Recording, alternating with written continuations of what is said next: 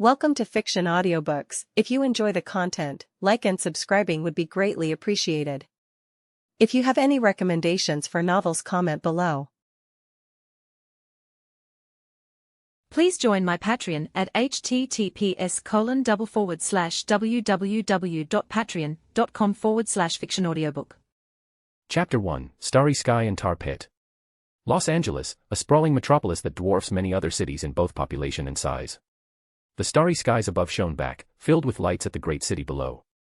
Between the fumes and pollution, the star-filled sky shone right back at the many lights of the advertisement boards and skyscrapers that littered that vast expanse of land. A place that had once been well known for its beauty was now nothing more than a joke among both its citizens and those beyond. Once it was considered the sunny upside of a country, housing one of its most profitable and important industries. Entertainment. A cesspool of corruption and filth, some would call it an all-consuming pit of tar. And within that filth was where Marcus found himself, every day of his life. Was he one of the many victims of it? Bound to be taken advantage of constantly for the smallest of roles, for even the smallest glimmer of success? No. Within that city, he was more of a whisper than anything. His name was not known, and he didn't strive for his name to be known, yet anyone who meant anything knew it far too well. Who was he? Well, he was one of the event coordinators for a rather large gala, which every big celebrity frequented. His appearance was that of a 6.3-foot-tall blond man, with a lean and athletic build, not hidden at all by the rather form-fitting and tidy white suit which he commonly wore, which accentuated his royal blue eyes perfectly. His hair was always the same, swept backwards, always upkept. He had learned to do it himself, as he needed his appearance to be good at all times. That was his public image, clean and tidy, perfect in every sense of the word. Entirely too perfect. And that was a rather good reflection of his actual night job. Cleaning up after others. Please let me go. The blindfolded man in front of him had certainly seen better days. He had once been a rather high-ranking government official, a member of the DEA even, but he was corrupt, much like everyone else in that city. He sold the confiscated drugs to celebrities at a high markup. But that was not why he was strapped to a chair in a random warehouse now. No, it was because rumors started about him wanting to tattle about what he saw at certain parties of certain celebrities. Some had seen his gaze looking a bit uneasy as he left a part one night, and that was enough. Don't bother begging.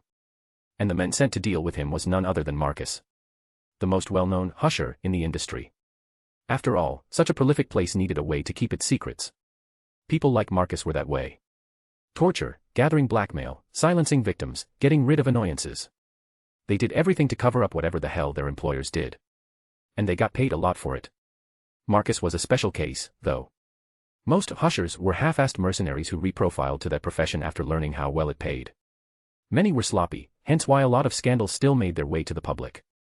But Marcus was different. He had yet to fail at stifling an incident even once. His 100% success rate made him highly desirable. Many tried to have him on call, too, but he didn't really care for that. He took whatever job paid the most at the time, which made everyone bid for him in a way. It maximized his profits, and that was all he cared about. Please, there were so many chi-dash. Look, dude, I don't care. Even if you go and blow the whistle, nothing will change. Do you even know what people were present at that party? But if I can just say their names, then it'd all be dash. Their names would just be erased from the record. They have more money than the rest of the world combined. There would just be some idiots taking the fall, then those kids will likely die too, to cover up loose ends. It's better if you just shut up. Marcus was wholly unsympathetic to the man's plight. He had seen it all before. To him, his rich employers were not anything other than scum. But he didn't care. They had power, they had money, so he played along. Right now, his task was simple. It had been to confirm his suspicion that the men would tattle. And that was now all but confirmed after just speaking to him. Whatever he had seen, he was too haunted by it to keep it hidden. And that only meant one thing. It's a bad ending for you as well. Marcus sighed as he picked up one of the surgical knives nicely displayed on a table nearby. He let the light reflect off of it for a moment, landing in the man's scared eyes. His next move was the very definition of practiced and perfect. He sliced the man's neck, severing his carotid artery from behind, letting the blood spill all over the plastic tarp that he had laid out on the ground. Your silence will be appreciated. Marcus sighed, shaking his head as he looked the dying man in the eye one last time. He always made sure to observe the light of his victims leave their eyes. He always made sure that the job was done cleanly. After it was fully confirmed, he didn't bother to start cleaning up. He instead slowly reached onto the table, picking up a flip phone and dialing a number. Warehouse number 9, just one. He didn't wait for any answer from the other side. he just broke the phone in half and threw it in the puddle of blood that was still forming on the ground. He then took off the plastic raincoat that covered his pristine white suit, took off his gloves and slowly straightened his tie. Outside, his car was waiting for him, and he was not scared of being traced there. There would be no crime scene to study at the end of the day, just yet another missing man in the middle of LA. Or, maybe, he would be ruled a suicide. The cleaning agency always picked its poison in that regard. But the matter was taken care of anyway. As he finally got into his unassuming Honda Odyssey, he sighed and gripped the steering wheel with his ungloved hands. I think this should be enough to quietly retire now. That house by the beach sure was damn expensive. Of course, he would have retired long ago with his pay if it hadn't been for his other monthly expenses, but he got frustrated just thinking about it. Even worse, he had to go visit a money sink right after the job. He drove right out of that area, driving for at least an hour before finally reaching his destination. An extremely large mansion, right on the outskirts of LA, with a great view of the city lights. A large sign at the gates read, Goodwill Orphanage. And it was likely Marcus's most expensive purchase. When he walked in, an old man with a large bald spot and a thick mustache greeted him. The old man was dressed like a traditional head butler, his gaze was sharp and pointed, and his demeanor was serious at all times. By his side, 2 bags were already laid out on the ground, prepared for Marcus to just take and leave with. Your bags are all ready, sir. His aged voice sounded steady and not fatigued despite the very late hour. Good, I will be departing right away. The monthly stipend will continue to come in for the next 50 years. I am going off-grid. Marcus sighed, taking off his coat and hanging it up. He smiled at the butler one last time before taking both bags that had been prepared for him and turned to leave the room, not caring about his coat. There was no further conversation between the two of them, no words of thanks or gratitude, just cold understanding. Have a safe life, sir. The old butler only said those words as Marcus left the room. The blond man couldn't help but run a hand through his hair as soon as he was out of the courtyard of that massive orphanage. Jesus, interactions with Harold are always so tiresome. The orphanage was one of his personal endeavors. Was it a way for him to repent? Not really. He had just killed a lot of people, and because of him, plenty of children were left in the care of the system. He took pity on them, so he built what could only be called a safe haven. He had kept some things in that orphanage, which was why he had paid it a visit. 2 bags filled to the brim with things that Harold had deemed necessary for him to hold onto when he started his new life. Marcus sighed as he walked over to his car and placed both bags in its massive trunk. Opening one, out of curiosity, he couldn't help but sigh when seeing that it was filled to the brim with letters, likely from the children. Opening one, it was filled with talk of gratitude, filled with warmth. The next 3 were the same, and a smile couldn't help but rise on the blond man's face. That old man. Always the sentimental one. Marcus shook his head as he closed the trunk. He couldn't spend the rest of the night reading letters. He had somewhere to get to. He drove through the outskirts, heading right for the exit road to Los Angeles. But before he could even blink, a sports car smashed right into the side of his, sending him and his car rolling off the road and into a building. Marcus barely managed to protect his head, as the sturdy car he was in took the brunt of the punishment. But when the situation finally settled, the blond man found himself with a large piece of glass stuck into his chest. There were also several that he could feel on his face and other parts of his body. He didn't need a mirror to know that he was done for. He could feel the blood rushing out of him. Fucking hell. Looking to the side, he could see who had managed to do him in. A drunk celebrity running a red light. Great. Killed by the very buffoons I used to work for. The man who had crashed into him also seemed dead, but Marcus didn't care at all about that. He just sighed, blood coming out of his mouth. He wanted to take one last breath of fresh air, to do anything, but the last thing his hands got to do was to rearrange his hair. It was almost mechanical, inhuman. At that time, nothing else was on his mind besides annoyance. Maybe I'll meet some of my associates in hell. If there even is one. I doubt it can be worse than this shithole. As he was set to give his last breath before any ambulance even got close to the scene. The tar pit that was LA had claimed another life. But that was not the end of Marcus. No, someone or rather something, had seen his unsatisfying end and decided to pull him away. Someone like you will do just fine. Yes. An ethereal voice, that was the last thing Marcus heard before it all went dark. Chapter 2, Born from Rot. Marcus's eyes fluttered open, slowly, unsure. That alone was enough to confuse him. After all, death was supposed to be permanent. After all, death was a rather permanent situation. He had seen enough of it to know that.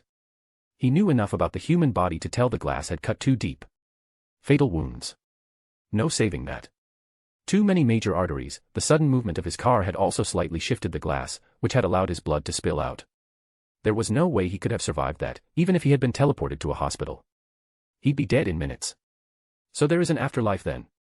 Is that why I am stuck in place, unable to move? He could feel it. His body, if he still had one, was unable to move. He felt the tight constraints around it, which seemed to shift slightly every time he struggled to move. But nothing worked yet, he couldn't even move a finger.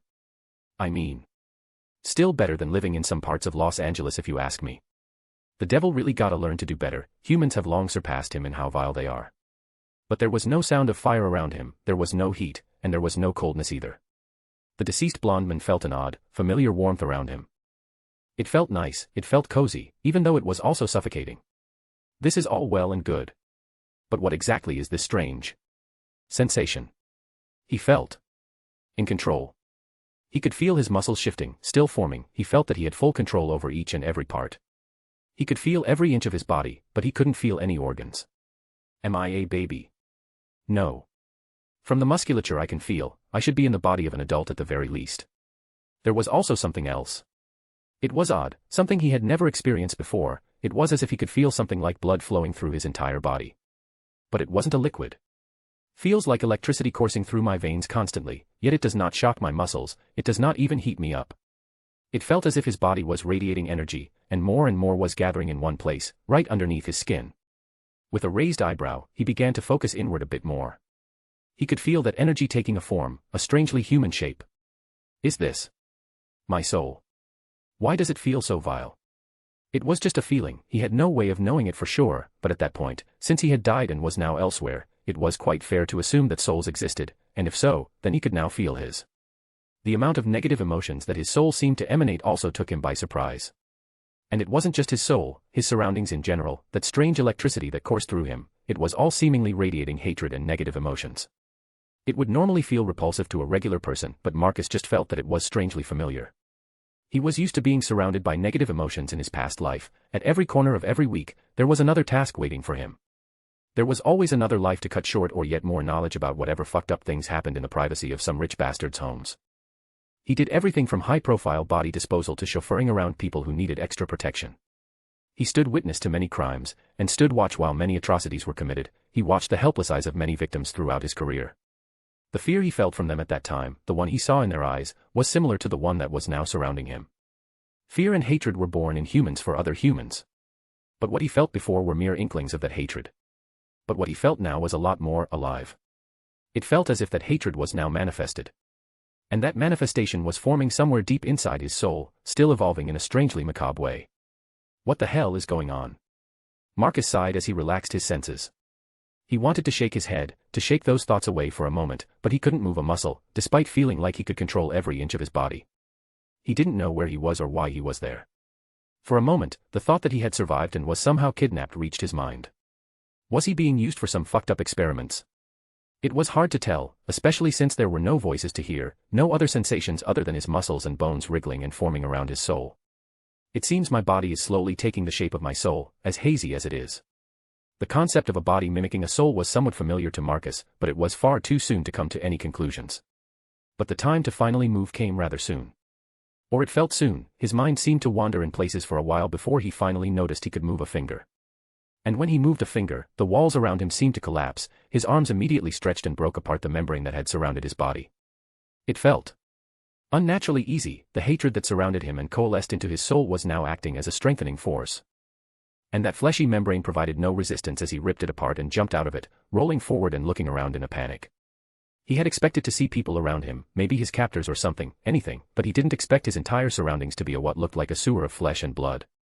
Was I just born in a sewer from a gigantic womb? It was a disgusting notion to Marcus, but he had no other way of interpreting the situation. That electrifying hatred he felt deep within his soul seemed to flare up at the notion, as disgust filled him slightly. But that energy wasn't enough to affect his mind. He was used to keeping his cool. Looking around, he couldn't help but scowl as the stench finally started entering his nostrils. But regardless, he walked forward, swaying from side to side as he headed for the murky water of the sewers.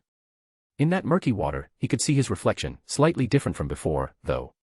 His previously prim and proper short blonde hair was now long and messy. His previous royal blue eyes were now a deep purple, and his perfectly sculpted face looked off. His facial structure stayed the same, it just looked like someone had cut his face and stitched it back together. It looked similar, just wrong.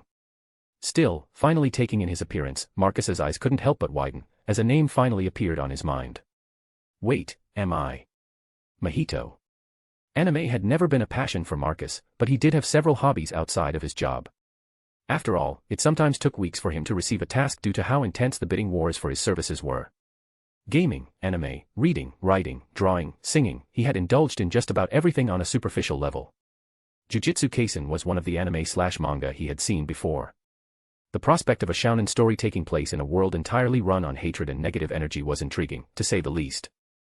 It had resonated with him in a way. The atrocities that he saw on a regular basis were also somewhat empowering to him. He had vowed to do anything in his power to never become a victim. He had killed, silenced, bribed, blackmailed, and he had done everything humanly possible. Yet, there was only so much a human could do in the end. He ended up as another car-crashing statistic. All it took was a second's lapse in attention, as he was finally retiring. Maybe the few letters from children from earlier had softened his nerves enough to allow for such a moment to occur. But that didn't matter anymore. What mattered most was where he was now. I am inhabiting a special grade cursed spirit, in this world ruled by power. For a moment, a wide smile spread on Marcus's lips, his unnaturally white teeth shining slightly as his purple eyes seemed to burn with cursed energy. At the end of the day, Mahito had arguably one of the most powerful curse techniques in the world. A damn near instant kill to all sorcerers who had no perception of the soul and didn't know how to protect it. Though from his knowledge, he still knew that he was in danger. He needed to do one thing, and do it quickly. In this life, I will get my freedom. But first, I have to get the fuck out of Japan. Unfortunately, in his excitement and confusion, the newly born special grade cursed spirit failed to notice the figure that had walked up behind him. Good. You're awake. Marcus immediately turned around, his muscles shifting slightly as all of his fingers melded together and formed a blade, reaching towards the ground. That was unnaturally easy to do. What a convenient technique. Unfortunately for Marcus, the person in front of him was not someone he could take on with just a blade or two. Welcome to the world of Jujutsu, cursed spirit. From the shifting shadows in front of him, the silhouette of a tall, lean figure with long black hair tied in a loose man bun walked out. A pair of deep violet eyes glinted beneath stray bangs, his mouth portrayed a calm and composed smile, amicable, but noticeable, deceitful to someone who was used to hanging around actors. His gold monk's robes drape over dark yukata, white tabi, and zore, completing his composed, striking silhouette. The most striking feature of his? The stitches that stretched across his forehead. Fuck. Of all people, it just had to be him. Chapter 3, The Monk and the Mask. Kenjaku was an ancient monster. Marcus, although not fully remembering every single bit of the lore of the JJK world, still knew that the corpse-stealing sorcerer was bad news. Over 1,000 years of experience in battle, a powerful curse technique, reverse curse technique, likely a domain as well, though the blonde curse spirit didn't remember if it was ever shown. He's the furthest from someone I can take on right now. Even if I touch him, I won't be able to damage him because of how sizable his cursed energy is. He is also very likely aware of the soul, seeing as his can move around from body to body. In short, Kenjaku was one of the few people in the world who could kill Marcus very easily at that point. Well, any special grade sorcerer could do the job at that point. Kenjaku just happened to be one of the strongest people ever. Well, you seem quieter than I expected. Could it be that you are unable to speak? The sorcerer inhabiting Suguru Geto's body scratched his chin, the relaxed smile on his face still present. Marcus was about to scowl, but he immediately hid it. His acting skills were thankfully proficient enough. I can't spoken dash. Unfortunately, Marcus's Japanese skills were low to non-existent. As in he had only ever heard it being spoken around him by a scant few, and within the shows he had watched. Oh well, I guess you were just born. Don't worry, I'll gladly help you learn it, if you let me. Kenjaku extended his arm with a smile on his face, expecting a handshake. Marcus blinked a few times, somewhat understanding the man's words before nodding and shaking his hand with a relaxed grip. He probably hopes that I try something, so that he can put me in my place. But I am not that stupid. Still, it is better to act as an infantile cursed spirit for now. Thank you. The blonde curse's speech was just as broken as before, and he returned Kenjaku's fake smile perfectly. Oh. Rather friendly for a special grade cursed spirit born out of hatred, aren't you? Marcus just did his best to act confused as he tilted his head to the side, his wide eyes looked entirely innocent. The act seemed to fool Kenjaku, or at the very least, it didn't rouse any suspicion from the monk-dressed body snatcher. At the end of the day, there was no preset way for a newly born curse to act, especially for a special grade one. They would normally be capable of speech, and they would be territorial and hateful. But that fully depended on what they represented. Regardless, they were all capable of learning. Most grade 2 curses and above could technically talk after all. And for now, Kenjaku could feel that Mahito was a fully fledged special grade curse, just an infantile one. Meaning he was more than capable of learning things like a human. Marcus had, after all, just come out of a stationary curse womb that Kenjaku had been watching for weeks. The ancient sorcerer had fully known what rank the cursed spirit would be. He had set up numerous barriers to prevent the modern jujitsu sorcerers from detecting his presence in those musty sewers. After all, he was still looking for a suitable technique for his plans. Any special grades could be useful to him. Interesting. Well, let's get you to a library at least. You have a lot of learning to do. And so, Marcus started his learning journey under the tutelage of one of the smartest beings in the world. Well, it was a rather loose tutelage. Marcus was left with a few books to study at first, and Kenjaku only came in from time to speak to him, to check on his progress. 1 week. That was all that it took for Marcus to completely master the Japanese language. His mind seemed to work a lot faster than that of any regular human. However, he didn't show it. He kept his speech broken in some ways, showcasing a rather lacking growth rate in Kenjaku's eyes. But that was fine, there was still time in Kenjaku's eyes. Marcus came to display a rather interesting curse technique. He informed the fake monk/cult leader, in his stilted speech, that he could freely manipulate his own body to take any shape and turn into different materials. It was decently powerful, but Kenjaku didn't outright need it for his plans. That was exactly what Marcus wanted. Kenjaku was aware of the soul, so it was hard for him to manipulate his soul minimally enough for the ancient sorcerer not to notice. The newly born special grade curse was slowly getting used to that world, to his new situation. Nothing was really going his way from the start, but at the very least, he could bide his time. Sukuna's vessel had not yet been mentioned to him, so he still had time. Kenjaku thankfully decided against consuming him and controlling him with his stolen curse technique. Marcus had not showcased a technique that the ancient sorcerer would find interesting to use. Still, it made him decide to add the blonde special grade curse to the ranks of the disaster curses. Which led Marcus to his current situation. Hello everyone, I am so glad that we all could make it. The fake Suguru smiled as he, in the eyes of the regular people around him, spoke out to no one in particular while sitting by himself at a cafe, occupying a table of 4. But if any sorcerer was present, then they would be able to feel the sheer amount of cursed energy radiating into the air, all coming from the table. This one here is Mahito, he will be joining our merry group.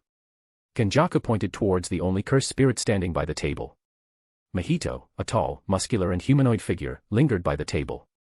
His patchwork face was calm, and his purple eyes were unreadable. Long dirty blonde hair hung, reaching to his lower back, in tied strands. And stitches crisscrossed his body like a puppet sewn by hand. He was draped in a tattered black shawl and dark pants. He looked almost human. Almost. Marcus had already received the name of Mahito, and he took it without any complaint, as he didn't see the need to stick to his old one. Marcus was a fake identity anyway, and it would have been suspicious for him to suggest an English name when he was born as a Japanese curse no longer than a week ago. Regardless, he had changed names at least 20 times in the 36 years he had lived in his past life, so it was no big deal. Greeting, fellow curses, he waved at the disaster curses occupying the table with a smile on his sharp, patchworked face. Ho ho, he can barely talk, how young is he again? No matter, I won't judge. We are here to greet another one of us. A new human. One of the curses seated at the table spoke out. It was, of course, none other than the loudest. Jogo, hunched and cane in hand. He had a small smile on his face, showcasing his ashen teeth, as he gazed towards Mahito. His hatred seemed to only be extended towards all of humanity. His volcano-shaped head smoldered faintly, his single eye shone with excitement, a stark contrast to his gray skin and mouth of black teeth. He was draped in black with a spotted cape and white scarf. He carried the air of an old man, likely the oldest among the disaster curses. Indeed, it is a pleasure to see our forces grow in this tumultuous period. A feminine voice sounded within the minds of everyone at the table. Mahito couldn't help but smile as he immediately recognized it as the voice of Hanami. She sat silently, a towering, pale figure traced with black lines and crowned with branch-like eyes. Her flowered shoulder and stitched limbs peeked from beneath draped cloth and loose black pants. She looked far from human, but she seemed to radiate an air of kindness. As kind as a being made out of malice could be. Gulag, the last one to speak, was none other than Dagon, still as a cursed womb. Draped in white cloth, Dagon had a rather simple appearance for an abomination from the depths of the ocean. He was bright red, with a round head, striped tentacles around his mouth, and wide, unblinking eyes. He also had 2 humanoid, muscular red arms, each having 4 fingers. Dagon was not yet capable of speech, but for some reason, the cursed spirits at the table, and Kenjaku, seemed to understand it. Now then. How about we move to the next topic of discussion? Kenjaku smiled as introductions ended. And that is the vessel of Ryaman Sukuna, who is currently being guarded by none other than the strongest sorcerer, Gojo Satoru, he continued in the same cheerful tone. He didn't seem to be all that worried about Gojo, but that was neither here nor there. Kenjaku had already seen plenty of the strongest sorcerer in each era. To him, Gojo Satoru was not invincible, just a roadblock that needed to be removed. Of course, I still can't see what's so hot about that bastard. Gojo Satoru. Jogo immediately scowled. At the end of the small table, Mahito couldn't help but heave a sigh inward. Oh boy. I guess we're at this point in the timeline. Chapter 4, Theory and Plans. Marcus, or rather Mahito, still broadly remembered the major plot points of Jujutsu Kaisen. He knew that Jogo was about to get the beating of a lifetime, but he didn't speak out in any way. He saw no reason to.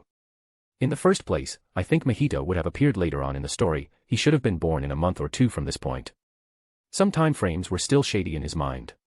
But he at least knew what to look out for. One thing he had noticed was that he was born early.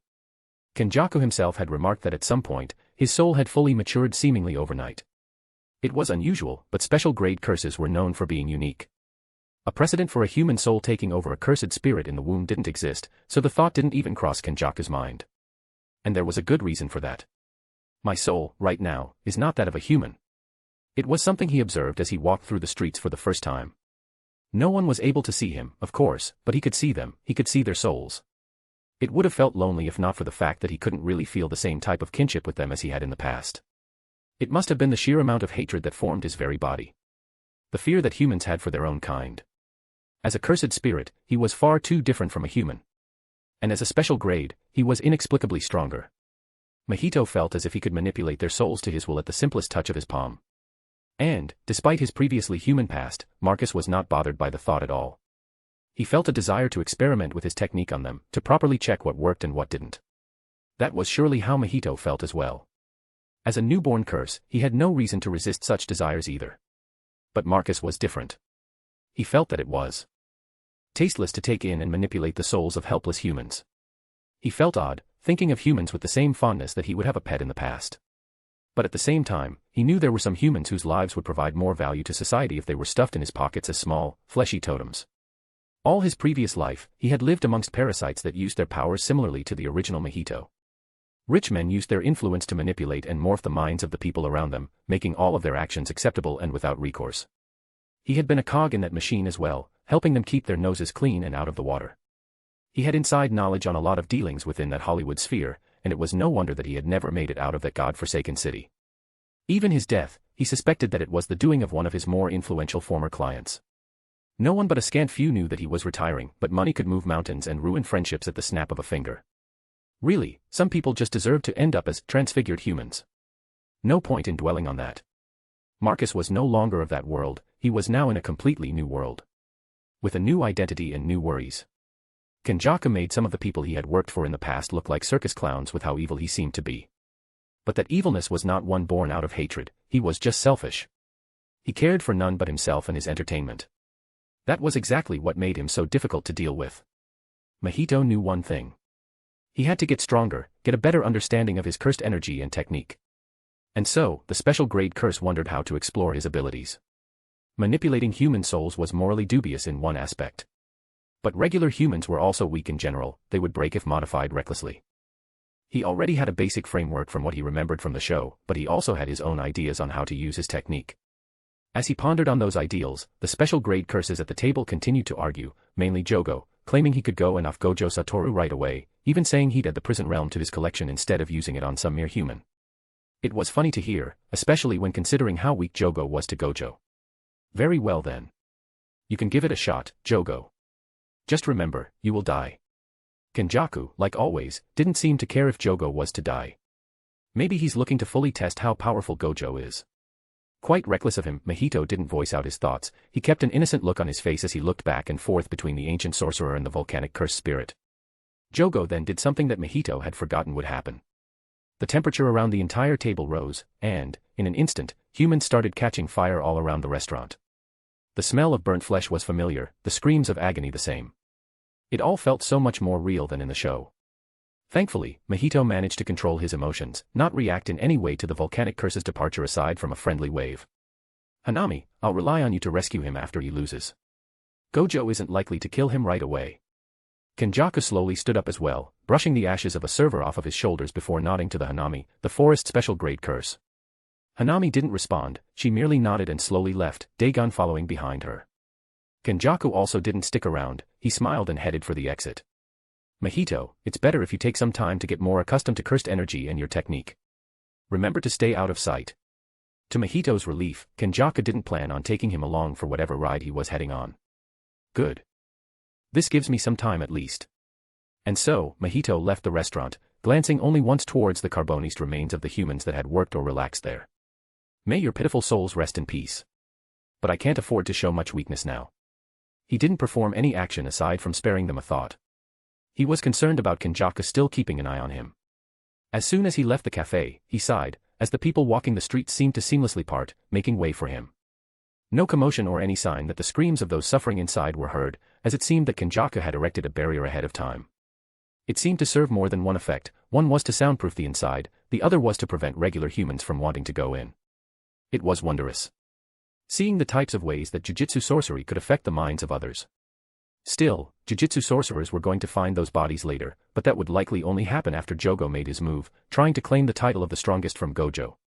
Their battle was going to happen that same night. Mahito already knew how it would end and that it would alert the jujitsu world to the presence of the disaster curses. It was all likely part of Kenjaku's plan, somehow. Otherwise, he wouldn't have let Jogo go in the first place. None of that concerns me now, though. First things first. Let's find a secluded area. If I'm to thrive in this world, I'll need allies. Or tools. Chapter 5, Notes from the Sewers. Mahito sighed as he walked around the sewers where he had been born. It was a sprawling network of rusted pipes and a literal river of sewage, the underbelly of a city bursting with life above. Thankfully, some parts of the sewer were no longer in use, especially older ones, those that were closest to the subway stations. Those forgotten pockets of darkness made for a surprisingly ideal base of operations. Mahito was thankfully not repulsed by the smell. Many curses seemed to gather in those abandoned tunnels. And they served him quite well. How shiny, the blonde curse muttered to himself as he held up 3 small, pearl-like objects in his hands, allowing them to glisten in the dim moonlight that breached the grates above him. Transfigured fly heads. Pretty weak individually, maybe even more so than humans. But the sheer number one can find. He had nearly 100 of them already. Tiny marbles nestled within makeshift flesh pockets inside his body. Those pockets could shift freely, opening anywhere on his skin as he pleased. Each marble within his makeshift storage held a small curse. Individual concerns that bordered on fear, small misunderstandings that grew into hatred, even the slightest petty, negative feelings from civilians, would manifest into such insect-like curses. They were weak, not even considered grade 4. But to Mahito, they were a good confirmation of what he had wanted to learn. Curses, no matter how small, all have a soul. Fly heads were maybe even more fragile than the regular human, but combining them with idle transfiguration could theoretically lead to a stronger transfigured curse that Mahito could control. And that was his goal. Let's try and build a subordinate for now. He started small, 10 fly-head souls, he moved to mold them together into the shape of a humanoid figure. It was a tall and burly humanoid curse, only a head shorter than Mahito himself. 2 large bug eyes, a gigantic set of insect wings, and a mouth filled with strangely human teeth. It was brown in color, with different shades of it littering its body, each shade seemed to be representative of at least one fly head. Its body was mostly covered in strange protrusions and exoskeleton-like shells. It had 2 sets of hands, one more ant-like, ending in what seemed to be sharp blades, while the other appeared strangely human. I think I'll call this a fly soldier. Sounds fair and dash. Mahito didn't even get to finish his sentence before his construct blew in his face, scattering pieces of cursed flesh all over the place. Right. That was a thing. Forcing a soul far beyond its original shape, reshaping it into something entirely new, that much strain could make it collapse inward.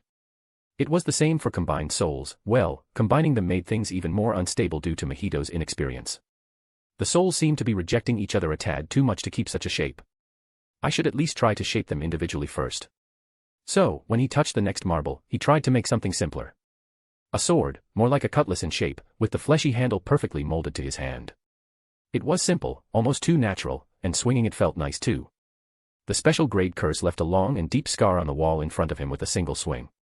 He felt as if he could entirely rip that wall apart if he wanted to. His strength, as a special grade curse, far outshone a vast majority of that world's sorcerers. The blade itself seemed to still be sturdy and sharp, and it remained stable for at least 10 seconds. Mahito could feel its structure losing strength beyond that point, so he threw it to the side, allowing it to explode into dozens of small, steel-like bone shards. Some shards hit him, but as they didn't damage his soul, they could easily be ignored. Some hints of dull pain are felt. But it seems that as long as my soul isn't damaged, I won't be in too deep a pain to hinder my movement. He remembered Mahito constantly flinching and feeling hits from even the likes of Nanami Kento. Nanami might have been a strong grade 1, but he lacked a true understanding of the soul. His blows never truly hurt Mahito, not where it counted. But as a newborn curse, Mahito was not used to pain when facing him. Even the dull pain from those purely physical hits was enough to make him flinch and recoil. It was at least a large enough distraction that he was left open to hits from Sukuna's vessel, Itadori Yuji, who could damage him. If I were to face the two of them as they were in the show, then I think I'd be able to win easily enough. He had the battle experience, he had the critical thinking required in such moments already trained to an extreme. He only needed experience with his technique, all facets of it. Mahito also closed his eyes as he manipulated his body and expelled all of the shards that had pierced his body. It felt natural, manipulating his body. He felt in control of every single strand of hair, every single muscle. With a smile, he slowly clenched his fist and turned it into a meter-long curved blade. This one feels a lot sturdier. With a swing, the blade extended, his wrist unraveling into a fleshy chain. It struck the wall with a harsh crunch, cracking stone and blasting dust into the tunnel. Speed is a bit lacking, but I can work on that as I grow. Mahito calculated that his strike was fast enough to take a grade 1 sorcerer by surprise, but anything above that could easily outclass him. As a recently born curse, Mahito had boundless potential ahead of him. First thing I should do. Learn how to manipulate souls better, see what clicks. I should also see just how far I can take my own soul's manipulation. He had a long road ahead of him, but at the same time, he had quite a few weeks at his disposal. The first thing he focused on was figuring out just how souls resonated with each other.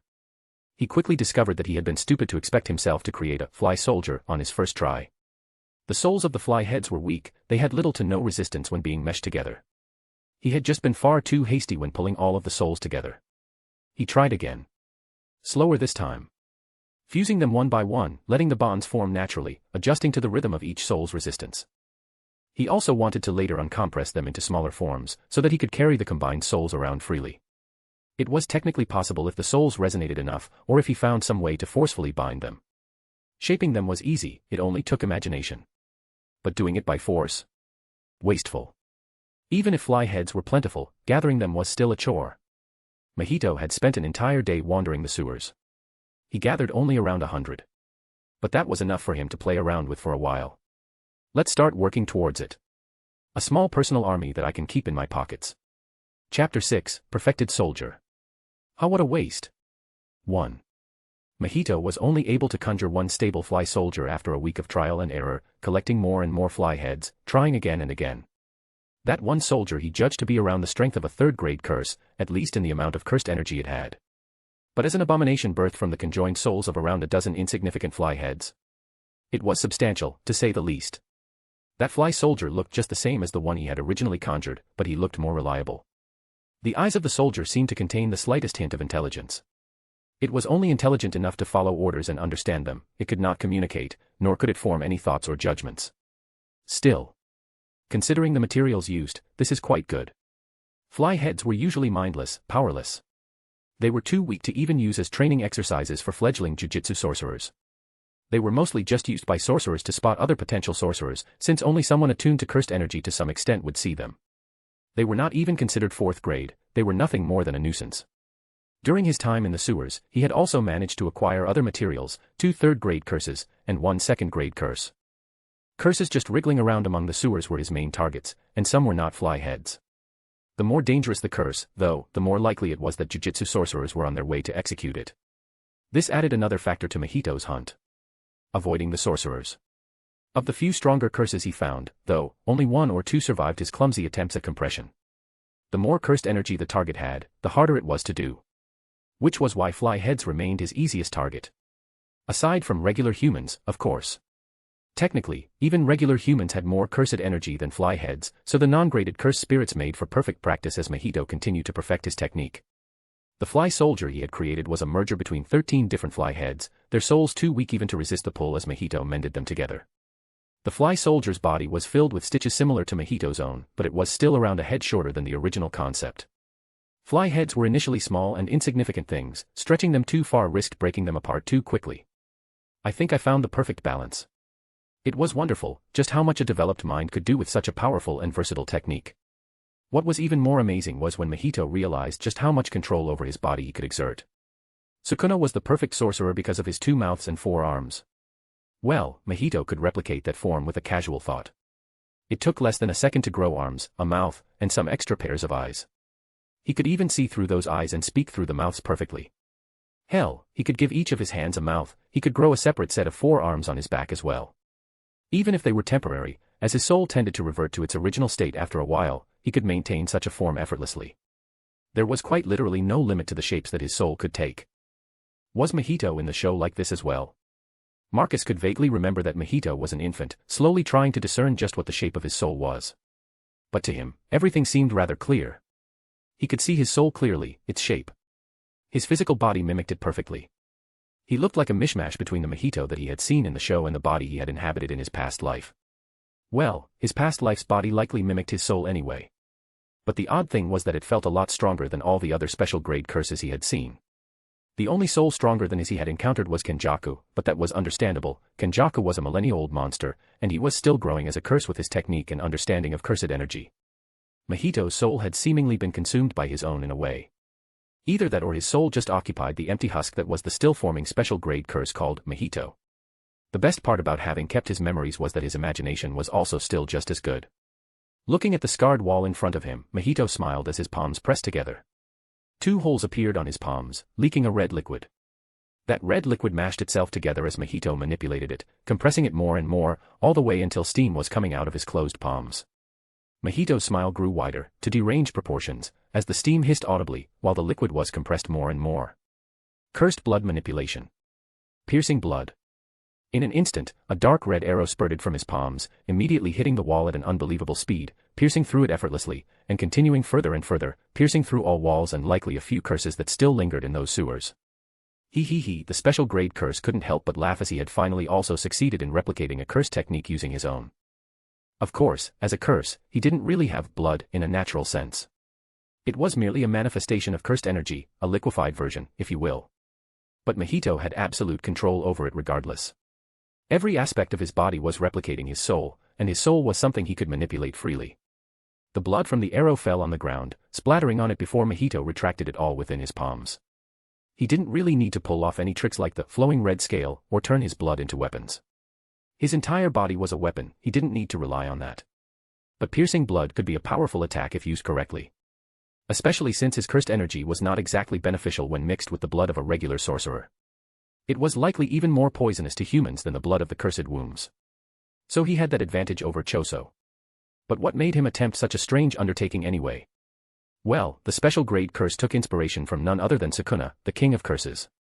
Sukuna had also managed to mimic the piercing blood technique of the Kamo clan. He did so using the 10 Shadows technique, and he could manipulate water thanks to one of his Shikigami. My idol transfiguration is just as, if not more versatile than the 10 Shadows, it just felt natural to try it. He could manipulate his soul into anything physically possible, make clones of himself, manipulate his cursed blood, manipulate and use the souls of others, create cursed soldiers that fought for him. Those were just some of the things that he could think up on the spot, but Mahito was sure that he could come up with even more applications for his abilities. In the end, it all relied on his ability to manipulate the soul, and he needed to train it more and more. It was overwhelming, just how much he could still grow. But he knew that just focusing on his technique was not enough. Control over cursed energy came naturally to him, but his overall understanding of said energy still needed some work. Aside from understanding, he also needed something else. Experience. I do feel like I need more combat experience when compared to some of the monsters in this world, though. I should probably start working on that while I also improve the fly soldiers. Chapter 7, Fly Training. Deep in the sewers below the streets of Tokyo, a rather bloody struggle was happening. Many figures struggled fiercely, and they all looked eerily similar. In the shifting shadows of those interconnected tunnels, they appeared to be burly men, but upon closer inspection, they were essentially insects with human forms. They had no features that were human, they were fully covered in an exoskeleton. They all had wings on their backs, and they all had 4 arms. One of the 3 had humanish arms covered up in a brown exoskeleton. It was like that all the way up to its wrists, where they ended up in blades, extending another half a meter. The strange creature swung its blades all over, trying its best to touch even a hair on their target's back. The target in question was a more humanoid-looking shadow, a taller, toned and lean figure, With a body filled with patchwork-like scars, it looked as if someone had tried to create a doll out of human skin. Locks of blonde hair flowed widely on its scalp, reflecting brightly in the dim moonlight, individual strands of hair moving independently to redirect blades. The bladed fly soldier tried nonetheless, its bladed arms moving more erratically as it seemingly tried to push its opponent into a corner. But Mahito was not so easy to hit. He stepped backwards, and his arm swung backwards, his elbow turning into a fleshy string and his hand into a gigantic hammer. With a single swing, the string moved like a tail, and the hammer whipped right into the fly soldier, sending it flying into a wall. The entire part of the sewers trembled at that contact, the walls cracked, and the fly soldier itself was embedded within the wall. Before the special grade curse could even breathe, another soldier jumped towards him. It had been crawling on the ceiling, waiting for an opening. It took his extended hammer hand as an opportunity, and it immediately tried to pounce on him. Mahito smiled, reveling in the strangely developed instincts of his creations as 4 burly fists tried to smash down onto his head. It would have worked perfectly, but his long blonde hair immediately shifted. With but a thought, his hair turned into a weapon, expanding almost instantly and pushing upwards and crushing the fly soldier into the ceiling violently like a clenched fist, cracking it alongside most of the exoskeleton covering the transfigured creature. In that very moment, another 2 fly soldiers rushed at him, one trying to cling onto his lower body, while the other tried to swipe its bladed arms at his head. Unfortunately for them, the special grade curse they were targeting was already getting used to their teamwork. He smiled, a bony barbed spike extended out of his side, impaling one right through the torso and pushing it back. At the same time, another spike extended from his forehead, going straight for the other. The bladed fly soldier winced for a moment before throwing itself to the side, attempting to avoid the spike. Unfortunately, Mahito's control had already been improving in real time. That spike immediately became sharpened and turned into a whip. With a single snap, the fly soldier's head flew off, and the soldier seemed to burst to pieces, as some of the souls holding it together fell apart. After that, it was over. Mahito cracked his neck as her looked all around him. The injured or downed bodies of at least 10 fly soldiers were scattered all over the place. Mahito sighed as he rolled his shoulder. He didn't feel sore, he didn't feel tired, but his instincts told him he needed some rest. He had created many fly soldiers for the sole purpose of training and sparring for the past week. Their cursed energy made them feel like third-grade curses, but their actual strength, Mahito judged to be higher than that of the vast majority of Kyoto students. Aside from Aoi Tadu and Mekamaru, of course. It was not a high bar to set by any means, but that likely meant their fighting strength hovered around grade 2 sorcerers. In a group of 10, they seemed capable enough to hold off a weaker grade 1 sorcerer. Mahito himself had only used his ability to alter his own body while fighting, using minimal cursed energy. What remained of the fly soldiers were already on the verge of death, but the special grade curse had learned quite a lot. Special grade curses have a scary amount of cursed energy. And that translates almost 1-to-1 with stamina. He felt as if he couldn't get tired, as he had pushed the fly soldiers in front of him to the brink of death for hours. A whole day of fighting, honing his skills, and now he felt quite a bit more confident. He had engaged in some hand-to-hand exchanges as well, but the most versatile method he had was to alter his own body as he pleased during the battle. His previously learned martial arts were easy to implement now that he had that much control over his body, and incorporating the occasional axe hand or hammer and spike in his movements completely morphed his fighting style. He no longer felt as if he were fighting like a human. And all it took was an additional week of practice. Searching for fly heads, combining them into fly soldiers, fighting said soldiers every night. He needed no sleep, so it felt as if he had twice as much time. He had always been adaptable, but this was something else entirely. It may be a part of my technique. Idle transfiguration allows one to be anything and everything they want. I can freely manipulate myself as well as everyone around me. Maybe it also affects my mentality, making it more flexible. His overall talent felt enhanced. It felt as if he could see no end to his fast growth.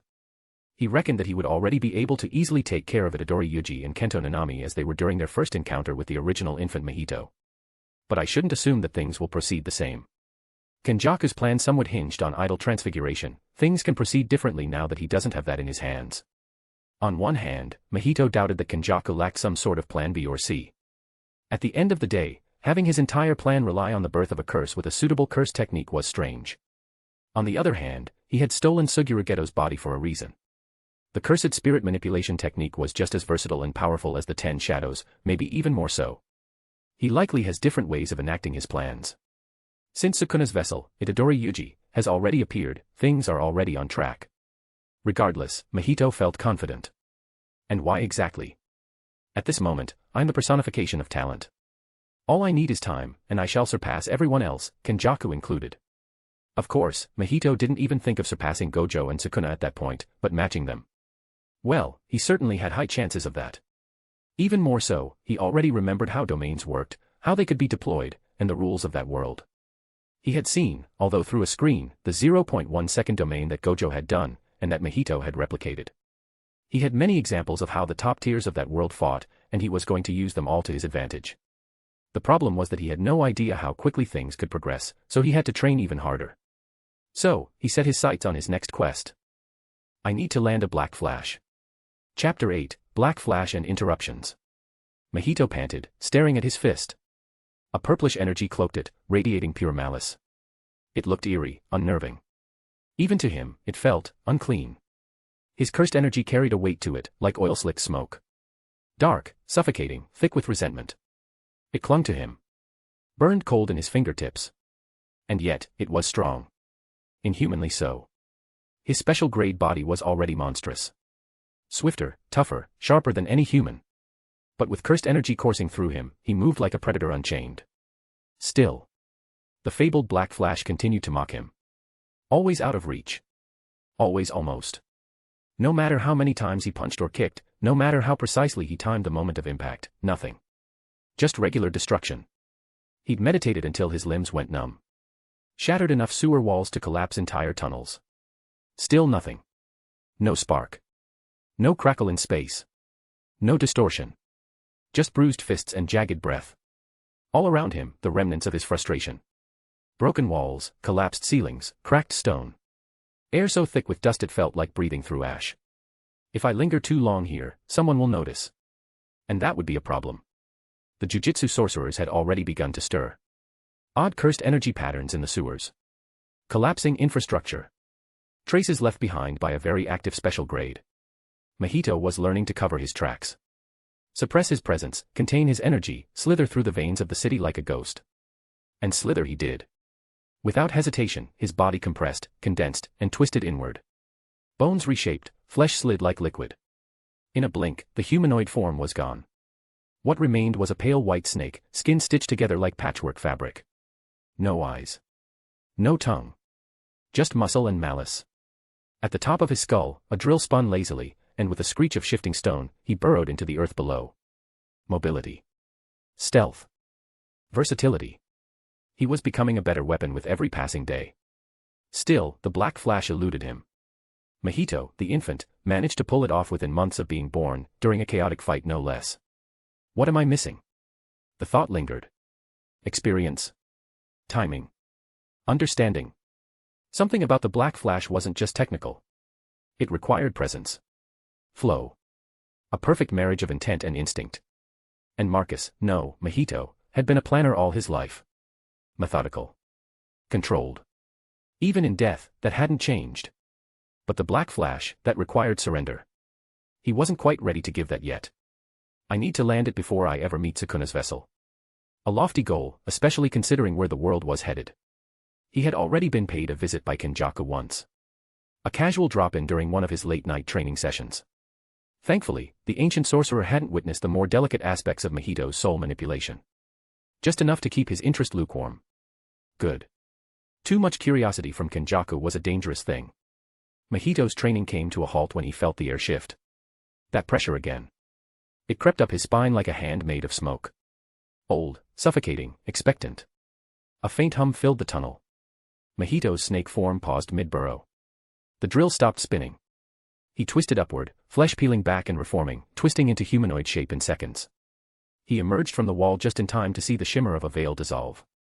A subtle distortion in the sewer's low light. And from it, the familiar silhouette stepped forward. Long black hair. Gold monk's robes over a dark yukata. Calm expression. Stitched forehead. Kenjaku. Ah, there you are, the ancient sorcerer's voice was warm. Playful. Too warm. Too playful.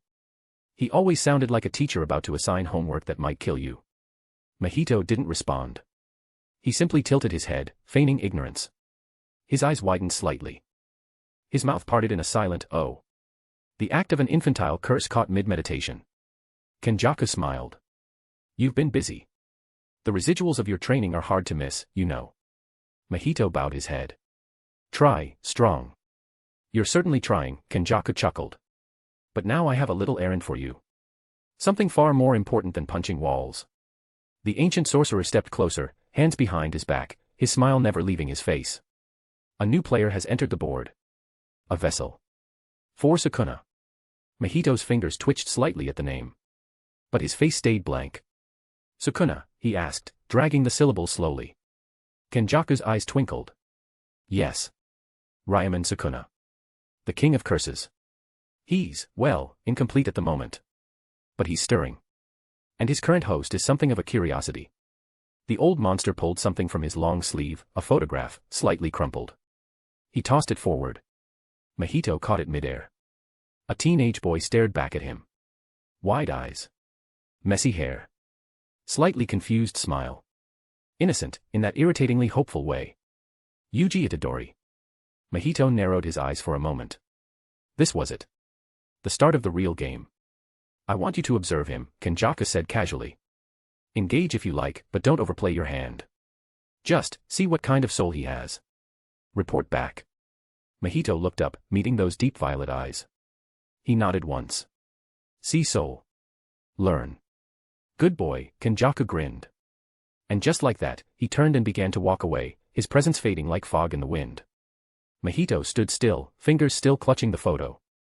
Yuji Itadori. The beginning of everything. He stared at the boy's face for a long moment. A part of him, buried beneath layers of stitched flesh and cursed instincts, felt a spark of something. Not recognition. Not sympathy. Just anticipation. The vessel of Sukuna. A boy born with little cursed energy under suspicious circumstances. Who had eaten one of the most powerful curses in existence. And lived. Mahito tucked the photo into his chest, letting it dissolve into his skin. He glanced at his hand again, still wrapped in that eerie, crackling aura of cursed energy. He smirked. Black Flash, or not, he whispered, it's time to meet the future king. Chapter 9, The Vessel and the Salaryman. Mahito sauntered through the streets with a hint of frustration in his step. His pace was casual, but the slight tension in his shoulders gave him away. He couldn't help but scowl at how Kenjaku had interrupted his training. The timing, the expression on his face, the too casual request. It all left a sour taste in Mahito's mouth. Even worse, the ancient sorcerer seemed to be onto him. Not fully, not enough to act, but perceptive enough to make Mahito second-guess every word, every action. That was what made Kenjaku dangerous. He wasn't used to being deceived. He was used to being the deceiver. Still, Mahito took some comfort in the fact that he had managed to keep what mattered hidden. Kenjaku hadn't seen his soul manipulation in action, hadn't gotten a taste of the full extent of his idol transfiguration. That was enough. For now. Mahito's purple eyes scanned the streets slowly. Shibuya wasn't as loud as it would be later in the story, but it was still a busy place. Crowds moved with absent-minded rhythm, their emotions a dull background hum of anxiety, stress, and irritation. All of it fed him in small ways. Not enough to grow, but enough to keep a smile on his face. He turned a corner, towards a more deserted alleyway, and immediately caught sight of something unusual. Two people, walking side by side. One of them wore a tan overcoat over a fitted black suit. Blonde, slicked hair. Tall, broad frame. Tired posture. His cursed energy was calm, stable, like a sharpened blade sheathed in leather. Kento Nanami. The men looked the same as Mahito remembered. Calm. Controlled. Worn. He radiated the exact energy of someone who hated his job and still did it perfectly. Next to him was the opposite. Itadori Yuji. The boy walked with a spring in his step, still too loud for a patrol, still too excited to be doing something dangerous. His cursed energy was unrefined, but vast. It felt raw, like a blade being swung before the metal had cooled. And there it was. Mahito stopped walking. His eyes met Yuji's across the street for a split second. No recognition on the boy's face. Of course not. He didn't know what Mahito looked like. Not yet. But Mahito could feel it. That soul. It buzzed beneath the skin, restless, almost sentient in how it coiled and shifted. It was not just Yuji's. Sukuna lingered inside, like a beast sleeping in the passenger seat. There it is. That's what Kenjaku wanted me to see. Mahito smiled to himself. The kind of smile that didn't reach the eyes. He stepped into the street without hesitation. Yuji blinked and tilted his head slightly. Nanami stopped walking. The salaryman narrowed his eyes. He saw it. Or rather, felt it. The cursed energy that rolled off of Mahito. Yuji. Step back. Mahito's smile widened. Hello. Yuji blinked again. Ah, hey. Are you a sorcerer or something? Mahito tilted his head. Maybe you could say that, yes. Nanami's hand was already drifting to the hilt of his blade. Your cursed energy is unnatural. You're not human, are you? Mahito sighed. Do I look human? The shape of his body shimmered slightly. His hand rippled and twisted into the shape of a claw, then back into a hand, smooth and seamless. Nanami didn't wait. In an instant, the salaryman dashed forward. His movement was clean. Precise. His cursed energy flared just as his blade came down toward Mahito's shoulder. Mahito didn't block. His body shifted. The blade passed through as his torso warped, bending unnaturally to avoid the cut. He sidestepped, then spun, his arm stretching unnaturally as it turned into a long spike. He aimed it just beside Nanami's face, missing by less than a hair. A warning. Yuji yelled something. Probably an attack call. Mahito didn't flinch as the boy closed the distance in a flash. His cursed energy exploded forward as his fist rocketed toward Mahito's midsection. A solid punch. Not refined, but powerful. Mahito allowed the hit to land. His stomach compressed with the impact, the flesh folding like soft clay against Yuji's rather absurd strength. For the first time in his second life, he could feel some pain. It was minimal, not enough to bother him, but it reminded him that he was alive at least. He smiled, even as his body flew back a few meters, landing in a crouch. Nice. Good punch, he said, shaking his arm out. You're not bad. Yuji's eyes widened slightly. Why did you just let me hit you? His strangely innocent face scrunched up in discomfort as he stepped back slightly. Mahito stood up straight. His smile stayed. This version of Yuji has yet to witness how disturbing curses can be, huh? I guess I was supposed to be the one to teach him that. Not that I care. I wanted to feel it in person. Your soul. It's interesting. Nanami moved again, fast. But this time, Mahito raised a single hand. Enough. I'm not here to fight. If I were, you would certainly know it. Nanami didn't halt, but Yuji did. He put a hand on his mentor's shoulder, stopping him in his tracks. Wait. Something's off. But Mahito was not paying any attention to their increasing wariness. Instead, he was focused inwards. Mahito could feel Sukuna stirring now. Not fully awake, but annoyed. The kind of curses did not enjoy having his vessel's soul observed. Mahito grinned. Relax. I'm just a curious spirit. I like people like you, Itadori Yuji. The boy narrowed his eyes. How do you know my name? I do my homework. Nanami wasn't convinced. His cursed energy was flaring, it was almost time for him to clock out, which meant that he was close to powering up too. Not that it would do him any good. Mahito kept his distance. If I wanted a fight, I'd have taken Nanami's arm off when he swung. If I wanted you dead, Itadori, you'd be bleeding already. But I don't. He gestured to the boy. You're fascinating. A vessel that can both absorb Sukuna's fingers and trap his soul within its own. How can I not be fascinated? Yuji looked more confused than anything now. Mahito took a step back. I'll be seeing you again. Maybe next time, we can have a real conversation. He waved lazily and then stepped into a shadowed alley. His body melted, folding into itself, slipping beneath the ground like water down a drain. Yuji took a step forward. Should we go after him? Nanami shook his head. No. We barely have any information about his technique, it's too risky. Yuji looked down the alleyway, then clenched his fists. I don't like him. Nanami didn't respond at first. Then, quietly. I don't either. Yuji exhaled slowly, the tension in his shoulders refusing to leave. His gaze lingered on the place where the curse had vanished, slipped like liquid into a sewage drain. What was that guy? Nanami adjusted his tie. His expression remained unreadable, but his grip on the hilt of his blade stayed just a bit too tight. A special grade, he said simply. Yuji turned to him, confused. You sure? Nanami nodded once. But not any known special grade. He glanced toward the cracked pavement, the lingering traces of cursed energy still sour in the air. He didn't fight like the others. He didn't kill on sight. He spoke. He seems to have an agenda, too. It's similar to the one reported earlier. Nanami's voice grew quieter, colder. We need to inform Gojo. Chapter 10, Retrospective and Perspective. Mahito exhaled as he reformed himself underneath the streets, back in a place more familiar to him, the sewers. His body rippled back into shape without effort, each muscle and fiber slotting together like clay finding form. The chill of the underground air settled over him, thick with damp rot and silence. It was unpleasant. But it was also his. He had spent more time here than anywhere else. Who could blame him? Being above felt strange. Too open. Too clean. The world of humans buzzed with noise and motion, but it was a world he couldn't be part of. Not really. The negative energy that rolled off others gave him momentary warmth.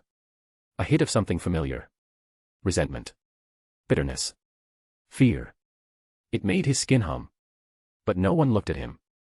No one saw him. No one knew he existed. Only sorcerers or those with potential could see him, and their eyes told him everything. They looked at him the same way people in his last life used to. With suspicion. With calculation. Like he was something to be contained. Mahito scoffed as he walked, his footfalls quiet on the wet concrete. Even now, it was the same. A different world, a different body, but the same feeling. Out of place. In his past life, it had been different. He could lie. Smile. Pretend. And it worked. He could blend in with society as long as he wore the right suit and said the right things.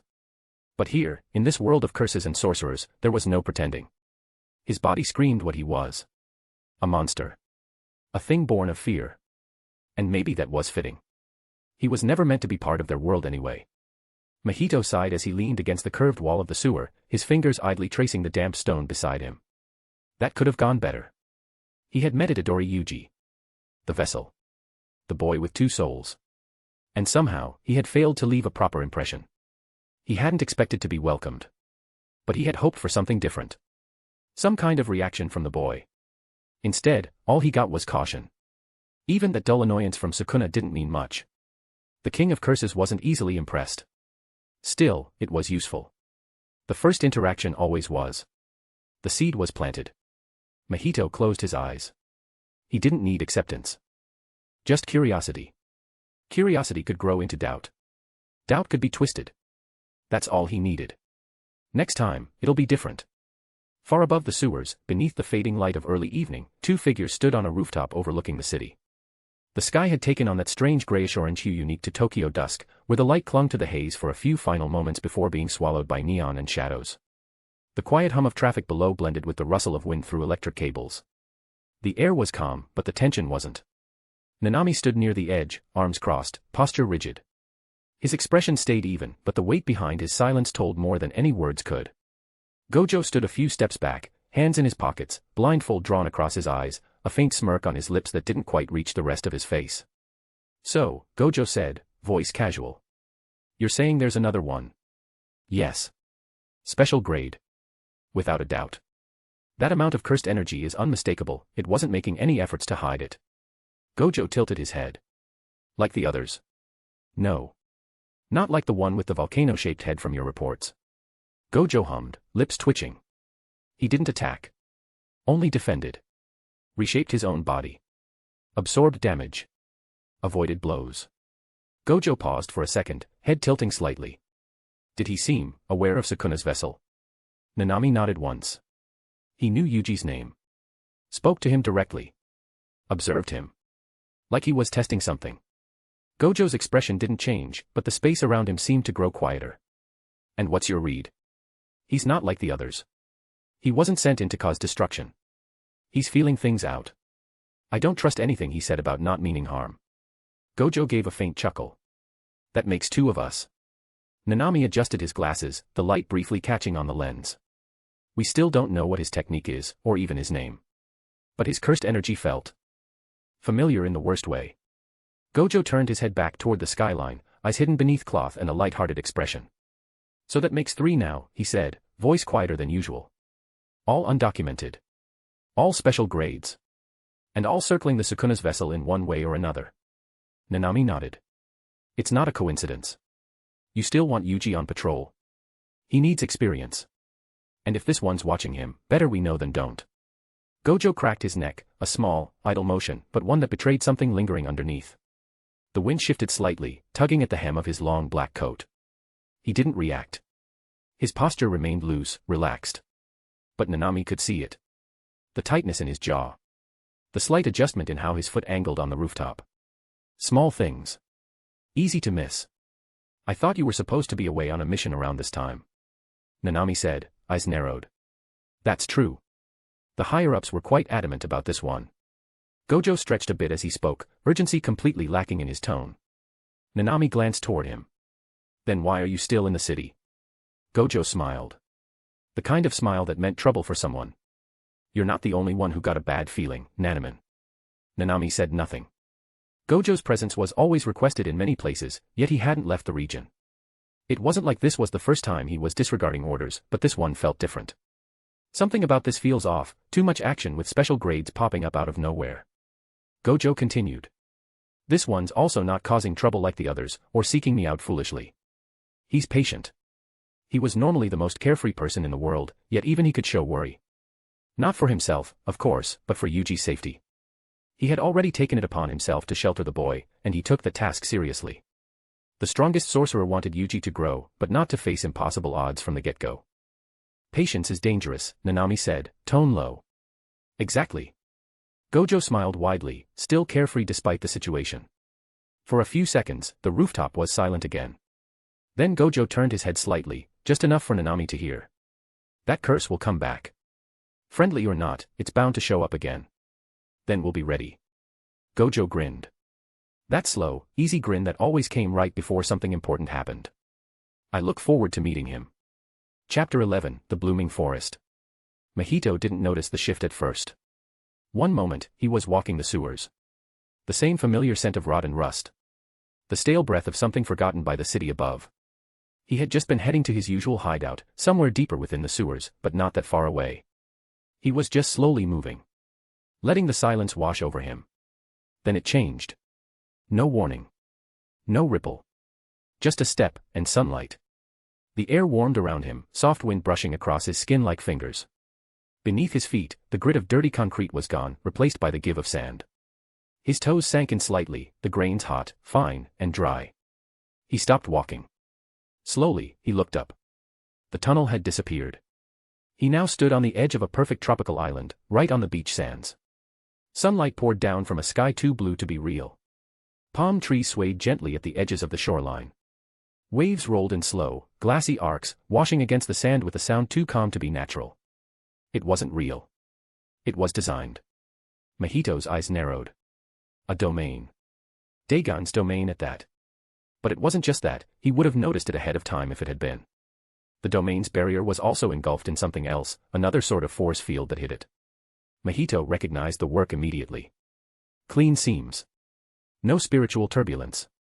The barrier was perfect. Kenjaku. He turned his head, and sure enough, found the ancient sorcerer lounging beneath the shade of a tree that didn't quite cast shadows the way it should. Kenjaku sat on a smooth, moss-covered rock, arms loosely crossed behind his head, one leg bent casually over the other. His smile was wide, as always, and still didn't mean anything good. Beautiful, isn't it? He asked, not bothering to rise. Dagon's technique has a certain charm to it. Mahito didn't answer. Instead, he tilted his head, let his expression slacken just slightly. Kenjaku didn't seem to mind it. I thought you might appreciate a change of scenery, he continued. The sewers can't be good for your posture. Mahito blinked slowly. Where, here? Kenjaku sat up a little straighter. For you. Treat this as a training space. Controlled.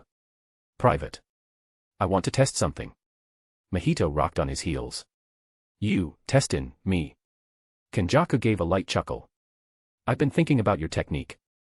Its potential. You've shown ingenuity in how you use it, which I appreciate. But I'd like to see more. Something closer to your limit. Mahito scratched his chin with a curled finger. Wanna see how I break things? He kept his childish facade, smiling innocently as he spoke. Kenjaku smiled wider. No. I want to see how you grow.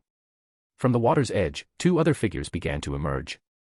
Dagon floated half-submerged in the surf, still in cursed womb form. Breathing quietly and watching with his beady eyes. But it was the figure walking across the beach that held Mahito's attention. Hanami. She moved like the tide. Silent. Purposeful. The sand didn't slow her. Her body was tall and covered in tan bark-like flesh, black lines etched across her entire form like cracked stone. Where her eyes should have been, she had branching wooden tendrils. Her mouth was exposed, with inhumanly perfect teeth shining in the sunlight. Her expression was unreadable, locked in place like a statue carved in irritation. 2 jagged black lines ran down the front of her face like lightning scars. A large, blooming flower rested on her left shoulder, its petals slightly quivering in the breeze.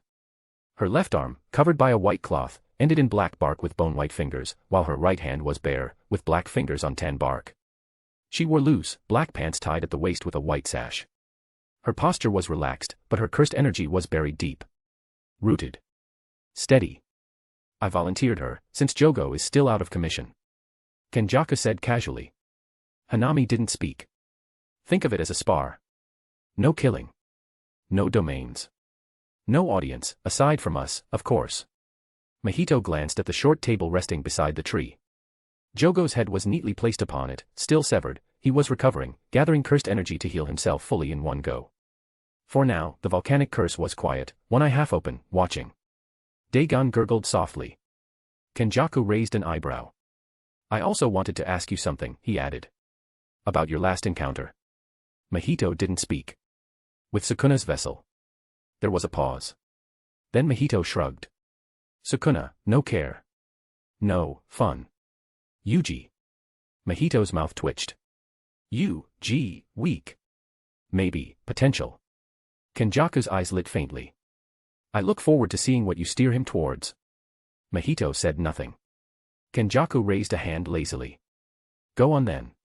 Show us something. Mahito turned and walked forward. The sand shifted under his feet, warm and fine. The sun beat down above, but it felt wrong. The wind brushed past, but never quite touched him. It was all too perfect. He stopped 10 meters from Hanami. She tilted her head once, slightly. Mahito's skin rippled. His shoulders loosened. Flesh beneath the surface began to shift. His smile vanished. Mahito took a slow breath. The sand was still beneath his feet. The air was still warm. Nothing changed on the surface. But the ground twitched. He felt the vibrations within the sand, his enhanced senses tuned to his surroundings perfectly. Roots exploded from the sand. They came fast and narrow at first, fewer in number, sharper, more precise. Mahito ducked and twisted, letting his ribs slide apart as one root grazed through the empty space in his chest. He rolled forward, spine bending sideways as another whipped over his shoulder. He sprang up low, letting a blade form at his wrist, and slashed through a root trying to wrap around his leg. It vanished instantly. Not torn. Not destroyed. Unmade. Illusions, turned real. But still cursed constructs. Not actual wood. It was just like he remembered them, it just felt odd seeing them in person. More roots burst out of the sand, blowing up a cloud of dust. The roots were slower and thicker. There were dozens. A full wave blooming out of the dunes. Hanami was sacrificing speed for area control. Trying to pin him. Crush him under the weight of those roots. Mahito let his body flatten like a sheet of paper, easily slipping in between the roots as he then snapped out his arms, turning them into long whips. He spun, twisting like a drill, carving through roots and clearing space around him. The moment his feet touched sand, he reshaped and leapt, arms splitting into wings midair. He immediately took flight, trying to get a better, bird's-eye view of the battlefield. But when looking at the vanishing cloud of dust, he saw nothing other than sand and broken roots. He immediately turned around, looking into and searching the sky. He caught a glimpse of Hanami, drifting above the battlefield. Held aloft by a single larger wooden ball, floating in midair right underneath the sun, making it difficult for Mahito to stare at her. Then came more wooden balls. Small orbs the size of melons, floating behind her, forming in a ring. One launched. Then another. They moved fast, faster than Mahito remembered them being. Each sprouting sharp branches mid-flight like javelins. The first missed him by centimeters. The second grazed his side and disintegrated. Mahito grunted. He felt the dull pain, despite not actually receiving any injuries. His soul was safe, but his body was being battered. The third hit his arm. The branch pierced straight through. It also managed to break his wings and destabilize his flight. Yet, he still clung to the air. He looked down at the damage. The ball that had just passed through him burst into fragments a second later, causing countless little wooden tendrils to explode outwards and pierce his body further. He finally dropped, his wings carrying his broken form no longer. Mahito hit the sand hard, and another cloud of dust formed. He rolled. Came up on one knee, already reshaping his badly damaged body into a more human form. Despite the pain he felt, Mahito still hadn't been injured. Hanami dropped with him, silent and still composed. She feels a lot stronger in person than in the show. Mahito couldn't help but smile inwardly. He was having fun. And the fun was only intensifying as he prepared to stand up. Chapter 12, Roots and Ripples. How fun. I knew I needed experience fighting against strong curses, but who knew I'd enjoy it so much? Mahito stood slowly, shaking his arm out and patting the dust off of him while wooden splinters were expelled out of his body. Hurts, lots. Hanami didn't answer. The air pulsed. A massive flower bloomed behind her. It cracked open, massive petals unfurling. Cursed buds shot out in a wide arc, whistling like needles through the air. Mahito cursed under his breath and moved, quickly turning his body into a liquid-like state, hoping for the buds to pass through him. But unlike to do in the show, he didn't have the option of not using cursed energy at all. His entire body was made out of cursed energy. So the buds were easily a hard counter to him. Or they would have been if they could damage his soul. One clipped his shoulder. Another grazed his back. One was embedded in his leg. He could feel it immediately. The roots spreading through his body, feeding. Leeching. Not just draining cursed energy, but reacting to it. Trying to twist deeper inside, even as he stood still. This is quite annoying. As a cursed spirit, I have limited options when fighting this technique. He didn't run. In the first place, that was not an option. Instead, he closed his eyes. His entire body shifted into a bulbous mess as he immediately manipulated his soul. He moved all of the buds within one part of his body, his arm. And, in that very moment, he split that piece of his soul and threw it towards Hanami, who immediately raised roots from the sand and formed a shield in front of her. The bulbous and fleshy arm seemed to collapse inward. The flesh darkened, peeled, and melted away like bark in fire. Then immediately burst into many blade-shaped bone fragments, all headed towards the root-controlling cursed spirit. Hanami's eyes narrowed behind the branches covering her face. The shield in front of her had withstood the onslaught, but it had turned into a pincushion. Mahito's body reformed a moment later, seamless, as if nothing had ever happened. Yet he had finally sustained an injury, albeit self-inflicted.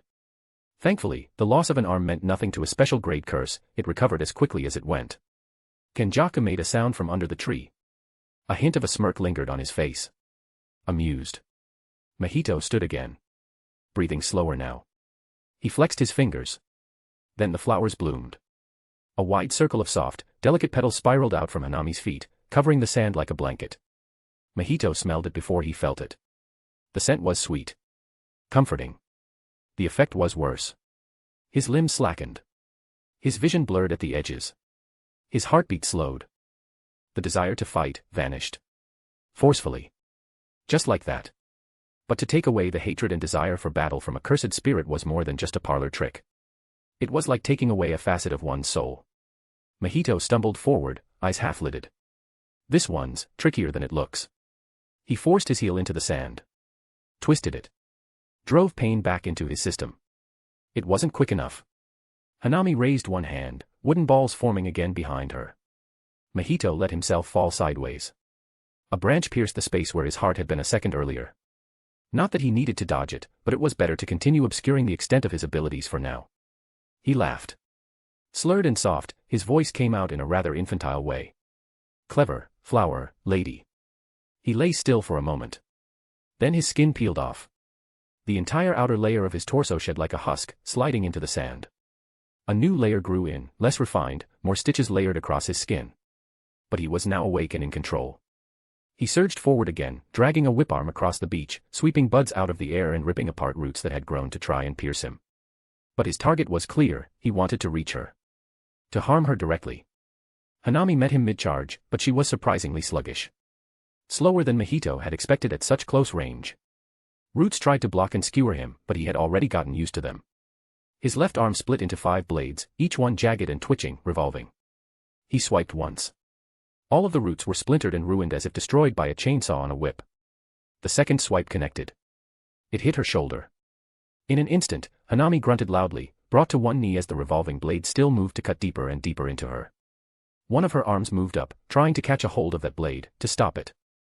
Meanwhile, the other moving blades all came towards Hanami's body from different directions, forcing her to raise a cocoon of roots around her. It was built of many smaller roots, layered, more durable. But it was only a matter of time before Mahito's makeshift chainsaw whips got through them. He would have continued, but then he heard a clap, and his entire body stood still, chainsaws stopping in an instant just before they tore into Hanami further. He had caused damage, plenty of it. And it seemed to be enough for Kenjaku to end the round. Hanami grunted a bit as Mahito's now still blade pulled away from her shoulder. She She then lowered her arm, slowly standing back up, the cuts already healing. Mahito stood in front of her, making his chest heave softly, then turned to face the shade again. Kenjaku was still standing there, leaning on that tree, his thoughts difficult to read. Jogo's head still stood silently beside him, though his one eye was now fully open, and full of discernible awe. Dagon bobbed further back, watching with vague interest. To think he can already stand up to Hanami. How fast is he growing? Jogo blinked a few times as he looked at the altercation. Sure, Mahito appeared tired, but Jogo could tell from his cursed energy that he could keep going, for a long time at that, too. Meanwhile, Hanami had used quite a bit of energy, though not to the point where she could be called tired, it was still more significant. And she was on the verge of receiving a very heavy injury when the fight stopped. The curse that held the advantage in that battle was Mahito, despite technically taking more damage. Mahito didn't speak. Neither did Kenjaku nor Jogo.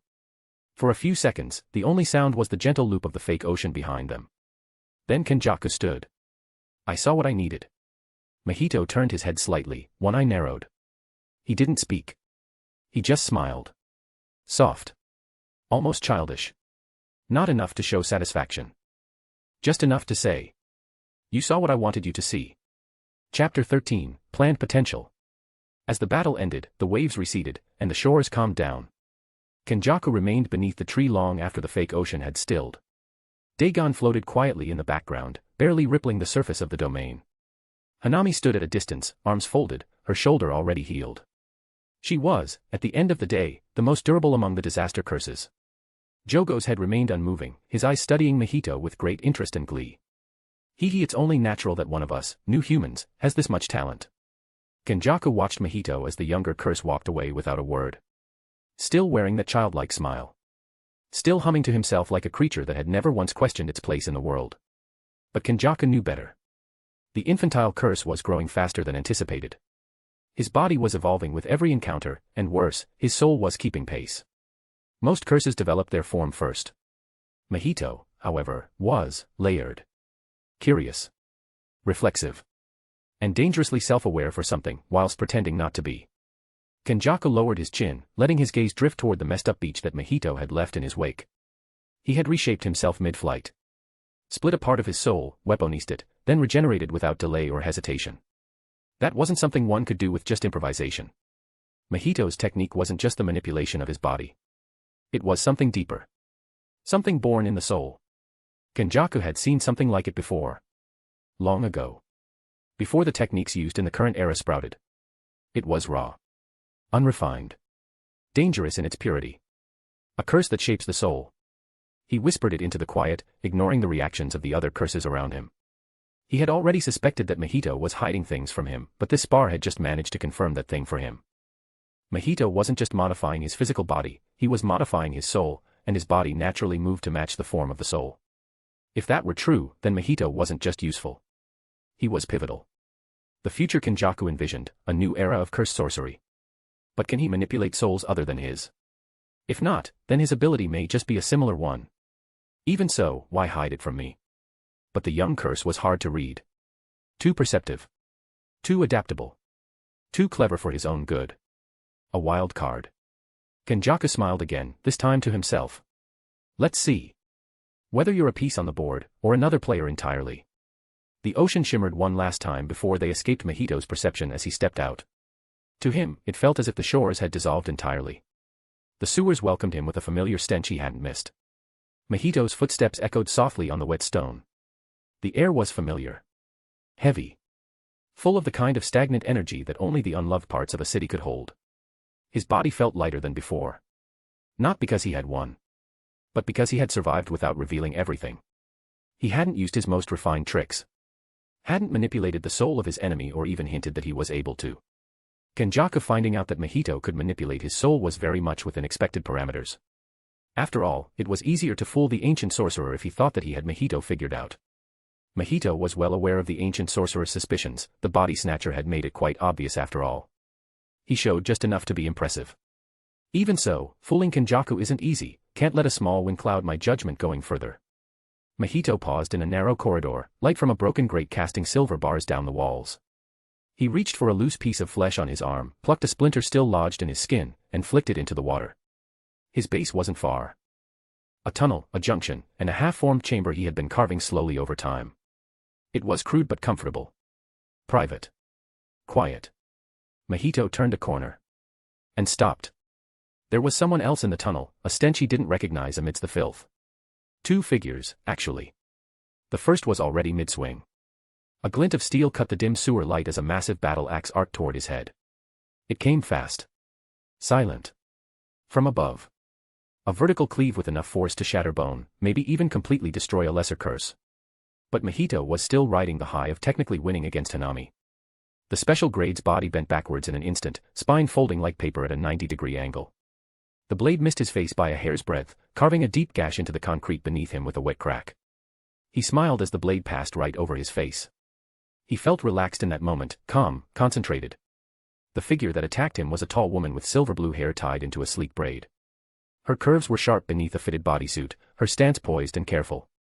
She moved like someone who knew the exact weight of her strikes and didn't plan on striking twice. The second figure, a silver-haired boy in suspenders, had already drawn a warding charm, his body moving with purpose, clearly setting up a barrier. Mahito straightened up, his spine standing back up with a nasty crack as he dusted a fleck of debris from his shoulder. "Well," he said casually. "That's one way to say hello."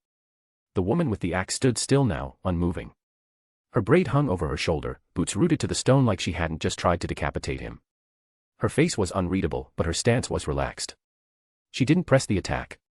Grade 1 sorcerers, huh? I must have garnered too much attention. Mahito mused, studying her weapon. An independent curse that speaks. That amount of curse energy also sure narrows it down. The boy behind her didn't lower the charm as he made some mental notes about the humanoid curse in front of them. The woman finally spoke. Confirmed. Target is not a first grade or semi-special grade. Cursed energy density is comparable to known special grades. Unregistered at that. She adjusted her grip slightly. I am Mei, grade 1 sorcerer. I've been hired to eliminate a threat lurking in these sewers. Her voice was smooth and calm, despite being faced with a special grade curse she knew nothing about. Mahito smiled. Did the invoice say anything about asking questions first? Mei raised her chin a fraction. No. Mahito sighed, rolling his neck lazily. That's cute but unnecessary. I am not a threat to anyone aside from the structural integrity of some of the streets above me. Sis, doesn't that still endanger people? The silver-haired boy asked incredulously. Not with the amount of noise I kept making. Someone was bound to take notice of it. Mahito shrugged a bit, not exactly feeling threatened in the encounter. Sure, Mei was strong, some could say she was stronger than Nanami, if not on par. But none of her abilities could damage his soul. Not that anyone even knew what it took to damage him at that point. Mei didn't lower her axe. Her eyes were still analyzing everything, distance, footing, blind spots. You're not what we expected, she said calmly. Most things aren't as expected in this world, Mahito replied. The important thing is whether you survive the surprise or not. Your cursed energy, she said, feels even more vile and repulsive than that of the currently registered special grades. Mahito just shrugged, not taking her words as either a compliment or an insult. He was, at the end of the day, a curse. And you're here for money, he said, walking a slow arc around her, careful not to invade her reach. That makes you predictable. Ui stiffened slightly, jumping a few steps behind as he continued his skillful preparations to put up a barrier. Mahito stopped, just out of axe range. Relax, he said. If I wanted you dead, I wouldn't be talking. Mei's expression didn't change. But her stance shifted, just slightly. A soft adjustment. A sign she understood the point. You won't defend yourself, she asked. Oh, I will, Mahito said. Just not yet. I'm curious. You tried to kill me on entry. That means you didn't know who I was. Mei lowered her weapon to her side, though she didn't sheath it. You're not on any registry, she replied. No known records. The official list of special grades is short. I prefer to stay off lists. Mei's eyes narrowed a fraction. Your name? Mahito. The air between them seemed to still. Even Ui flinched faintly. Humanity's fear of itself.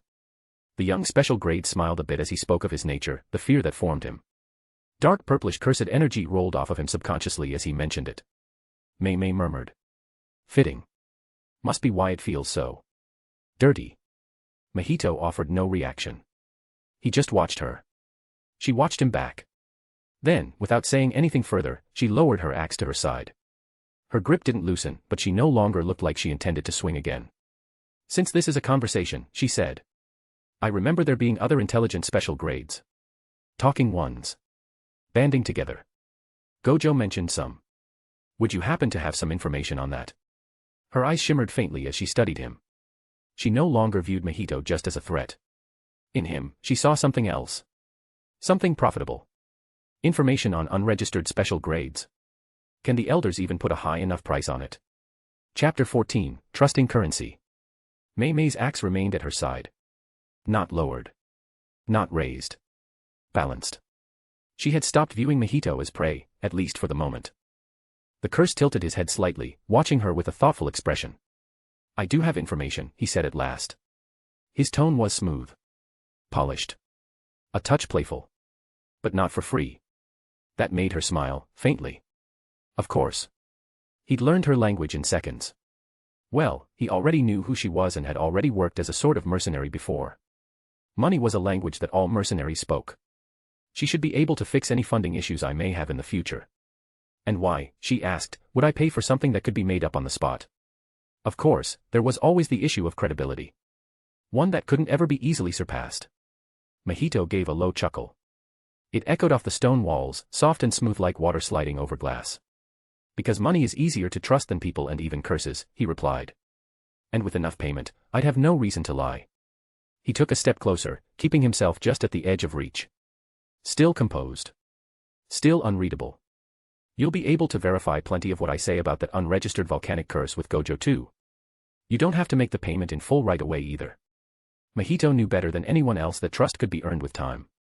Besides, he added with a shrug, I doubt you'll be at a loss even if you pay me a pretty sum. I bet the elders would sell their firstborn for some intel right now. Mei Mei's eyes narrowed. Not in suspicion. In consideration. Fine, she said. Start talking. Underscore. Underscore. Underscore. The sun was low above Tokyo Jujutsu High, casting pale yellow beams through a cracked corridor window. Inside a sparse, paper-strewn office, Satoru Gojo spun slowly in a rolling chair, his blindfold tugged halfway up to expose brilliant blue eyes. A file sat on the desk in front of him, freshly opened. Reports lined the margins, handwritten notations in red pen, and a wax seal from Mei Mei's personal signature on the front. Nanami stood nearby, arms folded, a familiar crease between his brows. So, Gojo said between spins, Mei Mei met our mystery sewer rat. Mahito, Nanami replied, tone dry. That's the name he gave. Gojo stopped spinning. He blinked, leaned forward, and propped his chin in one hand. Bit on the nose, don't you think? She also said he talks like a salesman, Nanami added. Smart. Polite. Knows how to make a deal with people. Gojo flipped to the second page of the file. He gave her the technique breakdown of the volcanic curse you fought, his name as well. Jogo. Specialized in speed amongst his peers, it seems, quite fragile otherwise, at least for a special grade curse. Nanami scowled a bit as he read through the reports. He was very much interested in the recent appearance of special grade curses. He knew that many of the people he knew and cared about could be in danger because of them. Heh, I could tell as much. He was still weak, though Gojo was less worried. His absolute strength provided him with assurance in all situations. It's safe to assume the information is accurate then. Same with the special grade that rescued Jogo, named Hanami. Nanami slowly read over the report, before Gojo snatched it from him with a smile. Ho, interesting. Cursed buds that can leech off of cursed energy, a flower field that takes away one's desire to fight momentarily, masterful area control using roots, every small detail, even confirmation that both curses possess a domain. Nanami tilted his head slightly. Did she believe him? Gojo smirked. She paid him. She's also paying me a bit to verify the information on Jogo. I believe she'll juice out a lot from the elders for this. Nanami raised a brow. How much?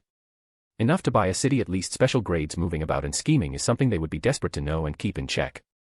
Gojo leaned back, resting his boots on the edge of the desk. She says he appears trustworthy to her.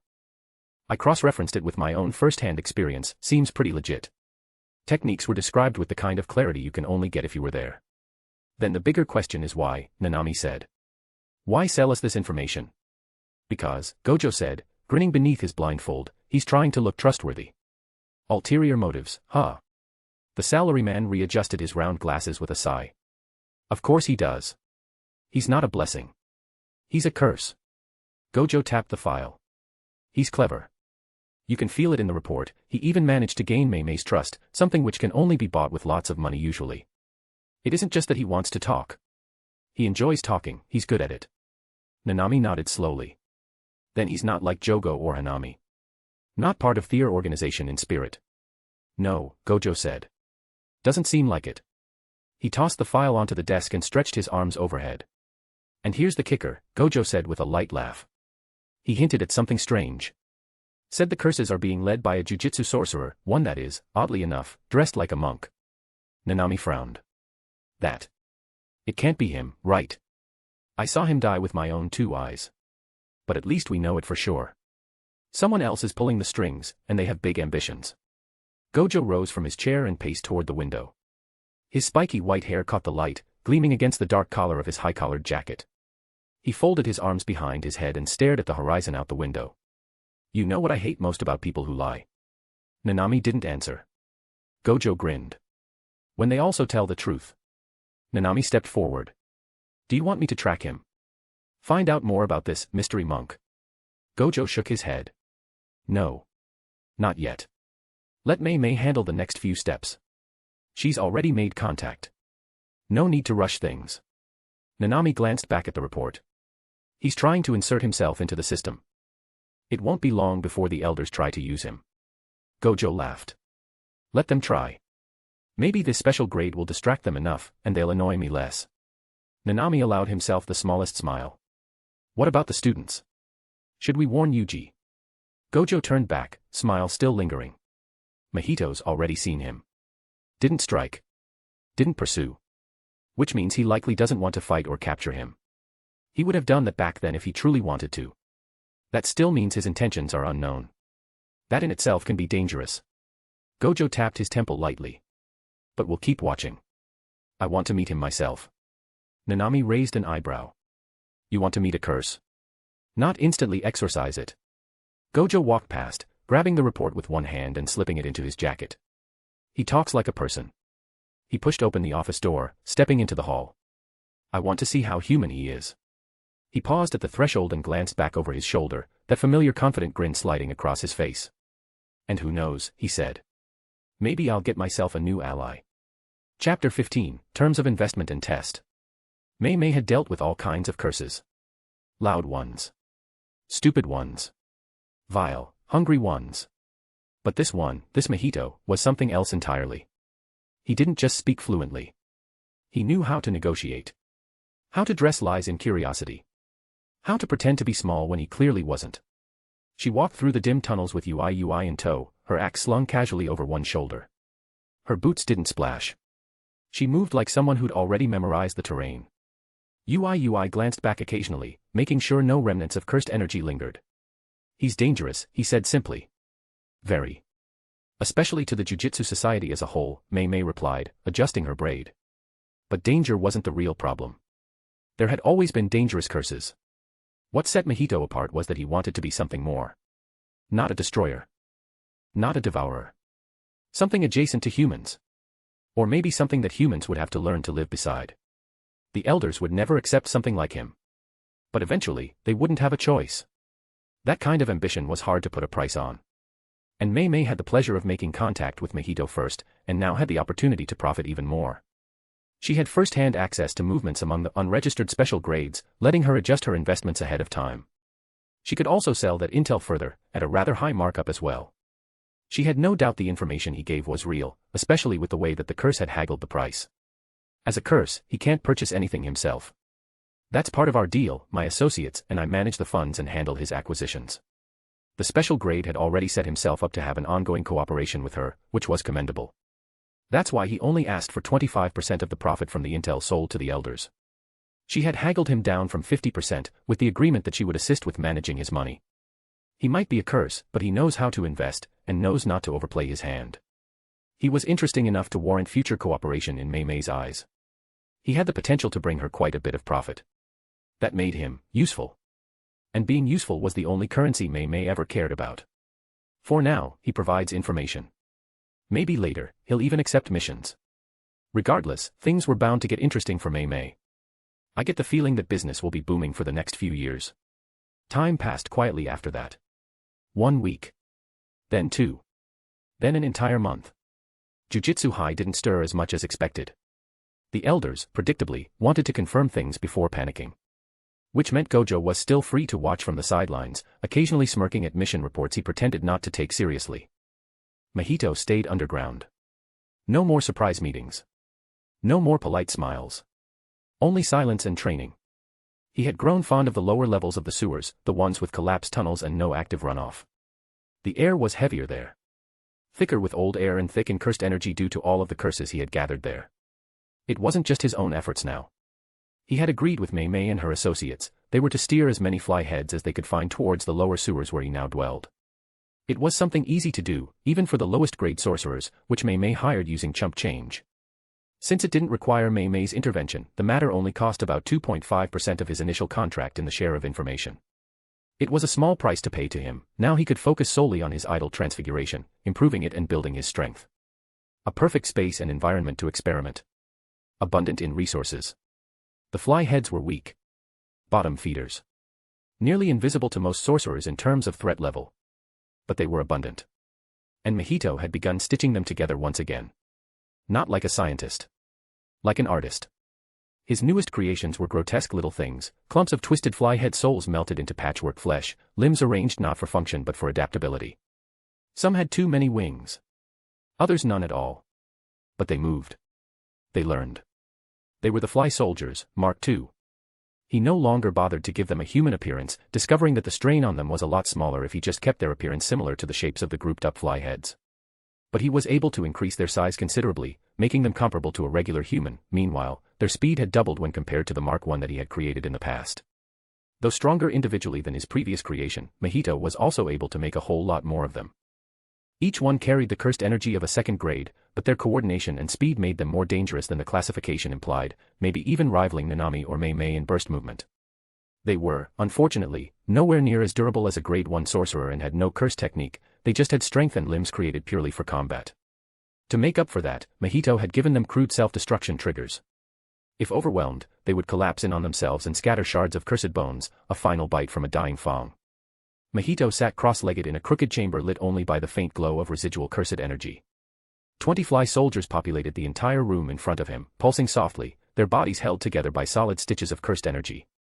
My idol transfiguration has improved by leaps and bounds. Let's test their strength a bit. One lunged at the wall, its wings flapping rapidly as they extended and sliced the air in a clean arc. It was a lot more than enough force to kill, the casual slice left a deep gash in the stone. Mahito watched. Evaluated. Then restructured its leg with a twitch of his finger. He could feel it now. The subtle difference between shaping the body and reshaping the soul beneath it. Each time he built a fly soldier, he understood a little more. It's not about control. It's about resonance. If their souls bent just right, their forms followed with less resistance. That meant more complex constructs were possible. Not smarter, perhaps. But more precise. More expressive. He let out a slow breath. In the weeks since the spar with Hanami, something had shifted. It wasn't that he felt stronger. It was that he felt closer. To what, he wasn't sure. Maybe he was closer to landing a black flash. Maybe to the edge of something else. Mahito stood, his form rippling as he let a new limb shape from his back, an elegant wing made from interwoven strands of fly-head bone and reinforced sinew. It twitched once, then fell still. He had managed to safely integrate body parts and grow his soul by subduing weaker ones. But it was not stable yet, the parts he absorbed would eventually break away from him. Regardless, he had already found new applications of his curse technique, all that was left was to work on them. His fly soldiers watched. Silent. Waiting. He smiled. Time to take this a bit further. He turned toward the far wall, dragging one long finger down the stone. A crude map formed beneath his touch, outlines of patrol routes he'd memorized, surface exits, places where jujutsu sorcerers moved. His finger paused over one line. Itadori Yuji, still on patrol. Not alone this time, he stands alongside his classmates. Kujisaki Nobara and Fushiguro Megumi. Good, perfect, actually. The three seemed to have been sent on a simple mission alone, likely some type of test. His grin widened. Not cruel. Not mocking. Curious. Let's see how far you've grown. Mahito immediately grasped at the air, the creatures he had created buzzed, coming closer to him. He gathered 3 of the fly soldiers, fusing them in a low huddle of curses and bone. The final form was a long-limbed monstrosity. A creature with 6 bladed arms and 9 pairs of eyes. It walked on legs that seemed to belong to an insect, but could also fly with numerous sets of human-sized fly wings. It was strong, a lot stronger than the other fly soldiers he had made. But it was even more durable in body, but fragile in soul. It wouldn't last for too long. The forceful bonds that formed it were unstable. It wouldn't kill Itadori or his classmates. It couldn't. But that wasn't the point. "Go," he said, voice low, as he showed the creature a picture of Itadori Yuji. The creature hissed lowly, immediately rushing to leave the sewers, brushing past all of the other fly soldiers that Mahito had created. Mahito leaned back. He called upon all of the other fly soldiers and minimized their forms into finger-sized bits of flesh. Wriggling, still alive. And without hesitation, he formed a pocket within his body and stored them within his stomach. He felt strangely excited.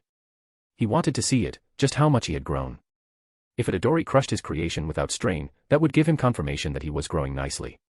That was a good thing. Yuji was an important centerpiece in his plans. If not, that meant Mahito had already far surpassed his original counterpart even when it came to curse technique manipulation.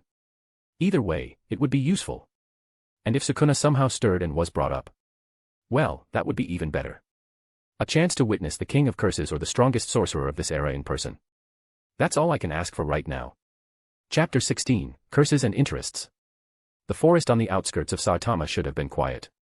Instead, the air cracked with the sound of metal slicing through leaves. Yuji's fist collided with the creature's side with full force, but the thing barely staggered.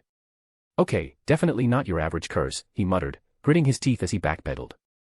The creature stood tall. Human-sized, but wrong. Long-limbed and angular, with 6-bladed arms and legs like those of a mantis. Its torso pulsed with segmented flesh. Wings twitched at its back. Not 2, but many. Each one full-sized, curved like the wings of a fly and beating with a low, bone-rattling hum. Its 9 eyes blinked out of sync, scattered across a head that didn't resemble any single creature. It looked like it was born specifically for battle, and it certainly moved like it too. Yuji ducked under one blade, blocked a second with his forearm reinforced with cursed energy, and launched a counter-strike into the thing's chest. He could feel bone bend under his knuckles, but not break. Nobara cut across the tree lean, hammer and nails in hand. The creature shifted. It didn't track her. It anticipated. It spun and lashed with one curved arm. The attack nearly cleaved through the air where her torso had been a split second earlier. Nobara rolled and landed in a crouch, already lining up a nail. "Its speed's ridiculous," she said. "It's watching all of us at once," Megumi replied, keeping his distance. Yuji gritted his teeth. "Feels like it's predicting too. Or learning." The creature moved again. A blur in the foliage. Its body slipped through trees like wind. It moved too fast for Megumi or Nobara to follow clearly. Only Yuji could track it, and even then, barely. But it still moved too smoothly for something that looked so jagged. It wasn't just reacting. It was testing them. "Divine dog," Megumi called. The black werewolf-looking Shikigami launched forward, teeth bared. The fly soldier responded mid-motion, 3-bladed arms spinning like wheels. Divine dog leapt high, trying to avoid the sweep, but one blade caught its side. It vanished with a crack of energy, Megumi dispelling it before it died. The curse didn't celebrate. It just shifted targets again. Yuji planted his feet and roared, bringing his fist around in a wide arc. The curse was faster than him, but speed was not everything. The curse slid beneath the blow and lashed upward, forcing Yuji back. Another strike came low and fast, aiming for his knee. He barely jumped in time, twisting midair to throw a wild kick at its head. It clipped, but didn't faze the creature. Megumi's voice rang out again. "Toad. Now." The Shikigami lashed out its tongue and wrapped it around one of the creature's arms. It resisted with surprising strength, wrenching itself free after only a moment, but it was enough. Yuji crashed in with a divergent fist. The real punch hit hard, with cursed energy echoing behind it. The creature flew back, wings catching air just before it hit the dirt. But it had already been steered in the right direction by the trio. Nobara raised her hand. Hairpin. 3 nails embedded in the ground around it erupted upwards with cursed energy. The blast of the expanding nails sent it spinning. The wings on its left side were shredded in the process. Still, it rose. Its legs twitched. The blades reshaped slightly. Its head turned, slow and deliberate. The creature hissed. Then it began to pulse. Megumi narrowed his eyes.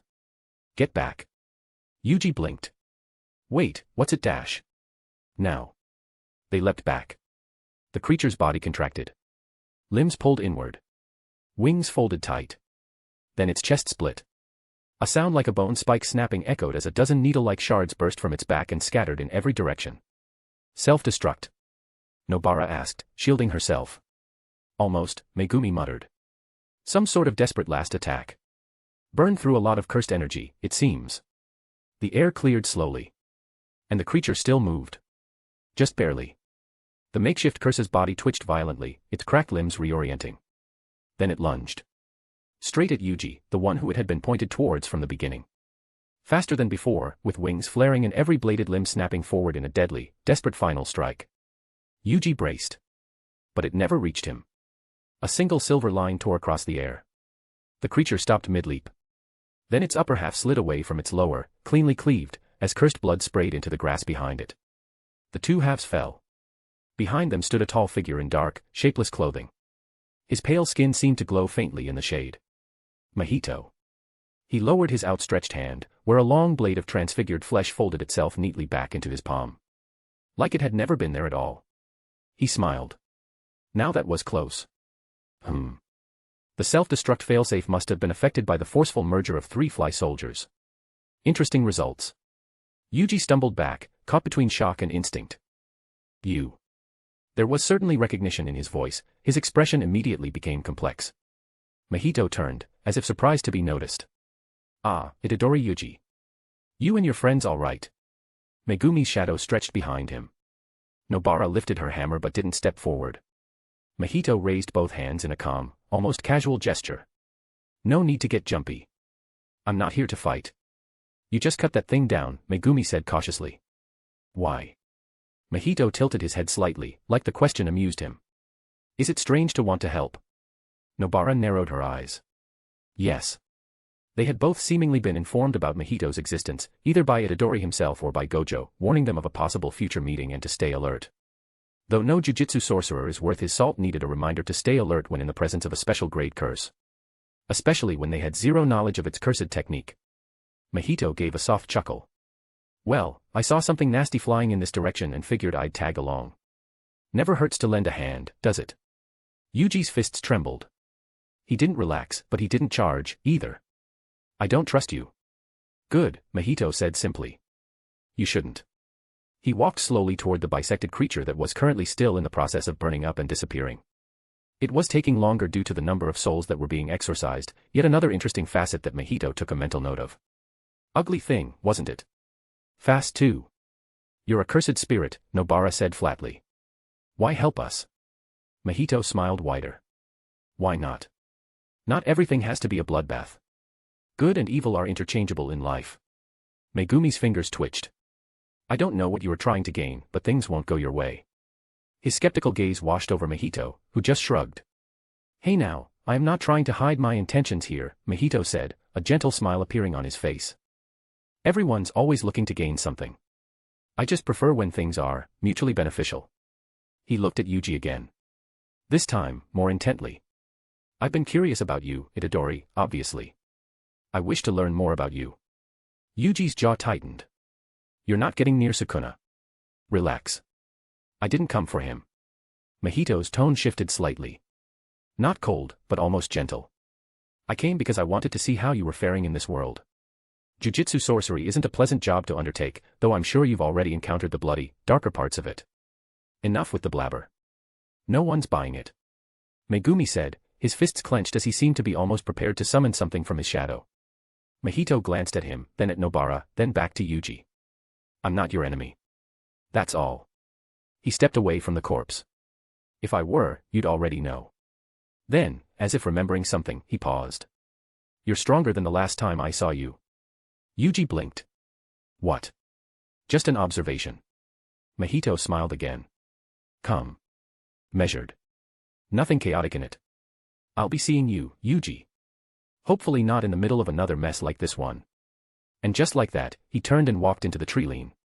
No ripple of cursed energy. No domain. Just fading footsteps. Megumi let out a breath he hadn't realized he was holding. Nobara lowered her hammer, reluctantly. Yuji stood frozen. He helped us, he said quietly.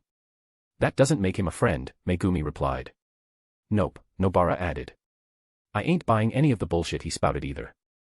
The three stood in silence, the air still tense with fading cursed energy. Then, faintly, almost too late. Though he would call it fashionably late. Gojo appeared behind them, arms crossed, hair spiked from the breeze. You all okay? They turned. Gojo looked toward the body of the curse that was still slowly burning away. Well. That's new. Yuji swallowed. He showed up, that Mahito curse. Killed it before it could land one last hit. Gojo's face didn't shift, but his voice did. He saved you. Megumi shook his head, not wanting to be put in the same boat as Yuji. To be more precise, he saved Itadori. Gojo stepped forward, inspecting the corpse. The body was already starting to wither, the natural decay of cursed remains setting in. Itadori, huh? That's concerning, he said softly. Nobara frowned. Why? Gojo straightened. His expression was serious now. Second time he's shown interest in you. Gojo smiled as she pointed at Yuji, his head tilted as his white hair swayed to the side. I guess it's about time I meet him, then. He's not that far from here, seems to be expecting me too. Chapter 17, The Strongest. The air shimmered faintly, like heat rising off stone. Gojo stood at the forest's edge, hands in his pockets, white hair stirring lightly in the wind. Across from him, half sitting on a crooked fallen tree, Mahito waited with his usual soft smile. You took your time, the curse said casually, glancing toward the horizon. Gojo didn't answer right away. He simply stepped forward, his blindfold shifting slightly. I wanted to see if you'd run. Mahito tilted his head, amused.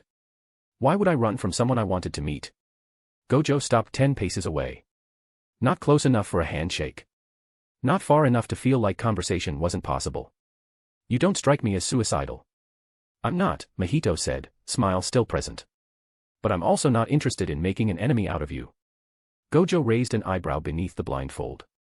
That's so. I don't care about Jujutsu Society, Mahito continued. The elders, the rules, the rankings. None of that matters to me. His hands rested lazily in his lap. He looked calm. Relaxed. But you. You're different. You're the pinnacle, aren't you? The peak of the current generation. Gojo's smirk tugged upward slightly. I'm flattered. Mahito's expression didn't shift. I didn't come here to fight. You already knew that, didn't you? Gojo gave a half shrug. Figured. But I had to see it for myself. He stepped a little closer, stopping at a slight incline of the hill. You didn't build that thing that attacked my students. No, Mahito said, without hesitation. I found it wandering and followed it here. Fast and nasty. But unfamiliar. Gojo studied him. It wasn't the kind of lie he could easily disprove. Not without proof. Not without assuming things. And you just decided to help. Mahito smiled faintly. You think I'm lying? I think it's odd. Helping is odd, Mahito agreed. But interesting outcomes often come from unexpected choices. Another silence passed. Gojo tapped his fingers against his thigh once. Gojo studied him for a moment. You're trying to play a long game. I already am. A pause settled. Wind rustled the leaves above them. Somewhere distant, a bird called out. Neither moved. Then Mahito spoke again. I have a request. Gojo blinked once behind the blindfold. From me. Only from you. That got the sorcerer's full attention. His stance shifted, just slightly. I want to see your domain expansion, Mahito said. Not just hear about it in theory. Not through second-hand reports. His voice didn't rise. Didn't press. I want to experience it. Here. Now. Just for a moment. Gojo tilted his head. You're asking to be trapped in infinite void. I'm not asking you to kill me, Mahito replied evenly. Just to show me the peak. The height of modern jujutsu sorcery. You said it yourself once, didn't you? He smiled wider. Throughout heaven and earth, you alone are the honored one. Gojo chuckled. You really did your homework. Wasn't aware anyone was around for that. I respect strength, Mahito said. That silenced them both for a moment. Gojo stared at him. Really stared. It wasn't playful, now. It was measuring. Calculating. You know what happens to most when they see it, even for less than a second. I do. And you're still asking. I am. Gojo's fingers twitched once at his side. Then he sighed. Fine. But if you melt or go brain dead, you have no one to blame but yourself. Mahito stood up, arms loose at his sides. I accept that risk. A pulse of cursed energy snapped through the clearing.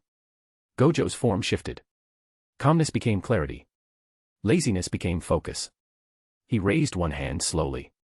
Don't blink. The world went silent. As one of Gojo's hands moved to shift his blindfold, revealing his shining blue eyes. The other moved to form a sign that Mahito was already familiar with. Infinity. Domain expansion. Then the void opened. The air became nothing. Everything. Infinite knowledge poured through every nerve, every sense, every inch of existence. It was like falling into a sea of stars, only to realize each one was an idea, a shape, a concept too vast to name. Infinite void. Mahito didn't scream. He couldn't to begin with. He didn't move. But even if he could have, he didn't want to. That infinite knowledge, that incomplete information infinitely blasted into his mind, into his very soul. His body trembled. His soul writhed. But he stood. Maybe exactly because his soul was abnormal, but he felt that he could withstand it. Though not for long. Gojo watched. No expression on his face. 10 seconds passed. Then 20. Then the domain collapsed in on itself, cleanly, quietly. The clearing returned. But Mahito didn't return immediately. No, it took around 2 minutes for him to return to his senses. The special grade curse exhaled slowly. His knees buckled for a moment, then held firm. Huh. That was a lot faster than I expected. Gojo let out a low breath, watching him carefully. And look at that, he said. You're still standing. Mahito looked up. His eyes were wide, but not panicked. Beautiful, he whispered. Gojo blinked. His blue eyes still shining as he watched the cursed energy flicker within Mahito. You really are insane. Mahito's grin returned. Slower this time. Less playful. More reverent. That was worth every risk. Gojo raised one brow. You planning to imitate it? No, Mahito said, shaking his head. That would be meaningless. Then why? Mahito's gaze met his. To know how far there is left to climb. Gojo didn't reply at first. You wish to reach me. His tone was hard to read for a second, but Mahito could tell that it was not fully friendly. Had it been any one of his students showcasing such ambition, he would have been beyond ecstatic. But the one in front of him was a special grade curse. A being born of malice. Maybe I wish to one day stand beside you at the very pinnacle. I get the feeling I'll need at least that much strength to live freely. Mahito knew his worries, he knew Gojo quite well after all, though only as a character on a screen or page. But in his current state of mind, he couldn't be bothered to hide his intentions. It was a miracle his mind wasn't fried. Live freely. Is that all your ambitions amount to? Gojo could also tell that the curse in front of him was being honest for once. He knew best the effects that his domain could have on others after all. Is that all? He says ha ha ha. Mahito couldn't help but laugh loudly as he heard those words coming from Gojo's mouth. You really can tell you're the strongest. To you, it's something you can take for granted, I guess. Gojo's eyebrows tightened slightly as he heard those words, a strange memory seemed to well up within him. A conversation that happened in a crowded street. One that he hadn't managed to comprehend fully at that time. Everyone else has to bend a bit to survive in this world, but you. You can be unabashedly, you. Gojo covered his eyes, not wanting to show the curse the sadness which had crept into his gaze. Of course, he knew that now. He knew the meaning of those words. I only wish I had learned sooner. Maybe Geto wouldn't have, no. No point in dwelling on that at this point. Gojo shook his head, then nodded towards the curse in front of him. I'll admit, you're not what I expected. And you're exactly what I hoped you'd be, Mahito said, stepping back toward the fallen tree. He sat once more, hands folded in his lap. Gojo didn't follow. I have many questions for you. But we can get to those another day, let your mind recover a bit more. He asked, voice casual. Mahito tilted his head, some purplish blood flowing out of his nose. Thank you for indulging me. Gojo smirked, turned, and started walking away. Heh. Weirdo, I'll seek you out next time, don't avoid me. Mahito said nothing. Just smiled calmly as he wiped the blood from his nose and nodded. The wind picked up again. Gojo disappeared into the trees. Mahito remained seated, eyes distant, a smile still playing at the corners of his lips. He had seen it. The peak. And now, the climb could begin. Chapter 18, The Edge of Revelation. The forest had returned to stillness. Yet Yuji Itadori's mind had not. He stood alone beside the creek, the fading light of the afternoon sky painting his reflection in rippling shades of orange and silver. The bruises on his arms were faint now, healing fast, but his breath still caught sometimes when he replayed it. The way the creature moved. The way Mahito had stepped in. He didn't know what to make of the situation at all. You all right? Megumi's voice came low behind him. Yuji didn't answer immediately. He kept watching the water, watching the warped reflection of his own face shift with every disturbance. He saved me, Yuji said eventually. His voice wasn't full of gratitude. It wasn't shaken, either. It was something more complicated. He stepped in at the last second. Killed it like it was nothing. Megumi stepped closer, standing just behind him. Doesn't mean anything. It does to me. And to him, said a third voice. Nobara walked into view, brushing dirt from her skirt. She sat on a mossy rock, arms resting on her knees. Yuji turned slightly, confused. If he wanted you dead, he could have killed you a dozen times by now. Especially since it seems like he's tracking you. I am not buying the whole, ran into you, bullshit trope. Nobara said. He hasn't made a move against you, though. That means he wants something else. That's the problem, Yuji said, hands curling at his sides. He's not acting like a monster. Not even like an enemy. I don't really know how to handle this. Megumi frowned.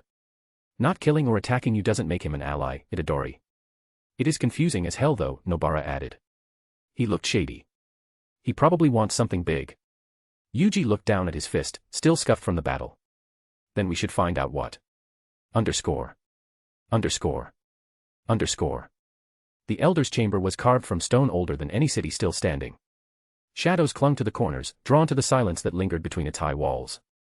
8 elders sat in a half-circle, faces half-shrouded under the folds of ancient ceremonial cloth. Symbols of authority hung behind them. The room smelled faintly of ink, parchment, and old curses sealed long ago. Gojo Satoru stood at the center of the room. He wasn't kneeling. He wasn't even formally dressed. His blindfold was up just enough to show his glinting blue eyes, and his hands were tucked lazily into his jacket pockets. He looked more like someone waiting for coffee than someone being interrogated. He appeared in front of the first years unprovoked, one elder said. The old man's voice trembled slightly, but not from age. He exorcised a curse that was attacking them, Gojo replied, his tone relaxed. You allowed a special grade to walk away. Again. I evaluated the situation and acted accordingly. He was not hostile. You should have eliminated him. Gojo's smile twitched upward. You should try doing that yourself sometime. The chamber went still. None of the elders spoke. One of them, an old man in a darker robe, finally found the nerve to continue. This isn't a game, Satoru. Curses like that grow stronger every day. So do my students. You're being reckless. And you are all on the cusp of being irrelevant, Gojo said plainly. The words echoed off the stone. You called me here to report. I've done that. I've shared what I saw. You can do whatever you want with the information. But you don't tell me how to handle my students, or my enemies. His voice never rose. It didn't need to. Even a whisper from him carried enough strength to silence the room. I know you hate being powerless. But that's what you are. Compared to what's out there, to what's coming, you're already fossils. Another silence fell. Then Gojo turned to leave. Not a single elder moved to stop him. Far beneath the surface of the city, Mahito stood still within his chamber. The remains of failed fly soldiers lined the outer edges like discarded sketches. Bits of fused bone, mismatched limbs, still twitching husks. He ignored them. All of his focus was inward now. He closed his eyes. Beneath his skin, cursed energy pulsed and twisted, not with rage or chaos, but with clarity. He was learning. Faster than even he had expected. He recalled Gojo's domain. The blinding infinity of it. The sensation of every neuron flooding with the raw essence of understanding, so fast the mind couldn't hold on. That was the shape of the peak. But he would never reach it by imitation. No. He could never imitate Gojo, and imitating the original Mahito was useless as well. His domain had to be his own, or at least he had to make his own interpretation of it to some extent. A domain is a representation of one's technique in a way. That was how Gojo's felt at least. He raised both arms. His hands formed signs which felt most natural for him in that moment. He whispered the words. Domain expansion. The chamber shook slightly. Thin lines of cursed energy spread like veins through the walls. Bone spiraled upward. Flesh pulsed outward like muscle forming around a skeleton. Embo dash. He could not even utter the name of his domain. He couldn't finish it. Not quite yet. The words tasted like iron. A dome had only barely formed around him, it was raw. Unfinished. The cursed energy spiraled too fast at the edges, unraveling as quickly as it formed. The interior walls rippled like water disturbed by a storm. His cursed energy snapped, like a stretched tendon tearing at the root. Heat surged in his skull. Too fast. Too unstable. Every part of him screamed to hold steady. But his soul sang with the chaos. The walls cracked like glass. The bones split. The cursed energy imploded inward. Mahito dropped to one knee, breathing heavily. Purple blood dripped from his nose, steaming slightly in the air. He looked down at his trembling hands. Mahito stood in the center of it all. His body began to shift as his mind took the brunt of the hit of his failed domain. His form split. Reformed. Melted and sharpened again. He could do it. He had learned to perfectly heal his mind after a failed domain expansion. This was not his first attempt. Closer, he whispered. Still not there, but closer. His smile returned, slow and satisfied. Gojo's words echoed in his mind. So did his domain. Throughout heaven and earth, I alone am the honored one. Mahito stood again. Maybe for now. But not forever. He turned, facing the scorched line where his domain had collapsed. There's room for one more. He sat cross-legged in the center of the debris. I won't stop until I reach the top of Jujutsu sorcery. It doesn't matter that I am a curse. Chapter 19, The Curtain Rises. The chamber was dim and warm, lit by the faint glow of residual cursed energy. Steam drifted from cracks in the stone walls, and the air pulsed like it was breathing. Mahito sat on a crooked stone, legs swinging like a child's. His fingers tapped an uneven rhythm against his thigh as he traced lines in the dust with his foot. He wasn't working. Not on fly soldiers, not on bodies, not on anything that mattered. Not while others were watching. He'd learned that part well. Idle transfiguration, the real thing, that stayed hidden. Kenjaku only knew a part of it. And Mahito wanted it to remain like that, at least for now. He liked it that way. So, for now, he played. Hummed. Waited. Because he knew that someone, or something, was coming his way. He had developed a sort of network within those sewers, small transfigured curses that he controlled reported to him whenever seeing something. They were too similar to regular fly heads for anyone to tell the difference, so they could fly under the radar. He tossed a piece of bone in the air and caught it again. Not a cursed tool. Not useful. Just something to fidget with. And then the air changed. Thick. Heavy. Still. The roots came first, sliding down the corridor like veins searching for a heartbeat. They twisted around cracks and stone, brushing the old dust away. Then came Hanami. A tangle of bark and bloom, of stillness and slow violence. Her presence seeped into the room like shade crawling over the forest floor. Mahito perked up, hands clapping once. Hanami, you came. I didn't bring tea. Or cake. But I have a shiny rock. He held up something vaguely round and definitely not a rock. Hanami's figure didn't change at all, her face remaining expressionless. Her voice entered his mind, carried like wind through dead trees. Your speech has improved. Good. Kenjaku has given instructions. You are to come. Now. Mahito tilted his head and leaned forward, poking at the floor with his toe. Already. But the moon's not even full. We attack during the school event. Disrupt the students. Create confusion.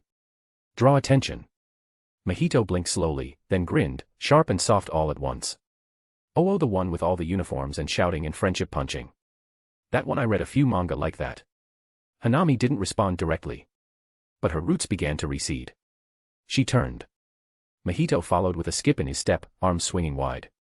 Do I get to pick someone to fight this time? I want to see the one with the nails again. She was spicy. Stick to the plan. Do not stray. Take a few moments to collect yourself, I'll wait for you at the entrance.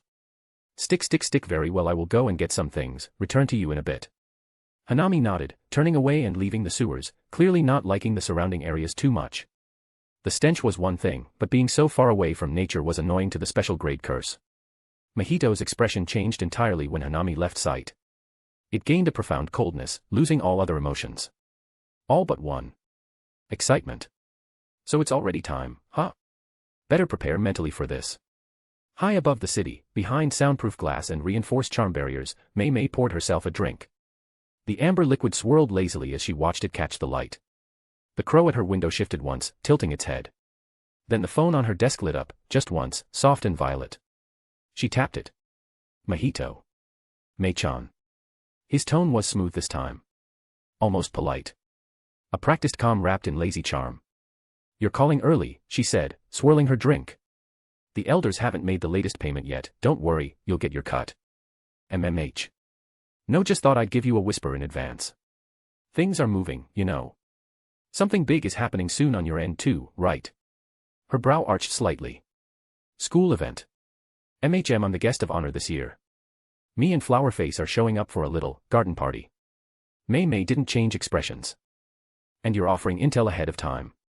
Mahito chuckled. "Just a teaser. The good stuff comes after. Once the shouting's done. When everything's messy and interesting." "You want a new cut?" "Nope. Just the usual. 25% minus any additional operating costs and assistance you may provide." May set her drink down. "You don't ask for a lot, thankfully. One of my least troublesome connections." "True. I do like building trust first, which is why I am giving you a heads up. The leader is aiming for something else. This is just a distraction. Don't know the full details yet, we'll keep you posted. You realize Gojo will be present, right? Planning to survive?" "Very much. Dying's boring. I am not on bad terms with Gojo yet, and I am not stupid enough to attack his students. Don't worry too much about what I'll be doing." With that, Mahito ended the call, leaving May to squint at the phone with a curious gaze. What a predicament. He may lose his role among the curses if he's not careful. That would make him less profitable. May ended the call without another word. UI. The boy appeared at her side in a blink. "Yes, sister. Add a note to the Kyoto exchange file. Potential interference from unregistered special grades. Use vague language. No need to alarm the elders, but inform both schools. Right away." She picked up her glass again, gazing out at the skyline. "Let's see what our new business partner has in store for us." Elsewhere, in the tree line above the Kyoto perimeter, Mahito crouched on a branch. The event had not yet begun. But the players were gathering. He watched the students in the far distance. Laughing. Stretching. Plotting against one another.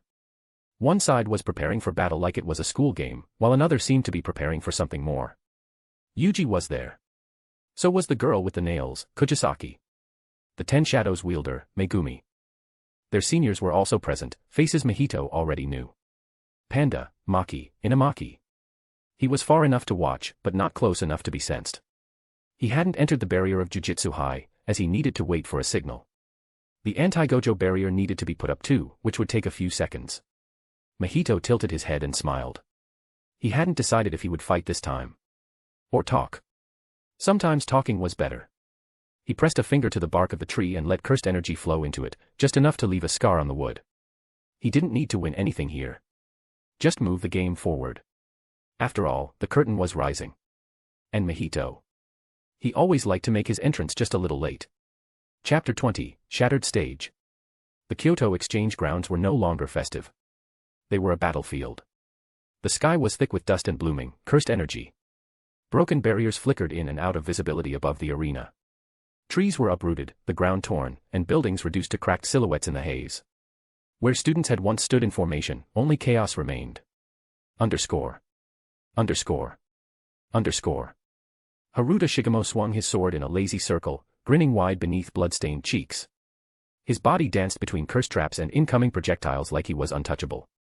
A carefree smile that knew luck, not skill, would save him every time. Opposite him, Yutahime Iori crouched low, fingers pressed against the edge of a glowing charm she had just activated. To her left, Maizenin aimed down her scope again, already loading the next round. Her right eye bled freely, but her hands were steady. Keep his attention. Yutahime barked. Mai fired without responding. The bullet cracked through the air, glowing faintly with infused cursed energy. It should have hit Haruta clean in the shoulder. But it didn't. At the last second, he slipped just enough to make it glance off, tumbling backward dramatically, landing with a laugh. Phew. Close one. You ladies are really making me sweat. Yutahime narrowed her eyes. He doesn't dodge. He stumbles out of danger. What kind of technique is that? Mai grit her teeth. Not a technique. Dumb luck. Haruta gave a theatrical bow. Lady Luck's on my side. Or maybe you're just unlucky. He lunged forward without warning. The sword slashed in a wide arc, nearly slicing Mai's shoulder clean through. Yutahime threw a charm, intercepting the blade mid-swing, but it only slowed the impact. Mai was knocked backwards. Blood splattered from a shallow cut on her side. Yudahime caught her before she hit the ground. Haruta twirled his sword again. Maybe you two should just lie down and let fate decide. I like it when my opponents surrender. Not happening, Yudahime said sharply. She pressed her palm into another charm. Blue light flared from the paper seal, and a protective barrier sparked up between them. Mai stood, bleeding but unshaken. We hold out long enough, someone stronger will come. Think we can buy that much time? Yudahime asked. We don't have a choice. Haruta charged again. But he never reached them. A thin hand clasped around his neck from behind. He froze. The sword dropped with a dull clang. His entire body seized, eyes wide in realization. Why are you dash? He gasped. Mahito's voice hummed behind his ear, soft and cheerful. No miracles can save you from this one. Haruta's body began to ripple. His technique that used stocked-up miracles could save his life against a great threat a few times a day. But no amount of miracles could save someone when their very soul was already in Mahito's hand. His skin pulsed. His limbs twitched as if trying to pull away from themselves. Then he screamed. In a single grotesque moment, his body warped unnaturally, like flesh turned inside out, and then burst. Blood and fragments of bone splattered across the ruined earth. Mahito let the remains slide from his fingers. Yudahime stared in stunned silence. Mai lowered her weapon, slowly, her hands trembling slightly as she wondered if her gun could even do anything against the being that had just appeared. Mahito turned toward them, smiling. Hello again, did I interrupt something? On the other side of the arena, the sky was bleeding blossoms. Hanami stood amidst a grove of her own making, roots twisted upward into spears and limbs, cursed flowers pulsing at their tips. Each petal hummed with repressed energy, sapping the will to fight. Yuji Itadori gritted his teeth, pushing forward despite the pressure bearing down on his chest. Beside him, Aoi Tadu weaved through the roots, clapping mid-motion to switch places with Yuji again and again, forcing Hanami to defend from both sides. Don't slow down, brother. Tadu shouted. I'm not. Yuji roared. They struck from above and below in perfect rhythm. Hanami's roots lashed out, weaving into a wall of bark and bloom. Her cursed energy soaked the battlefield, causing the earth to bloom with flowers that leached their strength. Yuji punched through one, letting his cursed energy burn the vines from his skin. Hanami raised one arm, releasing a pulse of spores. Tadu blinked behind her with a clap and drove an elbow into her back. She staggered, only for Yuji to close the gap, winding up a punch. The air tightened. And Yuji struck. The sound cracked through the sky like a thunderclap. His fist collided with Hanami's torso, and the cursed energy followed, not at the same time, but an instant later. A perfect delay. Black flash. Hanami reeled backwards, her body breaking branches as she crashed through the roots she had conjured. Yuji landed, breathing hard, his hand trembling. Tadu grinned. Good job, brother. Just a bit more to go. But Hanami did not fall. Her body regrew the shattered wood and bark, her mask-like face cracking only slightly before mending. Her voice touched their minds once more. This forest will bury you. We'll turn it into firewood, Yuji snapped, rushing in again, to meet Hanami's roots head-on. Nanami arrived then, carving through a wave of branches with his blunt sword. He did not announce himself. He simply moved, landing a slash right on Hanami's arm before being pushed back by a wave of roots. This is getting out of hand, he said. Don't get tangled. Far from the fighting, beneath a hidden temple structure just outside Kyoto, Jogo stepped through a crumbling stone corridor. The armory was ancient. Carved long before the modern era. Few knew it existed. Fewer still were allowed entry. But Kenjaku had cleared the way. He passed through the final barrier without flinching. And in his hand, the prison realm pulsed faintly. Warm. Waiting. On a pedestal ahead lay relics of jujitsu history. Sealed cursed tools. Ancient charms. Enough power to change the balance of war. But he wasn't here for any of those. He stepped to the far wall and pressed the cube against the etched kanji of binding. The wall cracked. And opened. Jogo smiled. Prison realm, huh? This thing better work. Chapter 21, Conversations and Exorcism. Mahito sighed as he looked at Haruta's remains in front of him. He was somewhat curious as to how the insane blondie's technique would work in a situation of sudden and inevitable death. In a way, it was impressive. Mahito had felt his soul be squeezed by something unknowingly just before Haruta's death. It was attempting to pull off some type of miracle and give Mahito the soul equivalent of a heart attack, to interrupt his curse technique. But it was too ineffective against someone who had full control over his soul. That small action, coupled with his battle against Yudahime, Mai and Kugidaki seemed to have fully deleted his stocked-up miracles. But it really wasn't enough. Mahito could also repair any wounds to his soul with ease. He was a special grade curse at the end of the day. And his race was the main reason why the woman and two girls in front of him were watching him with a mix of fear and caution. It's you again. What do you want this time? Yuji ain't here. Kojisaki was the first one to speak out, confidently pointing her hammer at Mahito, much to the fear of the other two who stood behind her. Any jujitsu sorcerer with a pair of eyes could tell they were looking at a special grade. One that had just killed the human they were struggling to deal with it instantly. Yet, Nobara spoke out like they were in no danger at all. Goddammit, Gojo, what are you teaching these kids? Yutaheim could feel her heartbeat hasten.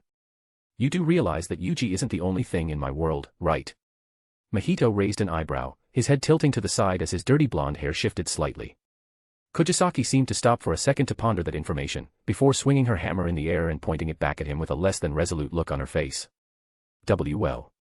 I guess. I mean, you only ever appeared in public when he was around, right? Mahito rubbed his chin, his patchworked face looking at the confused girl in front of him incredulously. Fair enough, I am interested in all jujitsu sorcerers though. Mahito didn't feel like lying. It was true that he was only interested in jujitsu sorcerers and not regular people. That's somehow creepier. How'd you even manage to sound creepy all the time? Kojisaki was, much to the chagrin of those behind her, getting a tad too comfortable communicating with the odd curse. Mahito's smile seemed to bloom on his face upon hearing her. Well, I am formed from humanity's fear of itself, I guess I am creep incarnate. He felt nice, being able to carry a conversation with a regular human for once. Mei was different, as it was all business with her. Kojisaki. Not as much. He had needed to kill Haruta, as he was a nuisance who would end up disturbing his plans in the future. Nobara tapped her hammer lightly against her shoulder, eyeing the spot where Mahito had vanished. Freak's got a flair for drama, doesn't he? Mai kept her gun raised a moment longer. You shouldn't provoke things like him. I wasn't provoking, Nobara smirked. I was asserting dominance. Yutaheim gave her a side glance, lips pressed thin. That's not how I'd describe it. Would you prefer tactical bravado? Sounds cooler. You're lucky he found us amusing, Mai muttered. I'm lucky because I'm charming, Nobara replied, tossing her hair as she walked past Haruta's remains. She barely looked down. Besides, I wanted to see what the big deal was. He's approached us before, too, with friendly intentions. He's odd. You've seen him now, spoke to him a bit yourself. Yutaheim said. Was he what you expected? Nobara paused. Then shrugged. Sort of. He's got that gross uncle energy. Like he'd bring moldy candy to a funeral just to see who eats it. Mai choked on a laugh she didn't mean to let out. Yutaheim sighed. We should move. If he's walking around freely, the others might be in worse trouble. Nobara tightened her grip on her hammer and nodded. Then let's find Yuji. Underscore. Underscore. Underscore. Far across the field, the sky shifted. Not with clouds. But with color. Petals spun upward like smoke, pink, red, deep green, carried by invisible winds. Tadu ducked a sweeping vine and kicked off a tree trunk, launching himself back into the fray. Yuji followed on his heels, fists glowing again with cursed energy. They struck together, Tadu from above, Yuji from the side. But Hanami absorbed the impact, staggering only slightly before retaliating. She swung her arm, but not before hearing a clap. She ended up hitting the air, as another one of Yuji's fists buried itself into her side. She was getting overwhelmed. From the side, Nanami also slashed at her wooden horns, her weak spot. She severed one of them, causing her a tremendous amount of pain. Af, dash. Her screams echoed in the minds of the sorcerers as a wall of roots erupted from the earth, pushing all of the sorcerers away. Nanami sliced cleanly through them with one swing of his blade, cursed energy splitting the woven bark like rice paper. I don't think she's going down easy, Yuji grunted. She's stalling, Tadu said. Why? Who knows? But I sure as hell don't want to find out, brother. Tadu had already calculated most possibilities with his 500.000 IQ brain CPU. And he had some sort of premonition as to what was coming next. Unfortunately, he failed to predict how quickly it would happen. Then the wind stopped. The petals froze in the air, suspended. And the world shifted. All at once. The ground softened. The trees leaned in closer. The sky took on a pink hue, as if the sun were blooming rather than burning. Petals fell gently, but they didn't land. They hovered, each one humming with cursed energy. A dome rose in the space around them, invisible and yet undeniable. A pressure in the chest. A silence in the ears. Hanami took a single step forward. Domain expansion. Her voice echoed in their minds, as it had before, a whisper flowing as if it were a petal in the wind. Shining sea of growing branches. The trees bent inward. The petals spun faster. The very air thickened, heavy with life. And a light exploded forward from Hanami's feet. Yuji's eyes widened. A domain dash. To-do clapped once, shifting places with him just as a strangely shining vine stabbed through where he'd stood. The clapping sorcerer was prepared enough to block the golden vine, kicking it away as he rolled to the side. Nanami moved to cover them, but even he couldn't mask the tension in his voice. This is bad. He looked around. The world surrounding them had shifted, the forest they were in previously was unrecognizable, all roots and trees were shining gold, and everything looked too beautiful to be real. It was almost beautiful enough to take away his will to fight. It would have managed to do so, had To-do not moved immediately the moment after. Simple domain dash. To-do sweated heavily as he deployed the domain that his teacher Yuki Tsukumo had taught him. But even so, they were in a pretty bad situation. Thankfully for them, Hanami's domain wasn't one made to kill. Not immediately. It was to overwhelm. To bury. To reclaim. They were trapped in a world where nature had complete control. And Hanami was its god. Underscore. Underscore. Underscore. Elsewhere, Mahito paused. His footsteps halted midair, one toe still resting on a high branch overlooking the broader Kyoto compound. He tilted his head. The cursed energy in the air had shifted. Not subtly. Not slowly. Like a stone dropped in a perfectly still lake. Ah. He smiled. Hanami's domain. I guess the situation has strayed too far. To-do and Yuji may actually be in danger. For a moment, he stayed still. Then he closed his eyes, feeling the pulse of Hanami's domain expand across the landscape like an opening flower. His own cursed energy coiled instinctively, like a cat arching its back. It's a bit early for a third meeting. He whispered. Yet, when looking up, the anti-gojo barrier was still standing strong.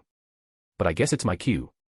He turned, his back sprouting insect-like wings as he became weightless in the air, and began drifting toward the heartbeat of power.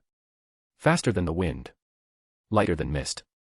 Drawn by curiosity. And maybe, just maybe, the hope that something interesting was about to happen. Chapter 22, Imperfect Intermission. Mahito had always believed that the concept of perfection was something he needed to embody. Perfection in action, perfection in social interactions, perfection in style. Perfection in all that pertained to his image. Yet, beneath that perfect facade, something always festered.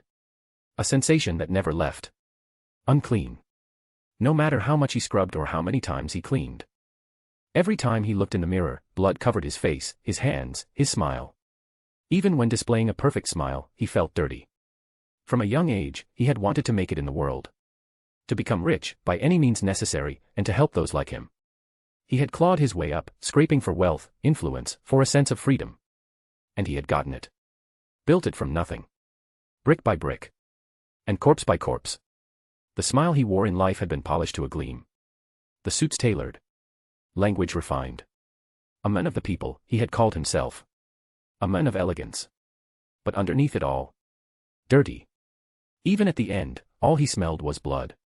All he saw was blood. The way his body had fallen wasn't poetic. It wasn't cinematic. It was messy. Ugly. Imperfect. But it was perfect for him. Because it was honest. And in his second life, there was no stench that clung to him. He didn't mind the stench of the sewers, he didn't mind the stench of blood. It was nothing compared to what had clung to him in his past life. The stench of guilt and weakness of humanity had been burned away with his rebirth. No more lies. Only shape. Only soul. He was not clean. But even better, he was complete. And so, as he approached the dark green barrier of Hanami's domain, his steps were light, unhurried. Like a guest arriving fashionably late to a concert he had no ticket for. He placed one hand against the barrier.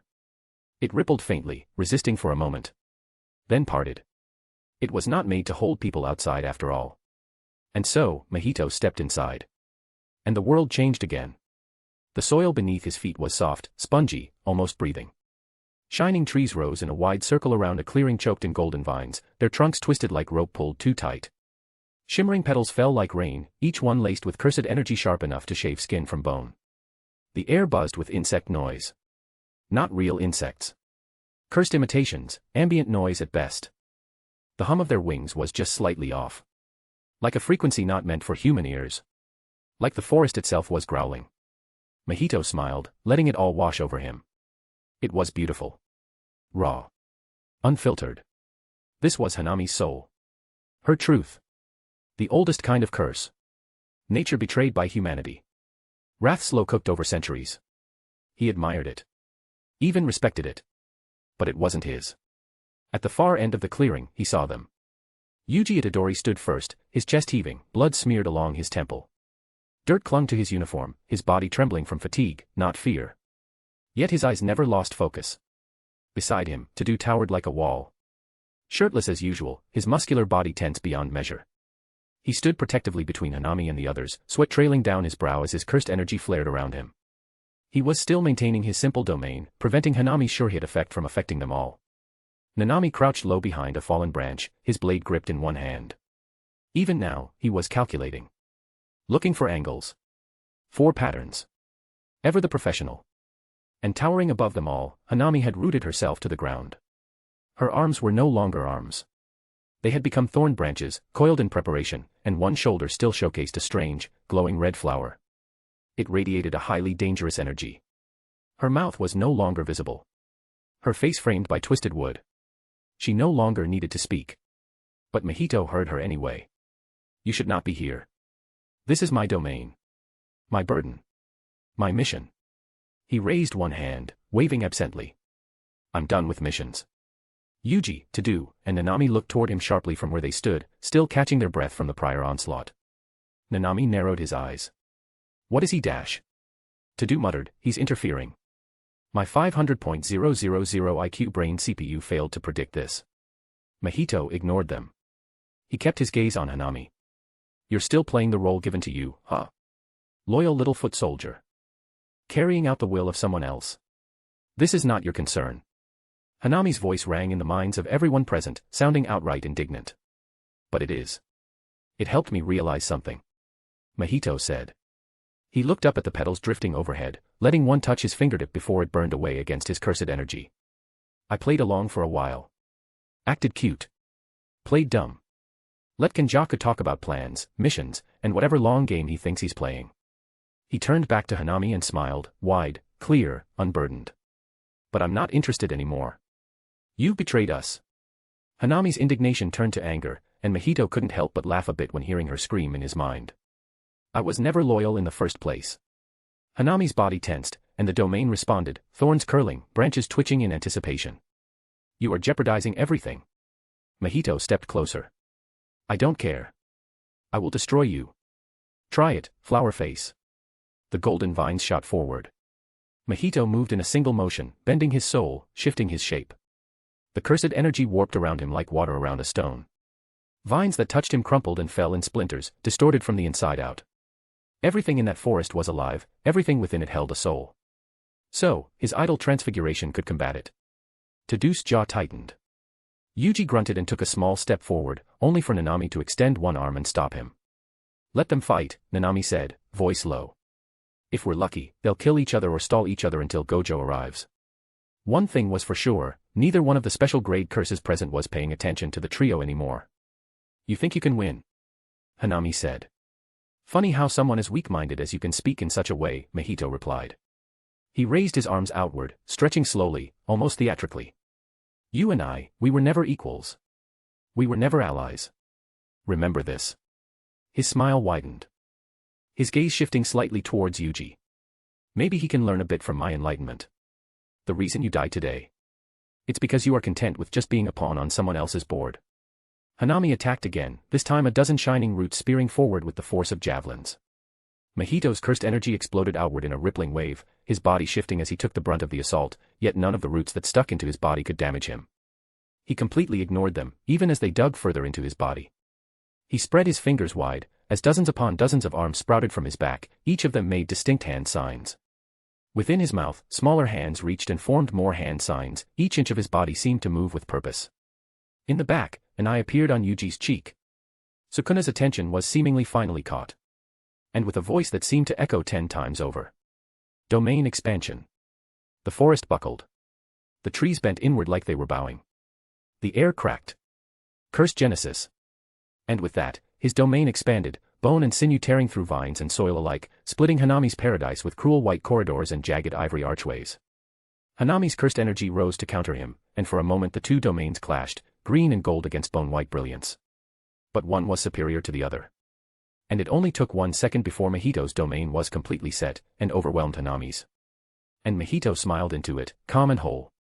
His prior actions, everything he had done, to scheme, to bend before breaking, it had all been counterintuitive. It had stifled his growth. He was going to course correct. I'm done with pretending and following orders. Now I'll just do what I want. And what he wanted was to win. Chapter 23, Perfected Domain. How? That was the only word that pulsed through Hanami's fading thoughts. How could Mahito's domain have overwhelmed her so completely? She had years of refinement behind her domain. Her cursed technique was deeply interwoven with her being, her soul cultivated over time. She had walked with Kenjaku for what felt like an age. She had fought sorcerers, seen death, grown stronger, and endured. And yet, she was helpless now. A vine cracked beneath her foot. It no longer responded to her will. The trees had stopped whispering. The petals had frozen in midair. All the natural weight of her cursed domain had been stripped away, peeled like skin. Her paradise was gone. Swallowed. Swallowed by something raw and terrible. The grotesque architecture of Mahito's domain stretched far beyond what logic should allow. Corridors of exposed ribs, ossified marrow like cathedral columns. Veins pulsed along the ceiling, casting a sickly glow. Every surface, every inch of it, breathed with cursed energy not unlike a living organism. But it was not the technique that horrified Hanami. It was the presence. The oppressive, unrelenting pressure of Mahito's soul. It sat above her like a hand over a flame, snuffing her out with calm, cruel patience. And Mahito. He simply stood at the heart of it all. Silent. No arms raised. No technique deployed. No smug commentary. Just understanding. A perfect stillness, as if the domain itself had no need for movement. It was already complete. Mahito looked around. He watched Hanami's form begin to bend under the weight of his world, and yet, his thoughts weren't focused on the fight. Not truly. Instead, they lingered on a single, quiet revelation. He had always believed that a domain expansion was a refinement of technique. Only those who had mastered their cursed technique could manifest a domain of worth. That was what his recollection told him. What he remembered learning from watching the jujitsu world on a screen. But now, he knew that was only half the truth. A domain was not simply an extension of a technique. It was the soul, laid bare. Refined. Shaped. And while a cursed technique gave it form, it was not what gave it strength. What gave it power was something else entirely. Identity. Conviction. The self. That was why Gojo's domain was overwhelming. Not just because of the limitless. But because Gojo Satoru believed in himself as the honored one. Because he was so assured in his view of the world that even reality bent around it. That was why Sukuna's domain held such cruel artistry. Why he could perform such divine feats so casually. Because Sukuna saw himself as divine. His authority absolute. His soul unquestionable. And that was why Mahito's domain, Cursed Genesis, had now eclipsed anything that his original counterpart had imagined possible. Because he had stopped pretending. He had abandoned the masks, the games, the flattery. No more pretending around Kenjaku or trying to play small tricks. No more playing at being young or new or charming. He had stepped fully into what he was. And the domain answered. The shape of his world no longer mimicked what he had seen in others. It no longer bent to fear or admiration. It followed his soul. His understanding. And in the jujitsu world, the soul was everything. Yuji's breath hitched. It wasn't the visuals of the domain that shook him. It wasn't the eerie atmosphere or the grotesque surroundings. It was what he felt. His knees buckled for just a moment. His heartbeat slowed, as if his own body was no longer sure it needed to keep going. He felt bare. Stripped. As if someone had peeled his thoughts from his skull and pinned them to the wall. Tadu grunted beside him, jaw clenched tight, beads of sweat trailing down his temple. I don't like this, he muttered. Nanami said nothing.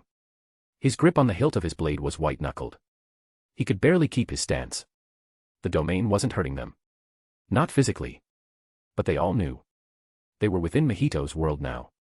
They existed within his grasp. Even Tadu's simple domain, refined to precision, felt like a candle flickering in a storm. It feels, Nanami finally said, as if my soul has been bared before the world. Yuji nodded. He's not even looking at us. That was the worst part. Mahito wasn't concerned about them. They were irrelevant here. They were not even there to witness the battle of two special-grade curses. They were looking at an execution. Hanami's form bent further, branches cracking, bark peeling.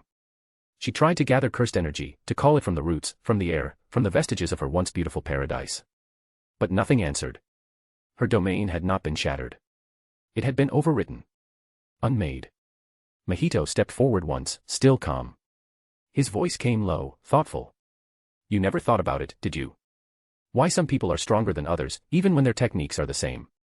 Hanami didn't answer. She couldn't move, her entire body stuck in place, her soul held forcefully within Mahito's domain. Gojo's 6 eyes. Limitless. They're powerful, yes. But what if someone else was born with them? Would they be the strongest, too? His footfall echoed in the chamber of bone. No.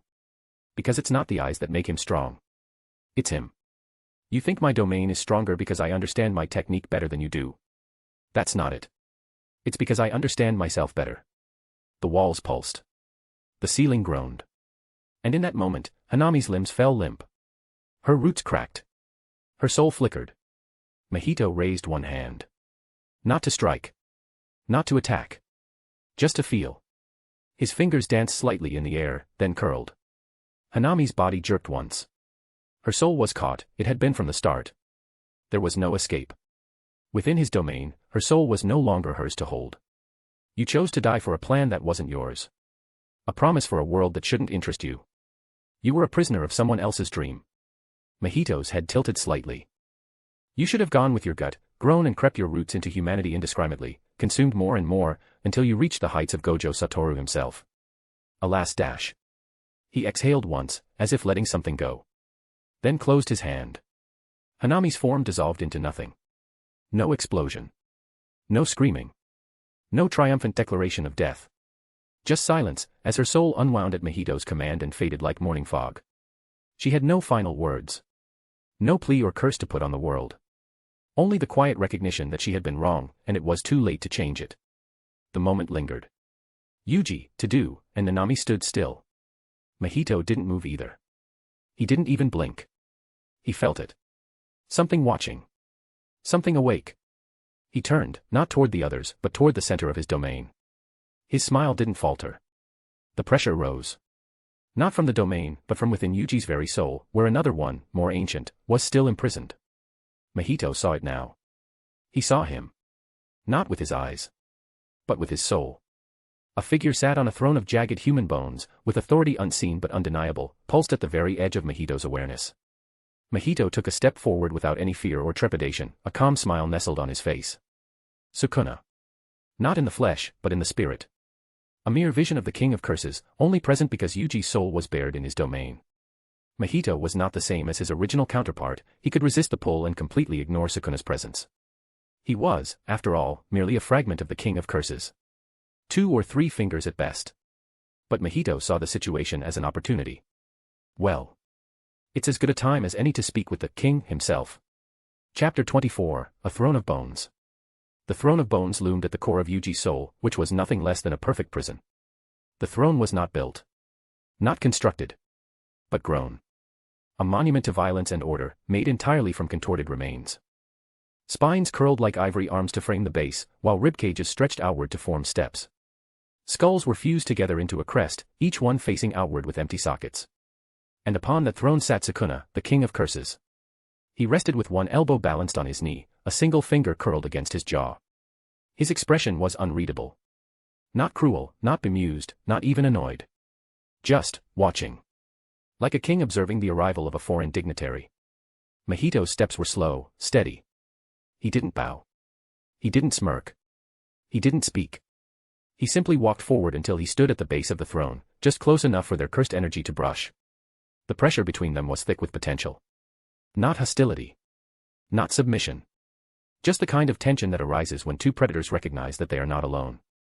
You walk like this place belongs to you, Sukuna said finally. Mahito looked around. It does while you stand in my domain. Sukuna raised one brow. Interesting. You say that even as you face me. Mahito nodded once. Why would I not? Were you expecting me to be afraid? The King of Curses studied him with something bordering on interest. His eyes, like dying stars, searched Mahito's face for something real. He found it. You've changed quite a lot since I last saw you. I guess even a maggot like you can shine in the dark. Maggot. Tough words for someone stuck in a cage. Bit indeed, I've grown, Mahito replied, his voice low. Before Mahito could continue, Sukuna's face twisted with annoyance, and his fingers raised. In an instant, Mahito split his soul, bending it around an invisible slash that he had quite easily predicted. His soul then returned to shape, unfazed. That small action made Sukuna raise an eyebrow, his annoyance turning to interest once more. It seems you aren't just talk. But don't get smug, dodging a probing strike is hardly impressive. Of course, a choreographed slash is easy to avoid. But at this point, I am confident to face you. Mahito said. I thank the clarity that came from shedding lies. He folded his arms, his expression confident, resolute. Sukuna's mouth twitched into something close to a grin. You're not afraid. Even now. Mahito took one more step forward. I understand the truth of your state. You are bound within a body you do not control. You are just a fragment of a once great sorcerer. Or curse, rather. Sukuna made no move, but the bones around his throne pulsed, their resonance vibrating through the marrow of that strange inner world. You understand nothing. Mahito didn't blink. I understand that power means nothing without identity. You taught me that, actually. Not in words, but by what you are. Sukuna tilted his head. Explain. The hint of an amused smile rose on his lips once more. Mahito breathed in slowly. The air tasted of rust and ash. You were feared because of your strength. Worshipped because of your technique. But what made you king was your conviction. You did not ask the world to bend. You never doubted that it would. He gestured to the walls around them. Veins and bone pulsed in rhythmic unity. That's what a domain is. Not a technique. Not a battlefield. It's a reflection. A mirror that shows what the soul believes to be true. Your technique shapes the rules, Mahito continued, but your belief gives them weight. Sukuna did not interrupt. He simply listened. That in itself was strange. I watched, Mahito said. I learned. And as sorcerers or curses, vestiges of curse energy, our will, our very souls shape the world. A quiet pause. And what of you? Sukuna asked. Do you think your soul is enough? Mahito smiled faintly. Yes. Even now. Especially now. Sukuna's hand opened slowly, resting on the arm of his throne. I see it now. Your conviction. Was that small display worth your attention? Mahito asked. If you had been born in the Heian era, Sukuna said, you would have either ruled beside me or died trying. The latter most likely. But you would not have gone unnoticed. Mahito chuckled. I'll take that as a compliment. Take it however you want. Weaklings do not speak like this. And cowards do not create thrones of their own. Mahito's hands remained at his sides, calm. I didn't bring you here to challenge you. Not today. No, Sukuna said. But you wanted something. Not a thing, Mahito said. Just a moment. A chance to look you in the eye. To understand you. And to be understood. Sukuna leaned forward slightly. And what do you understand? That you were never really a curse, Mahito said. Not in the way others are. You're a sorcerer who became something else. Not just because the world rejected you. But because you rejected it back. And you. I was born a curse, but I've never felt like one. Mahito's voice lowered. I don't care for Kenjaku's goals. I don't care for humanity's survival. I'm not here for a grand purpose. He exhaled. I'm here because I want to be. Sukuna nodded. That is the only reason worth anything. Silence stretched again. Not uncomfortable. Just absolute. Then Mahito spoke again. I won't stop you. When your time comes. You won't help either. No. But I'll watch. That, Sukuna said, standing now, his form towering over Mahito, is bound to be fun. A deranged smile spread across his lips. Mahito stepped back. The throne behind Sukuna began to crumble, the bones collapsing into themselves like a fading dream. The light of the domain dimmed slightly, the oppressive pressure beginning to ease. And Sukuna was gone from Mahito's vision. The domain pulsed once. And then cursed Genesis collapsed inward, folding like a cocoon returning to stillness. The bone hallways, the breathing walls, the cathedral of anatomy, all shrank and dissolved. Mahito stood alone in the clearing. Chapter 25, Gratitude and Tardiness. The world was quiet again. The trees were real now. The air was breathable. Hanami was gone, her soul scattered. The only proof of what had transpired was the silence that followed. Yuji, To-do, and Nanami stood just a few meters away. To-do had his hands in his pockets, as if nothing had happened.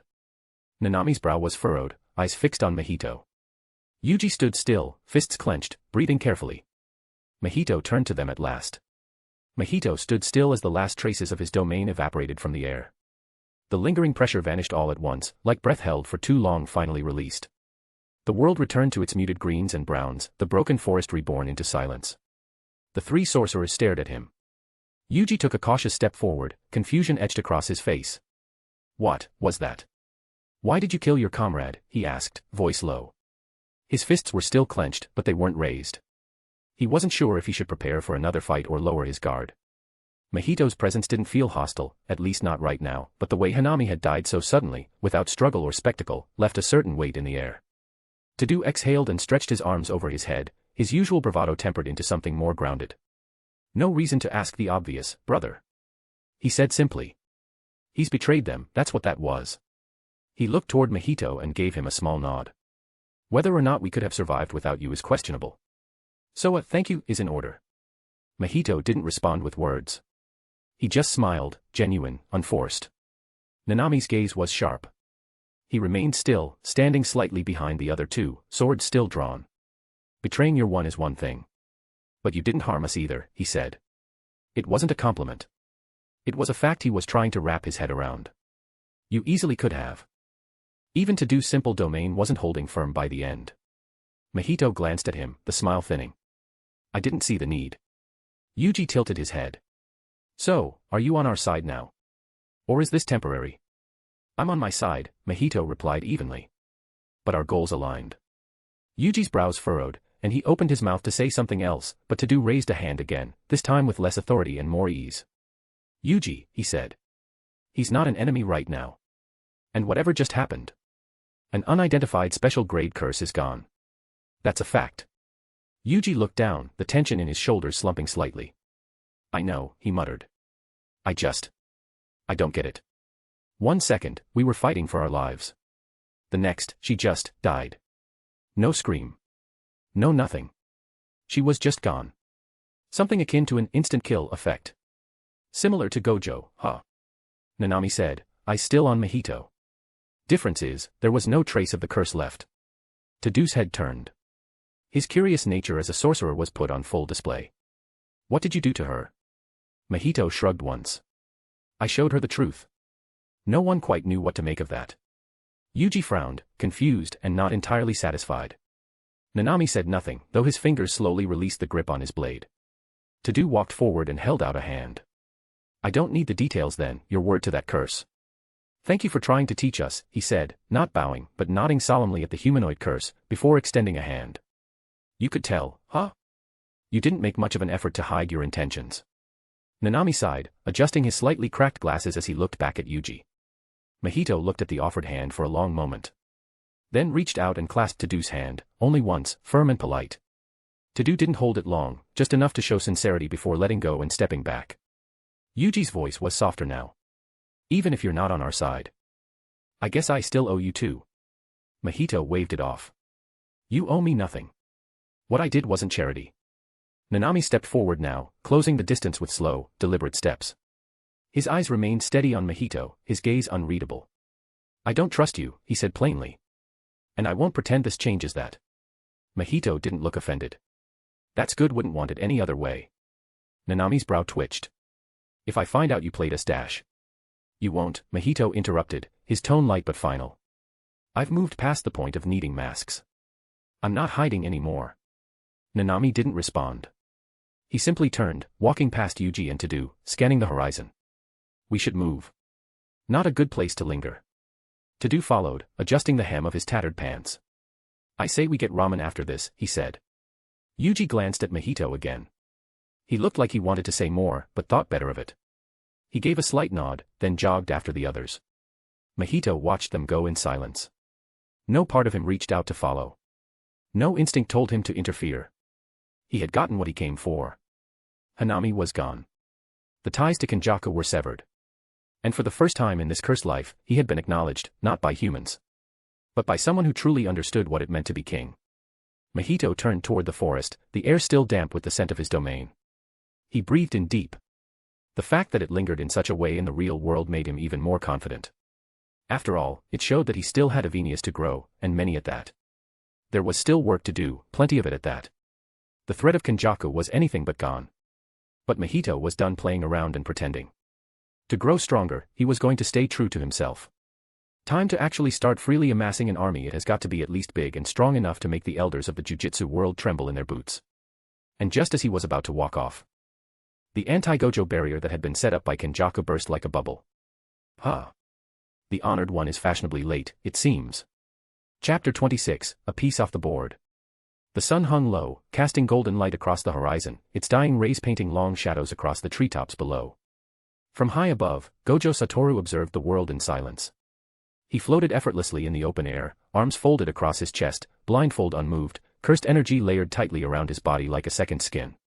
There was no sound but the whisper of wind through the branches, no movement but the slow retreat of the sun behind the skyline. He had sensed it earlier. A domain. Brief and powerful, then gone in an instant. It had flared somewhere below him, its pressure unmistakable. And yet, it had vanished just as quickly. No explosion. No aftermath. No death. At least not the death of anyone he cared about. He could feel them now. Yuji. Nanami.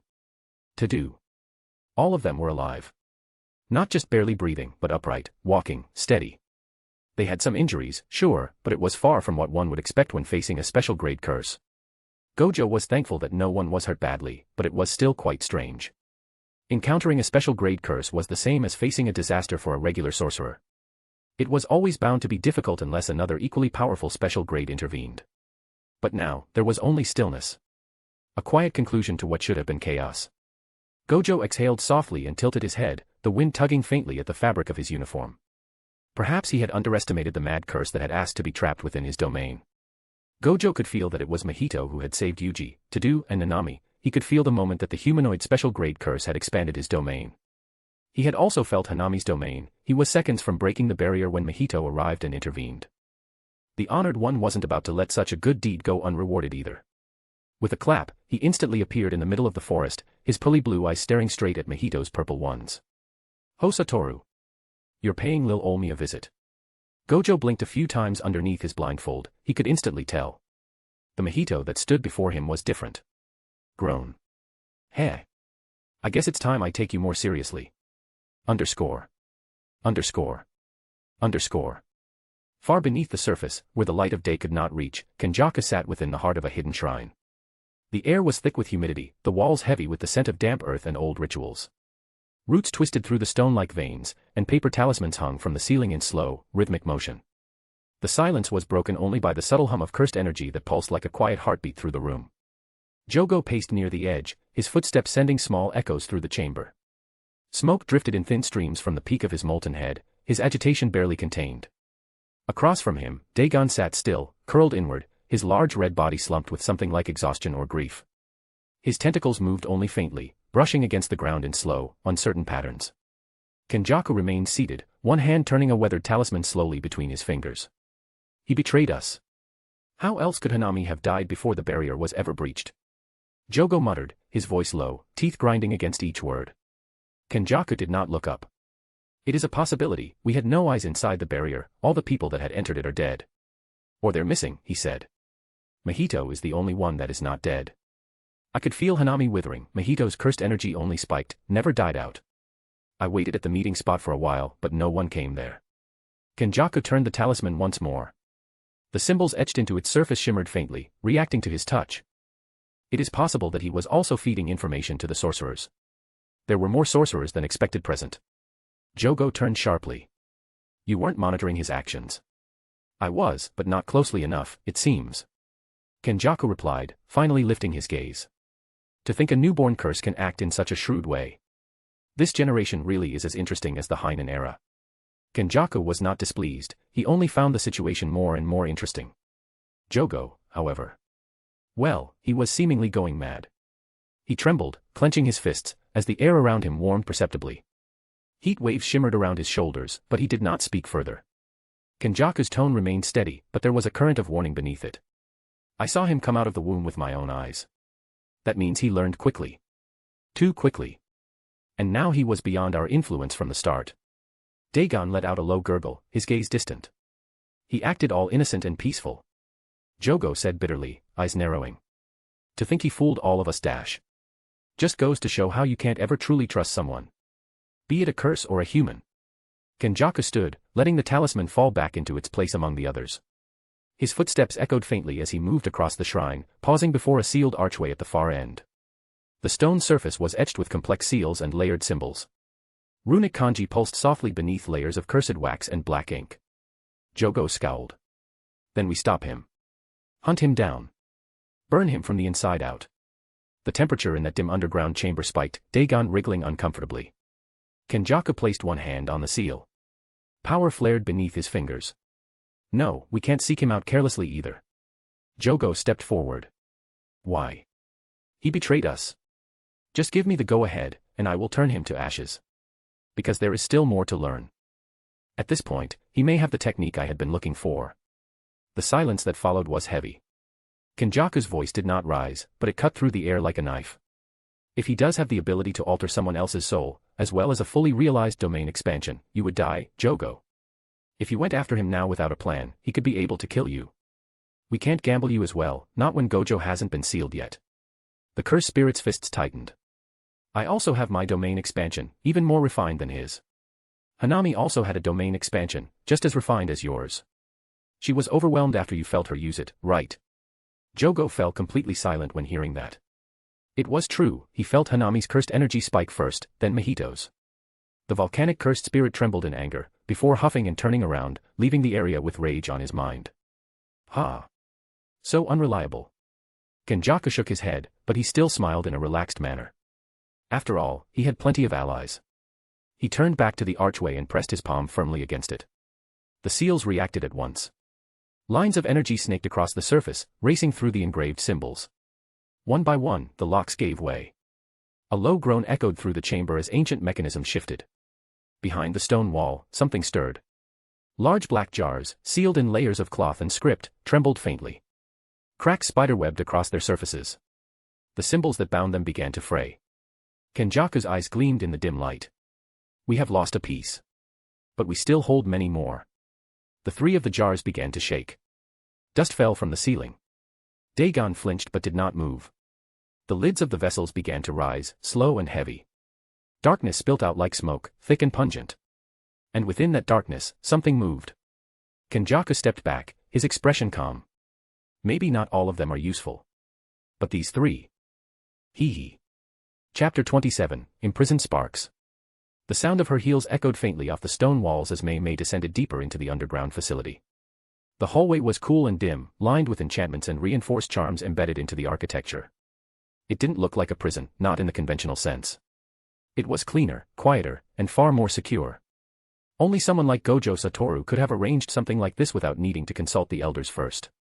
At the bottom of the stairs stood a door shaped from cursed steel, held shut by two talismans that shimmered softly with layers of barrier spells. Mei pressed her palm to the lock and allowed a faint pulse of her cursed energy to seep into it. The seals unlatched with a low hiss. Inside, the space widened into a circular room carved from dark rock. Candles flickered from mounted sconces, casting long shadows across the floor. At its center stood a figure she had only recently begun to understand more. Mahito. He wasn't restrained. There were no chains, no cursed ropes or bindings. But the air in the room itself was thick with silent pressure. It was just the cursed energy naturally revolving out of the special grade curse inhabiting the space. Even so, it was controlled. Precise. The room was not a place designed to punish but to contain. He turned as she entered, his purple eyes catching the candlelight in a way that made them glow faintly. His face was the same as always, boyish, almost carefree, but there was a subtle difference now. A certain open confidence that she had seen him restrain prior. Mei, he said, voice laced with curiosity. Didn't think you were the type to check on prisoners. I'm not, she replied, closing the door behind her. But you're not just any prisoner. You're also a business partner. Mahito's grin widened slightly. I like the sound of that. She stepped into the room without hesitation, her large axe resting lightly against her shoulder. Gojo is still negotiating with the elders. Until then, you're a temporary guest. Mahito tilted his head, mock innocent. Guest. That's a nice way of putting it. Mei did not smile. Make no mistake. If you lose value, or betray your word, this facility becomes your tomb. I believe you, he replied without flinching. His smile made it clear that he didn't feel any fear. But I meant what I said to Gojo. Hanami was a fanatic. She would have destroyed Yuji and the rest. And unlike some of my former colleagues, I can think for myself. Her gaze remained steady. That's why I'm here. To test me? Mahito asked, arms spreading lazily. Go ahead, we may as well dance too. I've been training every day since I got here. Mei adjusted her grip on the axe. Good. I want to see it. Just how safe my investment is. With a flick of her wrist, her cursed energy flared, axe already rippling outward, aiming to slice Mahito in two. Oh, so I'm a treasured investment now. The humanoid special grade curse didn't move. But his soul answered in kind, immediately separating, bending right around Mimi's axe blade. She squinted, undeterred, as she swiped, changing the trajectory of her blade. Mahito's body reformed immediately. He raised his arm with a smile, his forearm reinforced with tightened muscles, bone, and cursed energy. The blade was immediately deflected by his reinforced forearm, flesh shifting slightly to absorb the blow. He twisted, responding with a strike of his own, his hand extending like a whip, which she parried cleanly. Or she thought she did. The whip immediately wrapped around her axe's handle and torso, swiping once more and throwing her away, into a nearby wall. She couldn't help but sweat a bit. She could tell he didn't apply as much force as he could have.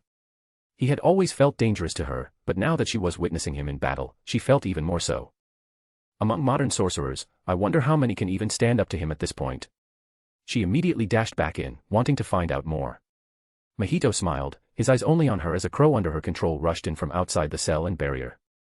Its body exploded with cursed energy, its beak pointed squarely at his back, while Mimi's axe headed straight for his face.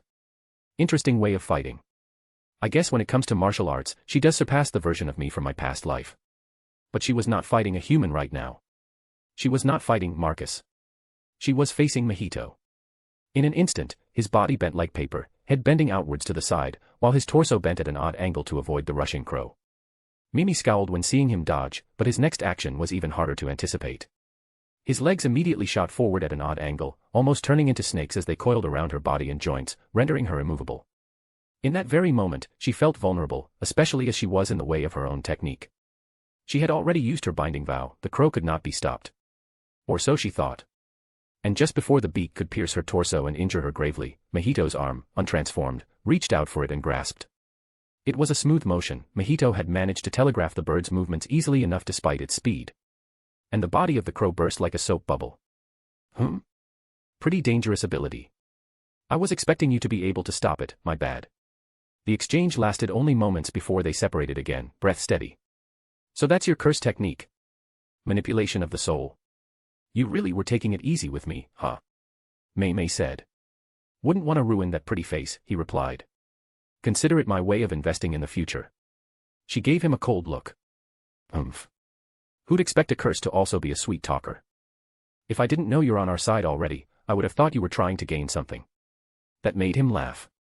And what if I still am? His snake-like legs uncoiled from around her joints, allowing her to breathe freely as she finally slung her axe back over her shoulder.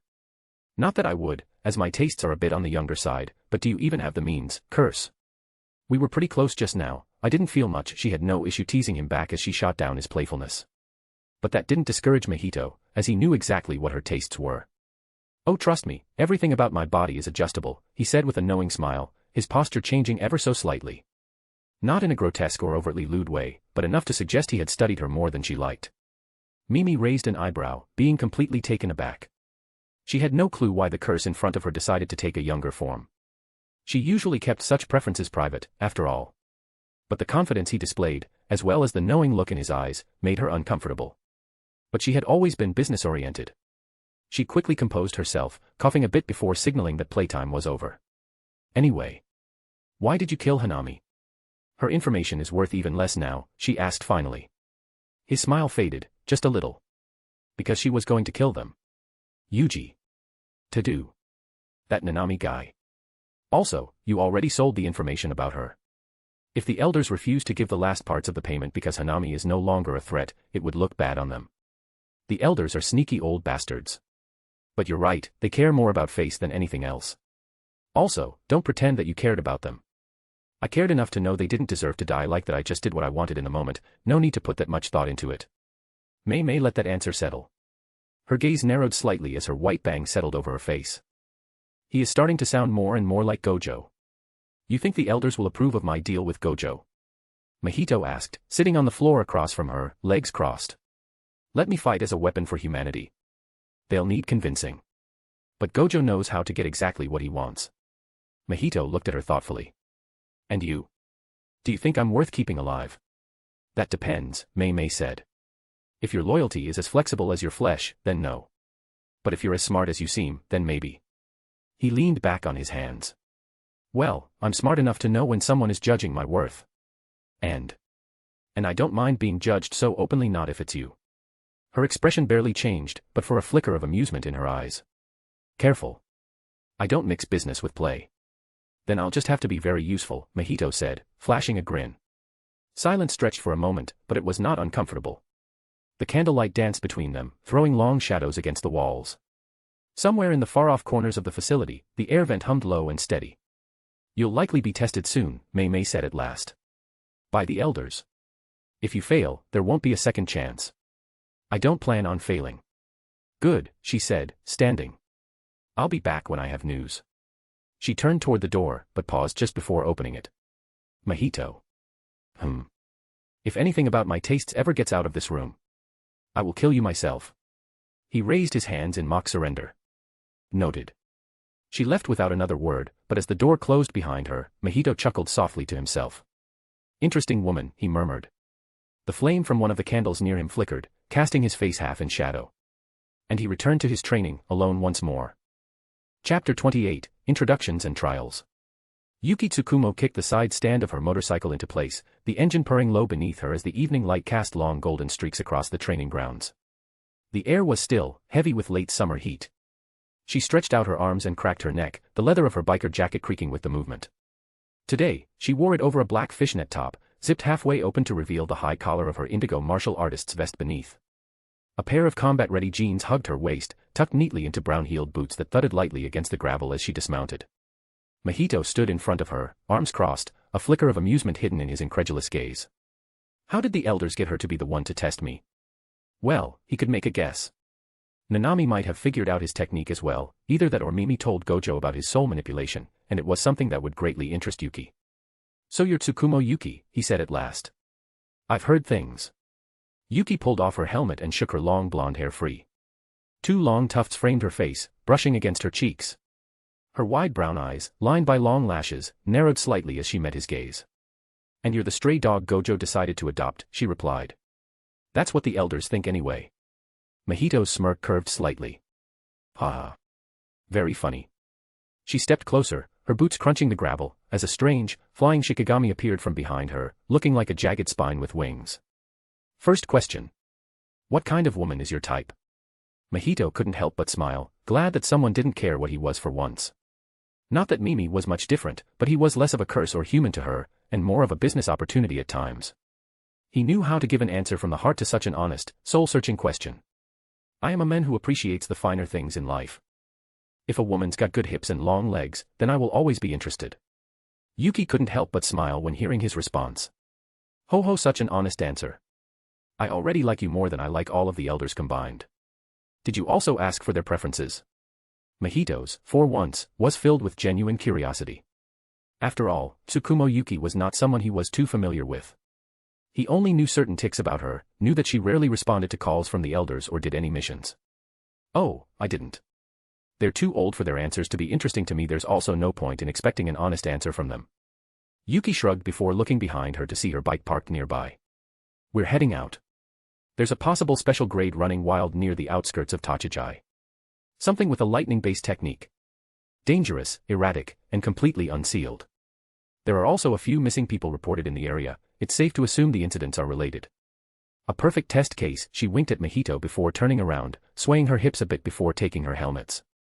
And you want me to help kill it and find the missing people? Is that the extent of my mission? Mahito said, watching her with open curiosity. No, the elders likely just want you to die. But can't outright kill you because of Gojo, she said, adjusting her gloves. I want to see you in action. Since I am neutral, I got picked for the task. Gojo trusts you. Mei too, somehow. But I want to know exactly what you are. My opinion will also end up as the deciding factor for the elders. He gave a theatrical bow. Then I'll put on a good show. Yuki smiled widely before straddling her motorbike and putting on her helmet. Get on. We're doing this my way. Mahito hesitated, then climbed on behind her, resting cross-legged, slightly leaning against her back. The engine growled as she revved it, gravel spitting beneath the tires. They shot down the road in a blur of wind and fading sunlight. The ride stretched for hours. The countryside melted past in a blur of trees and hills, old shrines long forgotten tucked between rice fields. The air was clean here, distant from the cursed energy that clung to cities like fog. But the tension that hung between them was anything but quiet. It was a good type of tension, thankfully. Sometimes a passing driver would glance their way, but none seemed to notice Mahito. Some stared straight through him, eyes fixed on Yuki's backside instead. Much to the special grade curse's amusement. Mahito sat back to back with her, his own long blonde hair brushing against hers, strands tangling slightly in the wind. Neither of them moved to fix it. He wasn't entirely sure if it was intentional on her part, or his. You always ride like this, he asked, voice raised above the wind. Motorcycles are faster than the bureaucracy of the jiu-jitsu world, Yuki replied without turning. And more fun. You seem different from the other sorcerers. Kinda like Gojo, not a stickler for rules, huh? That's because I am. I don't care for traditions. I care about results. She slowed slightly as the road narrowed to a dirt trail. And your technique, it may just be what I've been looking for. Mahito leaned forward, eyes scanning the horizon. Ha, you and plenty of others. It's nice to talk freely with someone so open about wanting to use me for my body. Yuki chuckled. Don't say it like that. Sounds dirty. He grinned against the wind. Oh, if you didn't like it, you would have just ignored me. The bickering carried on as the road stretched ahead, but rather than grating, it pulled them closer. Their odd chemistry just clicked. Eventually, they reached the edge of a rural forest village that had long since been evacuated.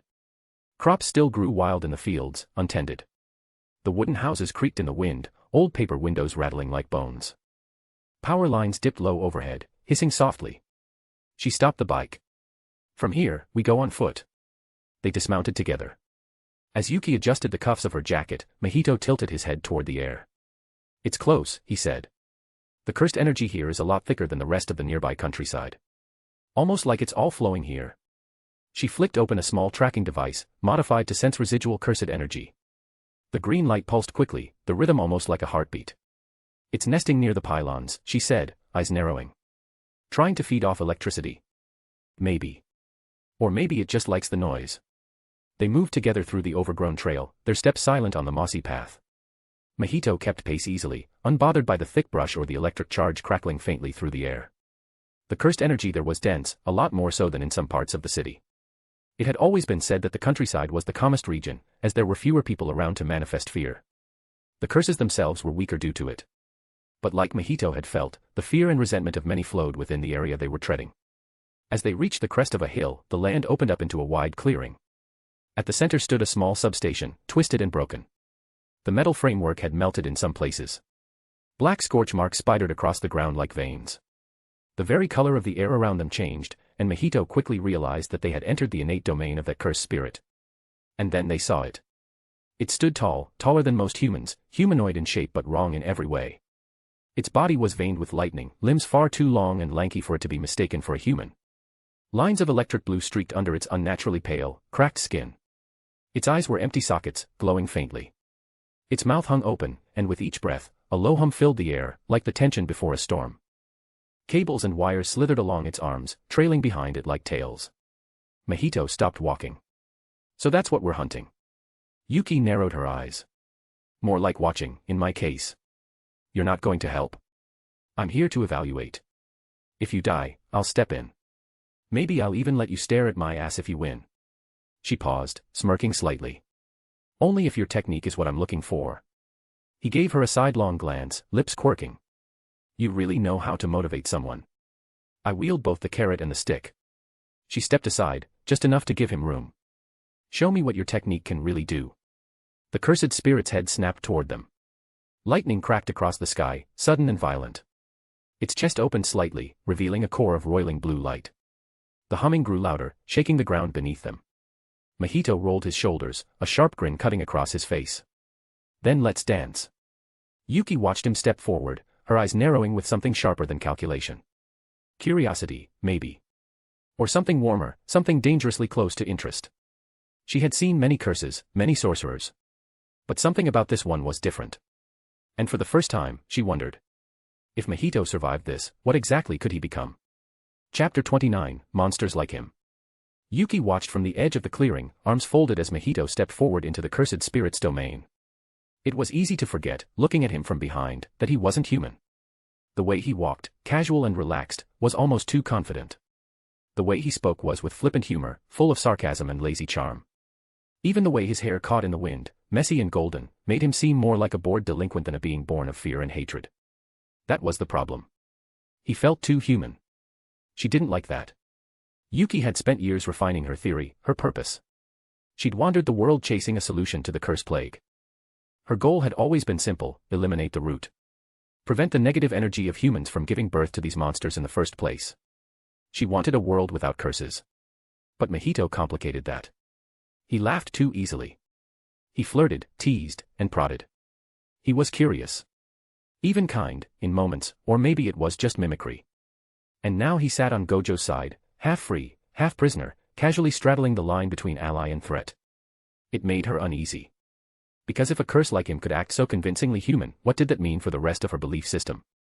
The cursed spirit ahead of them shrieked. It only created a static-filled sound that made the hair on her arms rise. Lightning flickered again from its joints, casting jagged shadows across the blackened grass. Yuki's eyes narrowed. That thing was nothing like Mahito. It was a monster. No soul, no mind. Just reflexes and hatred. A spirit born of fear, untamed and unshaped. Still close to its infancy. And then Mahito moved. His speed was surprisingly fast. He blurred forward with a grin, his body melting into its fluid state mid-stride. His hand stretched unnaturally long, slamming into the cursed spirit's chest before its limbs could finish charging. The air exploded as its spine arched against Mahito's reinforced punch. The spirit shrieked again, stumbling back, electricity arcing violently from its cracked form. Mahito twisted midair, dodging one badly telegraphed bolt of lightning, then another, each movement impossibly clean. His body warped, segmented, stretching and coiling like a snake as he landed behind the cursed spirit. Yuki watched carefully, not blinking. Mahito didn't fight like a man. He didn't hesitate even when facing his own kind, and the way he could manipulate his body without flinching just felt unnatural. His movements were graceful, but wrong. It ruined the image of the relaxed person that she had been portraying the entire way there. His transfigurations rippled over his skin in real time, as if he were improvising mid-combat, reshaping muscle, bone, and sinew with surgical precision. It was to the level of art, in a way. But it wasn't human. The cursed spirit countered with a scream of blue lightning, crashing its lanky hand into the ground. Bolts spidered out in all directions, burning trees and carving trenches through soil. Mahito's body split. Literally. He cracked himself into three, forming jagged, humanoid copies from spare flesh. Each darted in a different direction, all laughing. It was nightmarish. Yuki had seen many curses. She'd exorcised more than she could count. But watching Mahito fight was unlike any of them. It was like watching someone dance through a battlefield without fear, without weight, without regard for injury. He was a force of nature, arrogant, beautiful, and cruel. He is worthy of the special grade classification. Many curses were placed within the special grade category, despite not being as strong. It was due to the amount of cursed energy within them. But real special grades stood out above all others, their techniques either destructive to their surroundings and sorcerers alike. At that moment, Yuki was looking at two designated special grade curses, but one of them was clearly dominating the battle. The lightning-based cursed spirit tried to catch him in a cage of electricity, but Mahito dropped into the ground like liquid before turning into many snakes that slithered out through a patch of broken earth behind it. One of his clones struck first, hitting the spirit's leg with a heavy, distorted arm, which looked more like a club. The second clone lunged for its throat. The third vanished entirely, popping like a bubble just as a bolt of lightning headed towards it. Mere bait, Yuki realized. The real Mahito reappeared above, jumping out of a cloud of dust and diving down like a falcon, his fingers intertwining and forming a jagged blade. The attack connected, and the special grade could barely even get the time to react due to how unpredictable its opponent was. The poor cursed spirit wailed, reeling back, its chest split and smoking. Cables burst from its body, trying to ensnare its opponent, but Mahito grinned and twisted mid-air, disassembling himself mid-motion into chunks that fell just out of range before reforming on the ground. He stood there for a moment, smiling. Covered in scorched marks, but untouched beneath them. A wide smile was still etched on his face. He was still enjoying it. It was because of that Yuki came to a realization. The elders had miscalculated. This was not an equivalent battle, Mahito had no chance of losing. Yuki felt something cold run down her spine. Not fear. Not quite. It was recognition. This was what Mahito really was. Not the boyish smirk. Not the charm. Not the witty deflections or sarcastic banter. Not the wind in his hair or the way he'd leaned against her back on the ride through the countryside. This was him. Something that should not exist. Something that fought like a monster, aiming only to rip and tear his enemies apart. She had been right. About curses. About her goal. Even if one of them could wear a smile and hold a conversation, the rest were nothing but death. Creatures built from sorrow and fear, bred only to spread it. Mahito spun, driving his hand into the cursed spirit's side again. His body twisted unnaturally as he reshaped the impact point, exploiting weaknesses in the spirit's core structure. Even so, he was not outright shredding the curse to pieces or trying to manipulate its soul. No, he was trying to achieve something else. "Don't fall asleep on me," he called, turning his head toward Yuki. "You're supposed to be evaluating, right?" She blinked. He was smiling again. Teeth bright. Eyes burning with chaotic excitement. Yuki was taken aback. For some reason, she wasn't weirded out by him, nor did she feel the need to change the way she spoke to him. "Just getting started. Don't disappoint me." She saw him pause for a second, the grin flickering into something more thoughtful, and then he turned back to the fight. His leg swept like a whip, sending the curse flying off, its back hitting a few trees before eventually hitting a metallic shack. The cursed spirit screamed again. The trees shook. Thunder split the sky overhead. A storm had gathered in the yellowish sky above them. Yuki didn't move. She simply watched. And as she did, she caught herself wondering something she shouldn't have. Not about the fight. Not about the outcome. But about him. Mahito. And while her mind was clouded, she was too distracted to notice something else. The curse that crawled up from the rubble of that metallic shed. It was holding onto someone else. Someone that she had failed to notice. An unconscious old man. "We're on to taking hostages, huh?" Mahito sighed. He didn't feel the measly cursed energy coming out of the old man due to the overwhelming intensity of the special grade curse. He was sure that Yuki was the same. Yuki herself couldn't help but scowl, feeling somewhat ashamed, but at the same time, intrigued. The old man in question was already on his dying breath. Even if saved, Yuki doubted he would survive long enough for emergency services to arrive. That meant this was a great opportunity for a test after all. How exactly is Mahito going to handle this? Chapter 30, Transfigured Morality. Mahito tilted his head, watching the old man hanging limply in the curse's grip. The flickering arcs of lightning lit up the deep lines on the man's face. Eyes clouded, chest rising only faintly. His body looked brittle enough that a stiff breeze might shatter it. "Really?" Mahito muttered, half to himself. "That's your bargaining chip?" The old man was barely clinging to life before the spirit even touched him. If this was intimidation, it was pathetic. From her position to the side, Yuki's eyes narrowed slightly. She'd seen enough hostage situations to know that, too. But she was somewhat hoping to see something else from Mahito. Something within her hoped that she would get to see a more human side of him. But even as a human, Mahito's view on life had always been a tad different from the norm. His mouth curled into a smirk. The contempt on his face was almost childlike. Humans decayed like fruit left in the sun. You could try to keep them intact, put them in a safe, cool space, to prevent them from spoiling too soon, but eventually, they all rotted. To Mahito, killing an old, dying man to take out the curse was a more than acceptable sacrifice. Still, something tugged at him. Not kindness. Just an itch. A curiosity. How easily can I heal people with my technique, I wonder? It was easy to break something, but could he bring something back from the brink of death? The old man's breaths were shallow, ragged, like paper tearing. Mahito's eyes traced the tremor in his fingers, the sag of his shoulders, and for a reason he didn't care to name, he stepped forward. Yuki's brow lifted slightly at that. "Mahito, don't be stupid. He may be dying, but that's still one of the missing people we were sent to investigate." He ignored her. The lightning spirit crackled in warning, arcs darting along its lanky limbs. The smell of ozone grew sharper, biting at the back of the throat. Mahito raised one hand, fingers curling toward the hostage's frail chest. The spirit reacted the instant skin touched skin. The air detonated with heat. The old man spasmed violently, back arched, as every nerve lit up with the curse's electricity. His body shook as it stood in between the two curses, steam curling from his mouth. Yuki's stance tightened, and cursed energy flickered out of her.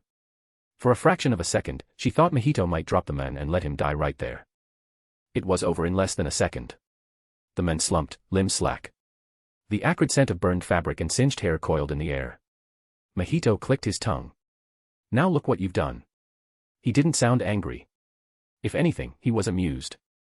His hand, still pressed to the man's chest, began to change. The texture softened, rippled, and sank inward. Idle transfiguration surged from him like ink through water. Muscles realigned. Veins reknit. The old man's heart, which had been seconds from giving up entirely, kicked back into rhythm under Mahito's coaxing. Skin smoothed where it had blistered, breath steadied. Yuki's eyes widened a fraction. She had already theorized from the few reports she had that his technique could heal as well as deform, but seeing it applied with such ease and precision, that was new. Her lips pressed together, hiding the fact that she was impressed. Then Mahito's hand brushed further, passing seamlessly through the old man's chest as if he were made of water. This seemed to take the other special grade by surprise, just enough to allow Mahito's palm to graze the curse's arm. Nothing. The soul beneath his touch was there, but not open to him. Bound tight under the spirit's cursed energy, like stone wrapped in iron. Mahito tilted his head. Interesting. Yuki caught the subtle shift in his tone. He wasn't just testing an opponent, he was cataloging. Filing away weaknesses and strengths. Mahito himself only now fought someone who could resist his idle transfiguration in base. Of course, were he to use his domain expansion, then the lighting special grade would surely die just as quickly as Hanami. But it was still interesting. The curse growled and hurled the old man away like trash, Mahito's hand slipping out of him as his chest and body seemed to return to a normal, healthy state. The men tumbled, weightless for a moment, before a large, spine-like shikigami surged upward to catch him. Yuki's shikigami. Got him, she said. The shikigami's coils were gentle but firm, lowering the men to the grass. She didn't look away from Mahito or the curse for a second. But as the old man rested near her, she could tell. His breaths were steady, his heart was beating as strongly as that of a 30-year-old, his body appeared to be less burdened by age in general. He was going to live. Mahito didn't look back either. His focus was locked on the lightning curse. The smirk had faded, replaced by a sharp, intent calm. The arcs of electricity around the spirit grew frantic, discharges coming faster. Its frame shifted, joints crackling audibly. Each arc collided with Mahito's body one by one. Burns and blisters filled the skin, which quickly turned charcoal underneath the overwhelming heat. Yet, what good would such attacks do? No matter how high the heat, it couldn't affect the soul. And the dull hints of pain that the burns were causing no longer hindered Mahito. He had adapted. Within a second, the burns and blisters vanished, his muscles stopped spasming, and his body returned to normal. But the lightning special grade was not done either. Rather, it seemed that he was charging up more and more as the skies above them grew angrier. Yuki could feel the shift in the air pressure, like the moment before a lightning strike. Her hand drifted toward her side, her fist clenched slightly, veins appearing all around her arm. But she did not step in yet. To her, it seemed that Mahito was taking more damage. And after she saw him heal that old man, she no longer agreed with the elder's decision to kill Mahito. There is some good in him. But Mahito was neither injured nor bothered by the situation. He had healed the old man on a whim, not putting much thought into it. He rolled his reformed shoulders. Let's see how much your cursed energy can really protect you. The curse lashed out first, a lattice of electricity that raced toward him. Mahito blurred sideways, parts of his body melted as he stepped through whatever gaps he could, his right hand already curling into a fist. That fist was radiating cursed energy, it was covered in an absurd amount of thick purple cursed energy, which seemed almost to engulf his entire arm. Yuki watched his approach, noting every subtle detail. The way his body aligned for the strike, the total absence of hesitation. Pure concentration. His movements were inhumanly fluid, yet all the more precise. She could feel the spike in cursed energy before the blow even landed. When it did, the sound was like glass breaking underwater. Within 1/1,000,000th of a second from contact, space itself seemed to fold and distort around in front of Mahito's fist. The air buckled under the sudden alignment of cursed energy, will, and timing. Black flash. The blow detonated through the spirit's chest, completely destroying its form and sending it skidding back in a spray of dirt and splintered wood. Thunder split the sky overhead as if the world itself reacted. Mahito straightened, lowering his hand. A faint tingle lingered in his fingers, and his smile this time was genuine. At that moment, he could finally see it. That which he had failed to do before. The true nature of cursed energy. It was exhilarating. Landing a black flash would transform a newbie jujitsu sorcerer into a seasoned veteran. But for someone like Mahito, who was entirely constructed by cursed energy, well, it just helped him gain a better understanding of himself altogether. Within that exhilaration, he couldn't help but boast, his blonde hair flowing in the wind as he turned to glance toward Yuki. Your evaluation just went up a notch, right? She didn't answer immediately. Her shikigami hovered protectively over the old man, whose breathing was strong and steady. Her eyes stayed on Mahito, watching the way he carried himself after the strike. Finally, she smirked. Maybe. Keep it up. Mahito turned back to the spirit, whose form was still sparking and twitching as it struggled to rise. The grin on his face deepened. Yuki remained still, arms folded. In her mind, two thoughts battled. One was the certainty that Mahito was dangerous beyond even her first impression. The other was a reluctant acknowledgement, he was fascinating to watch. And he had a pretty nice smile. For a moment, she forgot the hostage, the countryside, even her own mission. All she could see was the strange, lethal rhythm in the way he moved. Unfortunately for her, the fight was about to end quickly enough. After a black flash. I feel like I can make it even stronger. I can see it. A different path I have yet to walk. Now then. Let's see you block this. Mahito moved in a strange manner, his body growing a multitude of hands from his back, each making distinctive hand signs. Each hand had a mouth, chanting a rather ominous melody. And with many mouths at once, something different echoed out, more recognizable. Domain Expansion Cursed Genesis. Chapter 31, A New Barrier. The chanting rolled from Mahito's many mouths in an eerie, layered harmony. It wasn't the frantic, desperate incantation of a cornered fighter, it was deliberate, methodical, each note resonating in the air like a drumbeat before a storm. The lightning special grade, still smoldering from the black flash, twitched and spat arcs of electricity, the static crawling along the grass in angry ripples. Yuki could feel the shift before she saw it, the air thickened, the temperature warped, and cursed energy began to knot itself around Mahito like an intricate weave. Her eyes narrowed. He's doing it again. She murmured under her breath. She knew that she was about to witness his domain expansion herself. The ground around them seemed to ripple outward, invisible waves emanating from Mahito's position. There was no crackling shell of a barrier, no enclosed, warped space folding into itself. At least not in any visible sense. The horizon didn't bend or seal itself off. Instead, the air cleared. It was unnerving. Domain expansion, Mahito's voice carried, not shouted but laced with an authority that made the words settle in Yuki's bones. Cursed Genesis. The world didn't change. It simply shifted. Everything within 100 meters in all directions, twice the reach of his original domain, was his now. Yuki's brow furrowed as she realized exactly what he'd done. No wall, no overt visual separation. He'd layered a binding vow into the very expansion, shaving away the defensive barrier in exchange for raw, oppressive scale and seamless integration with the real world. Almost barrierless. That thought scraped uncomfortably across her mind. Even for a special grade, that kind of control was almost divine. He had forsaken any defensive aspects of a usual domain expansion, the barrier that surrounded it was so thin that it could be disregarded altogether. I am so close to a barrierless domain but not yet. Not today, it seems. Mahito sighed internally, he did not let his thoughts deprive him of the excitement he felt in the moment.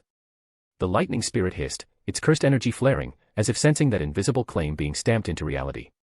It crackled backwards, trying to run away and escape the domain. But Mahito's expression didn't shift, only his eyes gleamed, focused and unblinking. Careful, this thing's annoyingly fast.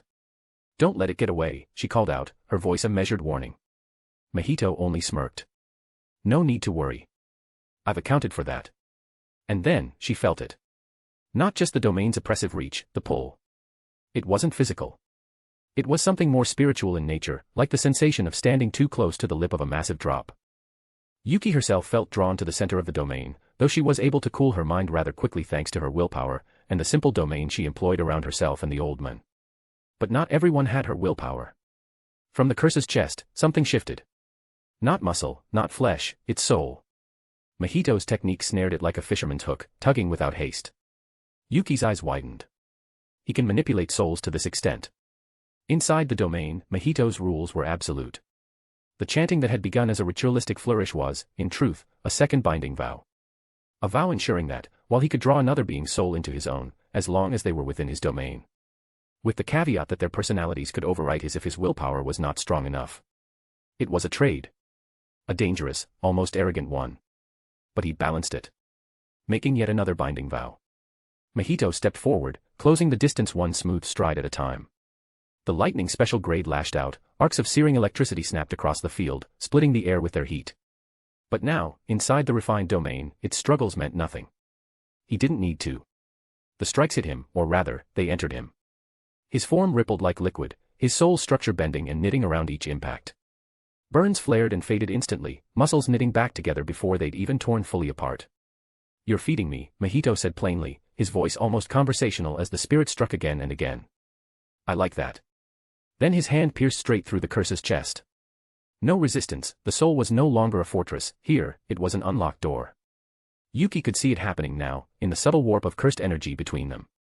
Threads of lightning-bright power unspooled from the spirit's core and coiled inward toward Mahito, threading into him, disappearing beneath his skin like rainwater into sand.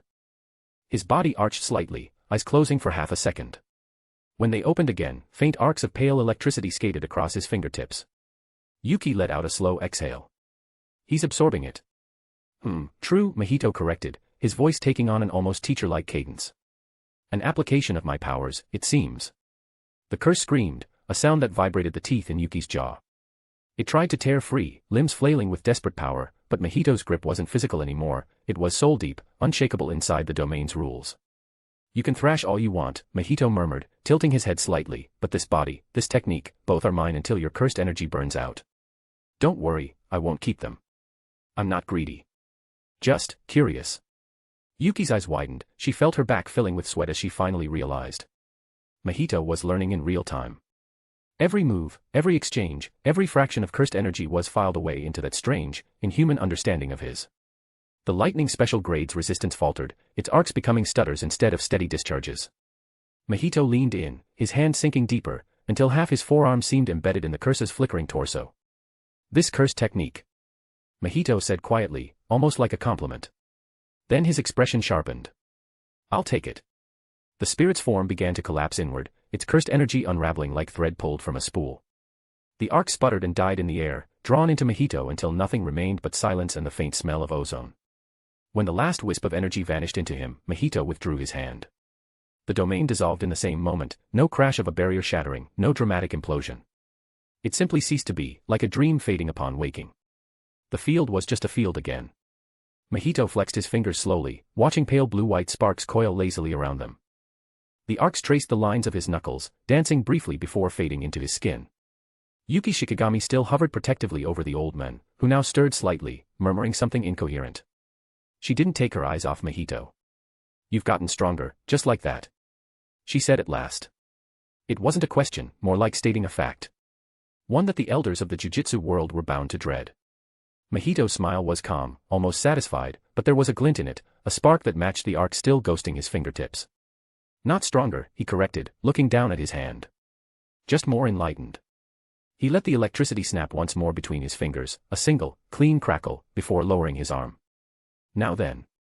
How would you grade my performance, Miss Special Grade?" Chapter 32, Elders Panic and New Home. The council chamber smelled faintly of old wood and incense. A semicircle of elders sat at an elevated dais, their expressions carved in the same weathered stone as the walls behind them. Banners bearing the crests of the clans hung motionless in the stale air, and in the center of the floor stood Yuki Tsukumo. She bowed her head just enough to acknowledge their authority without surrendering to it.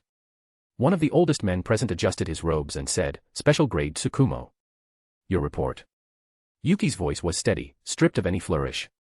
The mission to eliminate the Lightning Affinity Special Grade Cursed Spirit was successful. I was assigned oversight of Mahito, acting under Gojo Satoru's permission, to assess his capabilities. During the engagement, a civilian hostage was taken, an elderly man. Mahito engaged directly, shielded the man, and healed him instantly upon contact. A murmur rippled through the elders. One of the Zenin clan representatives leaned forward, skeptical. "Healed? You're certain?" "Yes," Yuki replied without hesitation. "Immediate and complete restoration. No residual injury. It was done through direct contact, without the use of reverse curse technique as far as I could detect." An Ino clan elder narrowed his eyes. "That's certainly not in his nature." Yuki let the remark pass. Following that, Mahito initiated a domain expansion. It spanned roughly 100 meters in radius, double his previously recorded capacity. The structure was unconventional. Almost transparent barrier, not made to hold anything in or out, almost seamless with the surrounding environment. Inside, his control over soul manipulation was absolute. He was able to draw in and extract the special grade's curse technique upon defeating it. The chamber fell into a hush. Finally, a Kamo elder broke it. A cursed spirit with adaptive growth, mastery of soul manipulation, and the ability to absorb techniques. His lips thinned into a grim line. "Gojo is already a problem. Now he fosters this. Yuki's gaze didn't waver. Mahito is evolving at a pace I've never seen before. His domain was refined, deliberate, and inhumanly precise. It is starting to look unnatural. And if he continues on this trajectory, he will become something that not even the standard special grade classification will fit. The tension in the air thickened. Some elders shifted uncomfortably, others masked their unease behind neutral expressions. This is dangerous, an elder from the Gakuganji school muttered. We cannot allow another figure outside our control with that level of power. Another countered, if he remains under Gojo's watch, perhaps we can dash. Gojo Satoru answers to no one, the Kamo elder snapped. And neither will this Mahito if we are not careful. The Zenin representative spoke next, voice measured but edged with contempt. Two uncontrollable annoyances, one human, one curse, both under the same banner. It will upset the balance that's kept our clans in power for generations. One of the quieter elders finally said, then we make our stance clear. Mahito remains under Gojo's supervision but with regular oversight from special grade Tsukumo. If his actions stray from acceptable limits, she is to act immediately to exorcise him. Several nods followed, though not all were in agreement. The vote was quick, but the undercurrent of fear was undeniable. They were not just afraid of Mahito. They were afraid of what he represented, proof that Gojo's vision of the future was already taking shape. Yuki kept her posture relaxed, hands loosely at her sides. She gave no sign of the thoughts she held back, the image of Mahito's calm smile after absorbing the lightning curse, the strange glint in his eyes that didn't quite belong to a monster. When the meeting was adjourned, she walked out into the cool hallway without looking back. She felt glad. She had the perfect excuse to keep in touch with Mahito and explore his technique further. Yeah. That was all it was. The afternoon light over Tokyo Jujutsu High was almost blinding after the shadows of the council chamber. Mahito followed Gojo through the open gates, his eyes flicking from the training yards to the weathered dormitory walls. And over here, Gojo said, his voice carrying that easy, sing-song lilt, we have the training field. Nice, open, perfect for working out all your frustrations without breaking the good china. Mahito's gaze lingered on the sparring second-year students in the distance. They froze mid-practice when they saw him, their stances faltering as whispers began to ripple. Gojo noticed but didn't slow his pace. Ignore the staring. They'll get used to you, or they won't. Either way, you'll get plenty of space to yourself. I don't mind an audience, Mahito said lightly, scanning the grounds. It's fun to see how people react. Right, Gojo replied with a wide smile, clearly amused by the whole situation. However, he still felt the need to add something else. Just remember, fights are off limits for you unless they're volunteering. I mean it. Of course. Not that I'd ever fight seriously against fledgling sorcerers. Mahito was not bothered by that rule one bit. They passed by the kitchen, the library, and the old stone staircase leading to the faculty offices. Gojo narrated each landmark like a tour guide at an amusement park, dropping in the occasional warning masked as a joke. This is the main dorm building. Hot water's limited, so you might want to take your showers at night. Also, don't eat panda snacks unless you're ready for a fight you can't win. Mahito smiled, slightly amused at the prospect of Panda attacking a special grade curse for stealing his snacks. Eventually, Gojo stopped in front of a small detached building at the edge of the grounds. He fished a key out of his pocket and tossed it without looking. Mahito caught it smoothly. Your quarters. Not bad, huh? Plenty of privacy and peace. You'll be fine here. Mahito looked at the door, then back at Gojo, his smile slow and unreadable. Peace is nice, but I'm more interested in the opportunity to spar with you. Gojo adjusted his blindfold slightly, grinning. Oh, you'll get it, that's for certain. He had also read Yuki's reports, he was curious about clashing domains with Mahito by that point. Before Mahito could reply, the sound of voices cut through from the courtyard behind them, quick, familiar tones. They turned as Yuji Itadori, Megumi Fushiguro, and Nobara Kujisaki came into view. Oh, I'd better take my leave. I bet you have plenty to talk about with my students. Bye-bye. Gojo disappeared just like that, vanishing in thin air, but Mahito was sure that he was still watching one way or another. Alas, it was going to take a while before Gojo left him out of his gaze. Yuji's expression shifted the moment he recognized Mahito. There was no hostility in it, but a wariness tempered with something almost like relief. So, you're really here. Thought I'd only see you again in another fight. Mahito's grin widened, faint amusement curling in his tone. And yet here I am, on friendly terms. Fate's strange, isn't it? Yuji nodded slightly. You helped us against that forest curse. I haven't forgotten that. Kujisaki stepped forward, arms crossed but eyes bright with curiosity. You also helped me against that Werito. Didn't think I'd be saying this to a curse, but, thanks. Mahito tilted his head, his voice just a shade lighter. You're welcome, though I don't recall doing it for gratitude. He didn't feel the need to put up appearances anymore. He was just being himself. Megumi, however, didn't relax. His gaze stayed fixed on Mahito, his cursed energy already subtly shifting beneath the surface. Gojo-sensei may trust you. But I'll still keep an eye on you. Mahito just smiled when hearing that, slightly amused. Don't worry about it. Besides, Gojo himself is keeping an eye on me. Megumi didn't look convinced. His eyes narrowed slightly, and Mahito could feel something strange revolving within his soul, ominous and rhythmic. If you are dangerous, I won't hesitate. Even if it costs my life. The air grew heavier at that, the implied threat settling between them. Mahito only chuckled. You'd go that far? Interesting. It wasn't shocking, rather, he was surprised that Megumi hadn't threatened to summon Mahoraga during their first encounter. The young sorcerer did it so much to the point where it was almost like a muscle reflex. It certainly hindered his growth. Yuji glanced at Megumi, tension flickering in his tone. Hey! Lighten up, he's been nothing but friendly up to this point. Kujisaki smirked, brushing a strand of hair from her face. You're no fun, Fushiguro. Let's see what he does first before you threaten to blow yourself up or something. It's fine to be wary, I don't mind. Mahito shook his head, still smiling as if he hadn't just been threatened. Still, he couldn't help but leave Megumi with one last comment. Don't be so trigger-happy. Value your life a little. Still, as Mahito turned toward his quarters, he could feel Megumi's eyes on his back, watchful, ready, maybe a little confused. Ah. This is going to be fun, Mahito smiled internally as he finally stepped into his quarters. Chapter 33, Eagerness and Suggestion. The training field at Tokyo Jujutsu High was quiet in the early afternoon, save for the rustle of wind through the surrounding trees and the occasional creak of the wooden viewing stands. It was a deceptive calm, the kind that carried the faint scent of challenge in the air. Mahito stood near the center, rolling his shoulders and tilting his head in an easy stretch. His gaze drifted over the sparring dummies, the scored earth, the faint scent of sweat and scorched energy in the air. He chuckled under his breath. Didn't even take a full day before I was accosted for a spar. Across from him, Maki Zenin tightened the wrap on her hands. Her eyes were steady, unreadable behind her glasses, but her posture carried the kind of quiet tension he associated with people who were constantly pushing themselves against an invisible wall. On the field, Panda and Inamaki were also watching, almost as if they were prepared to jump in if Mahito did something strange. But their interference wouldn't be necessary today. It's not every day we get a special grade curse hanging around the school grounds, she said bluntly. If there's a chance to measure myself, I'm not going to waste it. Mahito's lips curved. Measure yourself, or prove something. Maki's jaw shifted slightly, but she didn't flinch. Both. My reasons don't concern you. But you are strong, not as overwhelming as Gojo, but stronger than everyone else around. The conviction in her voice caught his attention. He'd met plenty of sorcerers and cursed spirits, but few carried ambition with that kind of focus. And he already knew that what came out of her mouth was not just empty words. He knew what she would end up doing in the future. I see.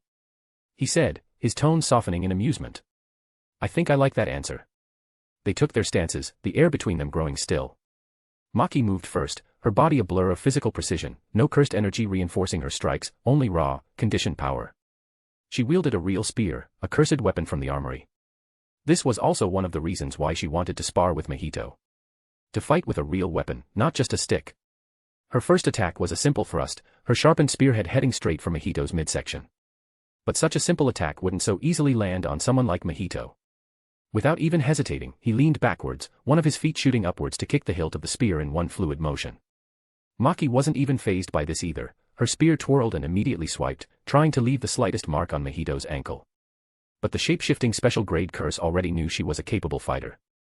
In an instant, he pulled his leg back, causing only a slight scratch to appear on it. First strike very good. He did not go all out, nor did he use his full speed or curse technique. Instead, he decided to train his martial arts for once. Before Maki could even comment, his palm thrust right toward her abdomen, a strike she quickly moved to block, her spear twirling around as the hilt came in contact with Mahito's palm. The sheer force behind it sent her skidding on the ground, momentum which she used to roll and thrust her spear towards her opponent's head, going straight for the kill. Mahito jumped, raising his leg into an axe kick as he pushed the head of the spear into the dirt with a smile on his face. Maki quickly tried to pull her weapon back, but even with her heavenly restriction-enhanced strength, she struggled heavily. She almost fell backwards when Mahito's leg lifted, performing a high kick right towards her head. The hit landed right on her cheek, sending her tumbling on the grounds of their makeshift arena, raising up a small cloud of dust. On the side, Panda tensed uncomfortably. While Inamaki narrowed his eyes, his expression quite serious as he muttered, "Fish cake." Maki immediately rolled to her feet, a red and blue bruise forming on her cheek, while a deranged smile also appeared on her lips. She was concerned at first, but now at least she didn't have to worry anymore. Mahito was not one to take it easy on her because she was a woman. Rather, his kick felt heavy enough to kill any regular human, and even some weaker sorcerers. Her spear was no longer with her, but she was not dissuaded. Instead, she used her speed to immediately dash towards the special grade curse, who kicked up her spear and started wielding it with a stance similar to her own. She slid in under his guard, leg whipping in a low arc. He deflected it using the hilt of the spear, before turning it and aiming the blunt end right for her head. She donkey rolled just in time to avoid that crushing blow, which immediately went on to break the concrete and dirt at the point of contact. Maki sweated a bit, although she dodged successfully. If Mahito had used the longer, sharpened end of the spear, then she would have been pierced right through, impaled into the ground like a post fence. Mahito twirled the spear, motion similar to Maki's own as he created a gust of wind powerful enough to blow the dust away. "You rely on speed to bridge the gap," Mahito remarked conversationally as she slid back a step. "Good, but predictable. Easy to counter for someone who can match your speed. And predictability gets you killed." Maki's eyes narrowed. That determined smile never left her lips. At that point, she had completely forgotten what she was facing. "Then help me become more unpredictable." Her excitement made him laugh. It was short but genuine. He threw her spear back with a smile on his face. "All right." And he obliged. For the next few hours, the field rang with the thud of footfalls, the solid crack of strikes meeting parries, and the occasional dull smack when Mahito redirected her attacks into the dirt. He never unleashed idle transfiguration, not even using it to reinforce his body. He only used cursed energy. Yet it was obvious to both of them who was dictating the pace. Still, Maki adapted. She read his feints faster, pushed harder on the few moments he gave her an opening. Her stubbornness was palpable, and he found himself impressed by her refusal to let frustration cloud her control. Finally, after a particularly sharp exchange that ended with her elbow a hair's breadth from his ribs before he trapped her arm, Mahito stepped back and dropped his stance entirely. Enough. Maki straightened, breathing hard but still sharp-eyed. Her body was filled with bruises, injuries that were painful but not serious. Mahito had not taken it easy on her. She was exhausted to the point where, when she realized that the fight was over, she lay down on the broken and battered training grounds. She sounded ragged as she was taking hungry, deep breaths, one after another. At some point, Panda and Inamaki had walked off, realizing that Mahito was not going to seriously harm her. So it was just the two of them now. "You've got talent," Mahito said, tone frank. "And willpower. I could make you stronger. Much, much stronger." Her brow rose. Stronger how? She was not interested in shortcuts, but it was safe to say she was intrigued.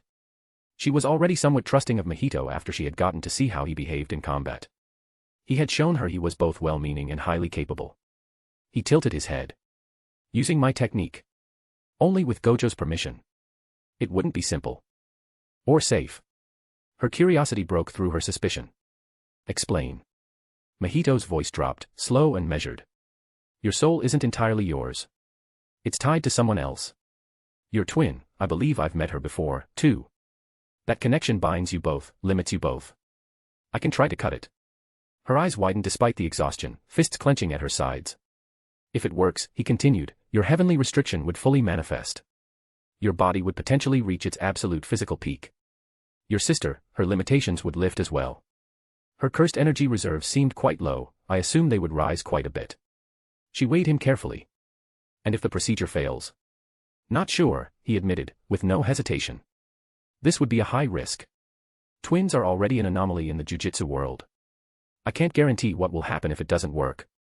Silence fell between them, broken only by the wind. Maki's mind was rolling around, her eyes seemed a bit frantic. The prospect of cutting the bond between twins which chained down both her and Mai was beyond tempting to her. Any lesser man would likely even end up using this against her. But Mahito was no such man. He was more of a curious soul. "A good chance to experiment, and if it works, both sisters will owe me. The Zenin clan already hates me anyway, they hate anything different after all." Chapter 34, Considerations and Desire. The late afternoon sun was warm but unyielding, spilling through the tall windows of Gojo's office in a golden wash. The light caught drifting motes of dust in the air, each one turning lazily in the stillness. It should have been a comfortable scene, yet Maki Zenin stood rigid in the middle of the room, hands clasped loosely behind her back. Her posture was measured, her tone ready. "I want to take my leave," she said. Her voice held no hesitation. I'm going to Kyoto. To see my sister. Gojo's chair creaked as he leaned back, one arm draped over the backrest, the other idly drumming his fingers against the armrest. And this is about what Mahito told you. You're really considering it. There was no point in denying it. Maki nodded once. He says he can cut the connection between us, she continued. If it works, we both get stronger. If it fails. Her eyes didn't waver. We deal with the fallout. Gojo's grin faltered just slightly, replaced with a sharper gaze. You understand how dangerous that is, right? I do. He studied her for a moment longer, as if testing whether her words were posturing or truth. So, what, are you asking me for permission? I'm telling you what I'm going to do, as always, I expect you to support my decision, she replied flatly. That earned her a low, amused chuckle. Fair enough. But here's the thing. You may not need my approval for this. The choice is yours, Maki. Just know that if it blows up in your face, there's no undoing it. And I won't be able to punish Mahito either. He only made a proposal, that's the beginning and end of it. That's the point, she said without flinching. The grin came back, though softer this time. A fully awakened physical heavenly restriction. He leaned back, eyes narrowing underneath his blindfold as some distant memory flickered behind them. Reminds me of the only men to have gotten close to killing me. The name went unspoken, Maki hadn't ever heard about such a thing, but she dared not ask either, despite the curiosity gnawing at her. The weight of it lingered in the air between them. Maki inclined her head. Then you understand why I have to try. All the more reason to go ahead with the procedure. Gojo tilted his head, finally waving her off with a lazy gesture. Go, then. Just don't make me regret backing you. She left without another word. The air outside was cooler, carrying the faint smell of pine from the trees lining the path. But it didn't cut through the tight coil in her chest. Convincing Gojo had been the easy part. Convincing Mai would be something else entirely. Her sister had never fought against the clan's expectations. She had no ambitions to challenge the Zenin's authority over her autonomy, no drive to claw her way up from the shadow they had been born into. For Mai, survival was enough. Maki could already hear her scoffing. Why risk everything for some hypothetical gain? Why push for more when you could just live quietly? But Maki had lived that life before. And she knew that it was no way to live at all. Mahito's offer was dangerous, untested, maybe even foolish. But it was also the first credible path forward she'd ever had. As she would only eventually get stuck as a second-grade or first-grade sorcerer for the rest of her life. If it worked, Mai would also be free of her limitations, her curse technique no longer strangled by the weight of her restriction. And Maki, her own heavenly restriction would finally stand at its full, unchained potential.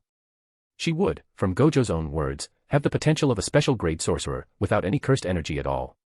She had no illusions about the risk.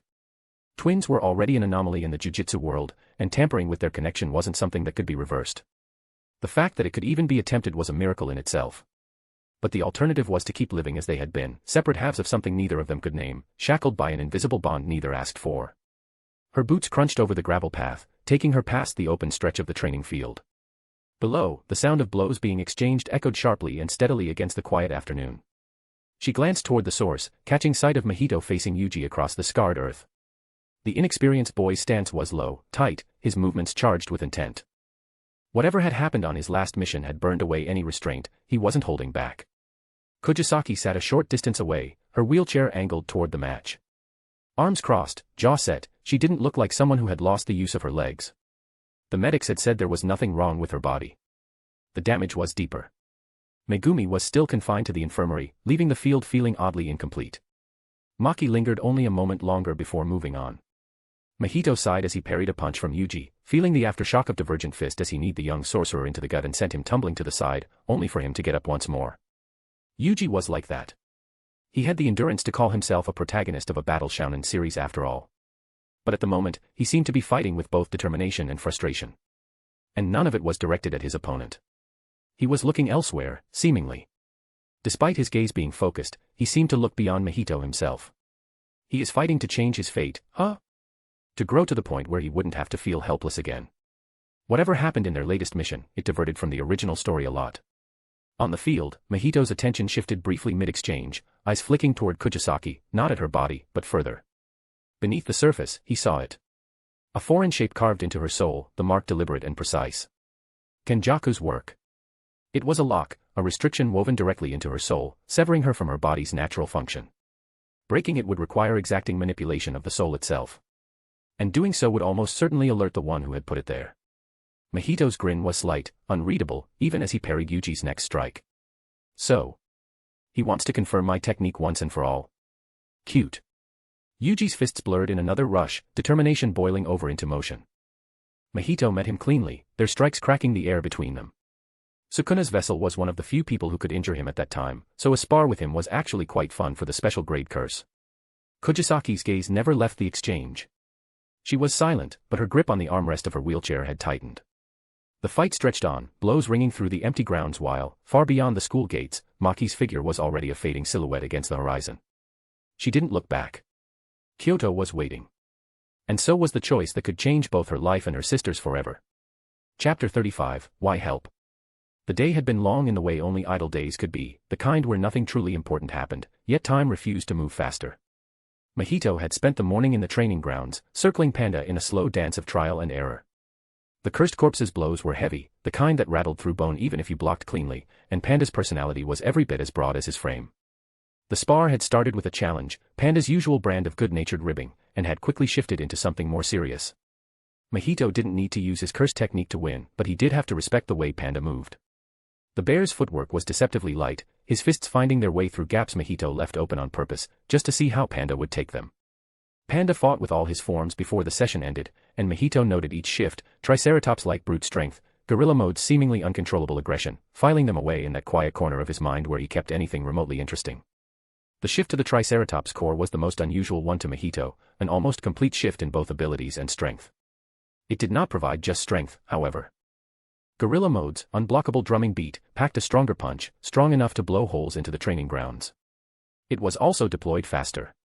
But the Triceratops provided an uncanny endurance and another strange ability which allowed Panda to absorb impacts and release the stored force into a rather devastating bull rush, putting his newly grown horns to good use. Mahito learned from them, trying to figure out ways he could incorporate those techniques into his own creations. In the end, they both walked off the field with a rather clear victor. Mahito had not even broken a sweat, but Panda was exhausted beyond belief. Regardless, it hadn't been about who won. The spar was a conversation, and Mahito had learned enough. By afternoon, the noise of the match had faded into the stillness of the grounds. The clouds hung low, the light thinning into the softer edges of evening. That was when he saw her once more. Kujisaki Nobara sat alone near the far wall, her wheelchair angled toward the empty dirt of the training field. She didn't fidget or sigh, she just sat there, as if keeping watch over something no one else could see. Her body was intact, Mahito had already studied her from a distance. The damage was deeper, bound into the shape of her soul. And he could see it. The brand that Kenjaku had placed. Mahito's lips twitched faintly upward. He could break it. He could make her walk again before the sun finished setting. But why? The question wasn't cruel, not to Mahito. It was honest. From Kenjaku's point of view, Mahito was already rehabilitated, a curse-turned-pet project of Gojo Satoru. He'd saved Yuji on more than one occasion, spared Kujisaki from Haruta, and fought alongside sorcerers against other curses. Jogo's reports and other rumors would have carried that narrative far enough for Kenjaku to believe it. And if that were true, what would be the most natural thing for him to do? Heal her. Prove his value. Cement his role as a trusted member of Gojo's circle. But he didn't really need to strengthen his standing any further. He was already planning to do that by helping Maki, someone with much more potential to be useful in the future. Mahito let his gaze wander past her, toward the edge of the field where the trees cast long shadows. If I heal her now, Kenjaku will know for sure. He'll confirm my technique's actual purpose. Information like that wasn't something you just gave away. His reasoning was simple, there was no reward worth the risk right now. The soft crunch of footsteps on gravel pulled him from his thoughts. Gojo Satoru didn't so much approach as arrive, his presence washing into the space before his voice did. Mahito, he said, easy as ever, though there was a subtle tension in it. Need a word. Mahito glanced over, the lazy half-smile already in place. About what? Gojo stopped a few paces away, his hands buried in his pockets, shoulders loose in a deliberate way. Nobara. Think you can help her? Mahito tilted his head, letting the silence stretch. Help how? You know exactly how, Gojo said. The usual playfulness had thinned, leaving something heavier underneath. Whatever's wrong with her isn't physical. That's your specialty. Mahito rose from the steps in one slow motion. I can take a look. Gojo stepped aside, gesturing with a small tilt of his head. Be my guest. Kujisaki's eyes followed him as he crouched beside her, but she said nothing. Mahito didn't bother looking at her face, he was focused on the thing beneath it, on the brand's fine edges and the way it bit into her. It would be so easy to strip it away. Instead, he frowned faintly. It's more complicated than it looks. There's a barrier wound directly into her soul. Like a tripwire. If I force it open, it might kill her. Gojo's jaw worked behind the blindfold. Might. Mahito straightened. I don't have much experience with barriers, but removing one directly tied to the soul may have adverse effects. The special grade curse dusted his hands as if the matter was already settled. If it were me, I wouldn't risk it. The odds aren't in her favor. Kujisaki didn't speak, but her fingers tightened on the armrests of her chair. It was impossible to tell how she felt in that moment, but Mahito could feel the sorrow rolling in the depths of her soul. It didn't concern him. She was not determined enough to give her life away for a chance to walk again. She had other things she wanted to do with her life, people she hadn't managed to meet just yet. Maybe one day. That was all she thought before she turned her wheelchair around on her own and left. Neither Mahito nor Gojo stopped her. Gojo exhaled, a slow breath that seemed to pull his shoulders down a fraction. All right. If that's the situation, she'll have to make that decision on her own. He turned, walking off without another word. Mahito watched him go, that same faint smirk tugging at his mouth. He'd played it well, given just enough truth to make the lie believable. The reality was simple, he could have fixed her in a heartbeat. But nothing had changed for him, not really. He still only moved when there was something to be gained. If Gojo, or Kujisaki herself, ever found a way to offer him something worth the trouble, maybe then he'd remove the mark. Until then, she would remain as she was. Keeping Kenjaku in the dark was important for now. He was bound to eventually learn of his technique, but it would no longer matter by that point. Mahito was already confident in his growth, confident in fighting anyone from Kenjaku to Gojo, to even Sukuna. Of course, winning and fighting were vastly different terms. The grounds fell quiet again, the horizon fading into the deep blue of oncoming night. Mahito leaned back against the steps, eyes half-lidded, letting the thought drift away like smoke, as he turned back to his previous musings about his still-growing personal army. In the end, it always came back to the same rule, no matter what world he lived in. Help was never free. Chapter 36, Sisters and Bonds. The tea between them had gone cold, but neither sister seemed to notice. Maki sat opposite Mai in the dim corner of the Kyoto dormitory's lounge, elbows on her knees, leaning forward like every word she spoke was part of a fight she refused to lose. Mai lounged back on the couch with her usual guarded posture, eyes half-lidded, arms crossed, but the slight tremor in her foot betrayed the tension that never really left her. You know I never wanted this either, Maki said finally, voice low. But I wasn't going to let them decide how far I'd go. Mai gave a short laugh, bitter but quiet. So you decided to fight the tide head-on.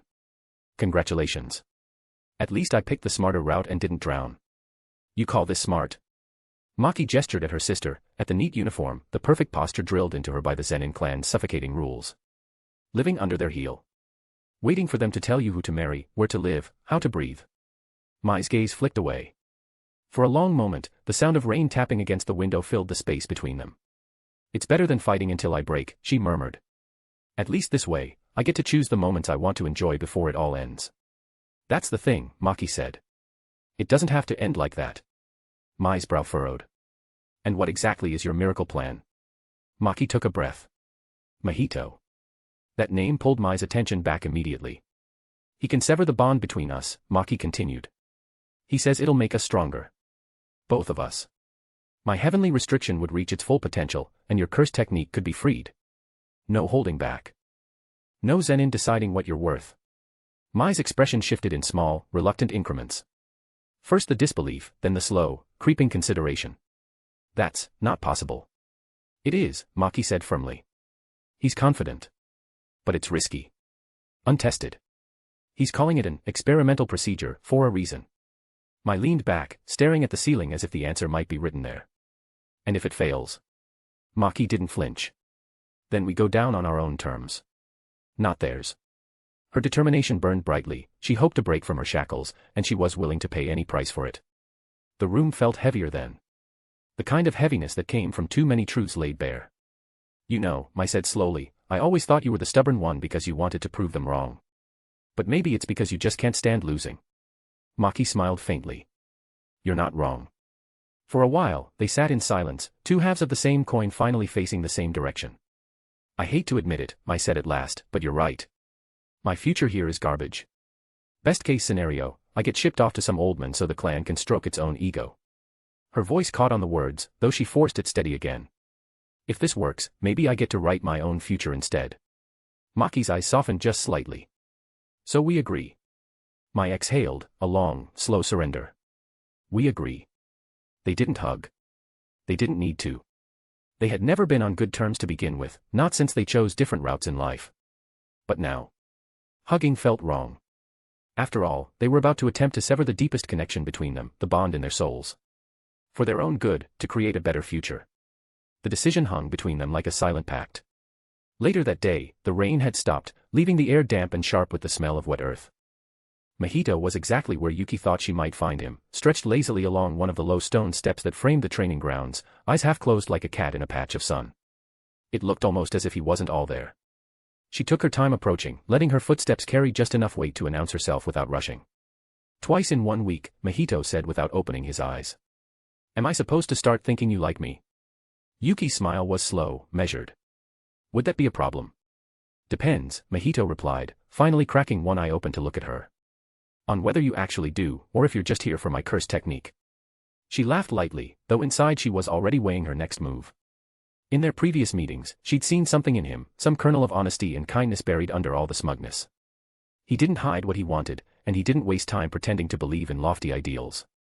And his ability might be the answer she had been searching for all her life. A way to break the boundaries of cursed energy, to reshape what was possible. But telling him that outright would be a mistake. He didn't strike her as someone who responded well to being told what he should do. No, Mahito needed to think it was his choice. She lowered herself to sit beside him, crossing one leg over the other. Maybe I just like your company. You're not like the rest of them. Mahito tilted his head. Flattery. From you. Observation, Yuki corrected, leaning slightly closer. Besides, you're a rare kind of honest. Most people dance around what they want. You just say it. Mahito's grin widened. And what do you want? She met his gaze without hesitation. To see what you can really do. Up close. For a moment, the air between them felt charged, but not with cursed energy. Mahito studied her the way he studied everything, as though he were taking apart each word to see what lay underneath. I could show you, he said eventually, but it may be more than you can take. Ho ho. Well, we'll see about that later. For now, how has your life here been? Yuki replied, her tone playful but her intent sharp as glass. She had no plans to rush this. A steady approach would keep him curious, keep him open. They talked for a while, their conversation meandering between harmless jabs and subtle probing. Mahito didn't mind the attention, in fact, he found it unexpectedly refreshing. Yuki wasn't afraid of him, and she didn't seem to care about whatever stories the others told. By the time the sky began to darken, the tension had shifted. It was no longer a verbal game. Their banter carried a different edge, one that neither of them bothered to dull. Yuki leaned in, her voice a little lower. You know, for someone who's supposedly dangerous, you're awfully easy to be around. Mahito's smirk returned, sharper now. You'd be surprised how many people find me interesting. Interesting, She let the word hang there, testing it. I can see that. Neither of them needed to say the rest. The pull was there, mutual and unspoken. Later, in the quiet of a dimly lit room, the conversation stopped altogether. Whatever caution Yuki had planned to maintain blurred at the edges, and whatever restraint Mahito had been holding onto dissolved in the warmth of proximity. We get along fine enough. If she wants to give so easily, then who am I to complain? He had not been with anyone in months, and though he rarely admitted to feeling anything as human as pent up, he had no reason to refuse, did he? It certainly helped that he could feel it. The desire within Yuki. She had something else besides desire buried within her thoughts, but then again, why would someone interact with him without trying to gain anything? It was only natural. In neither of his lives had he experienced unconditional love. He didn't think it even existed. For Yuki, it was not just about the act itself, but the space it created. A closeness she thought could use. Trust was a currency, and tonight she was about to make a down payment. The real question was, could she keep control of the game she had just chosen to play? Chapter 37, Passionate Night and Mistakes, 18+. The room was quiet enough that Yuki could hear the faint rustle of the curtains as they shifted in the night breeze. The lamplight had gone dim, casting everything in amber shadow. Somewhere between their banter and the stillness that followed, the balance of the room had shifted. Mahito leaned closer without warning, the familiar smirk gone, replaced by something slower, more deliberate. His hand found the curve of her jaw, tilting her face up toward his. His touch was warm, warmer than she'd expected, and unhurried, as though he were savoring the fact that she didn't pull away. Then his lips brushed hers. They felt hot, as if they were melting against hers. It wasn't the careless peck she'd half expected from an inexperienced curse, nor the rough claiming of someone trying to prove a point. It was purposeful, coaxing, like he was reading her reactions as easily as he read a soul. I should not be thinking about this. But she was. The thought tangled with the undeniable fact that he was good at this. Too good.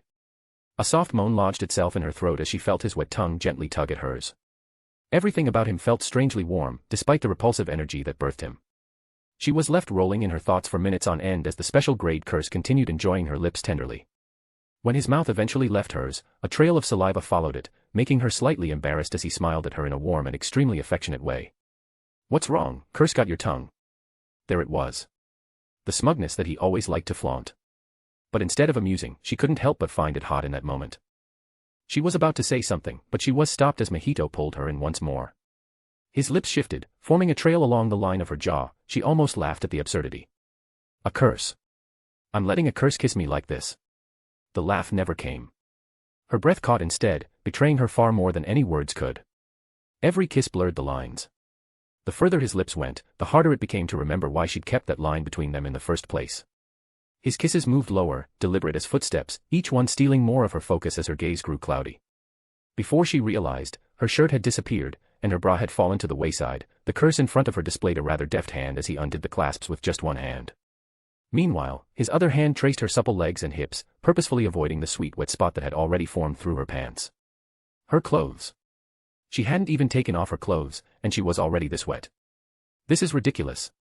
Why is he? Why is he like this?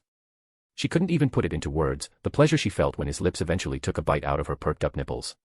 At that point, she could no longer stop her moans from escaping, further emboldening the smug Mahito to continue. His kisses traced lower and lower. He kissed her toned abdomen, tracing her belly button with a smile on his face, while she softly murmured. Eventually, he reached the place that was most begging for attention. Her honeypot was already overflowing, causing her jeans to stick slightly as Mahito damn near ripped them off her. Then she felt something she had never experienced in her entire life. His tongue expanded, turning almost into a snake as it gave her the type of pleasure she hadn't even known was possible. His motions were devilishly slow and consistent, his tongue slithering near her entrance in an upwards and downwards motion as he played with her most sensitive parts. By that point, she was moaning like a broken record. It took her not more than a minute or two to break, yet to her it felt like an eternity of pleasure. And just as she was about to climax, she felt that magnificent tongue stop, and her eyes widened in horror. What's the hurry, princess? We're only getting started. She wanted to protest, to use her strength to push his head back in, to get him to finish the job, but he moved much faster than she did. Grabbing her by the hair, he pulled her to her knees in a surprising show. Had this happened at first, Yuki would have complained about his roughness, but now it felt even hotter as she looked up at him. His pants seemed to shift almost by themselves, revealing his member. It looked human, yet its size and shape were both impressive. She couldn't help but shudder as Mahito let it hit her in the face with a smile. No words were needed, she knew what he wanted. For her to get to work. And, as ashamed as she was, she got right to work. Her tongue immediately started tracing his thick shaft, her neck strained trying to go the entire length of it as she continued trying to do her best to please the curse. She was trying to please him. A curse. But that was not even the most absurd part of the situation.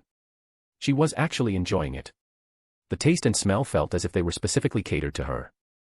Addictive to the highest degree. Her very mind was clouded. She had completely forgotten anything about her original goal. She only cared about one thing in that very moment. Pleasure. Before she had even realized, her jaw was strained as she started hungrily devouring as much as she could of Mahito's manhood.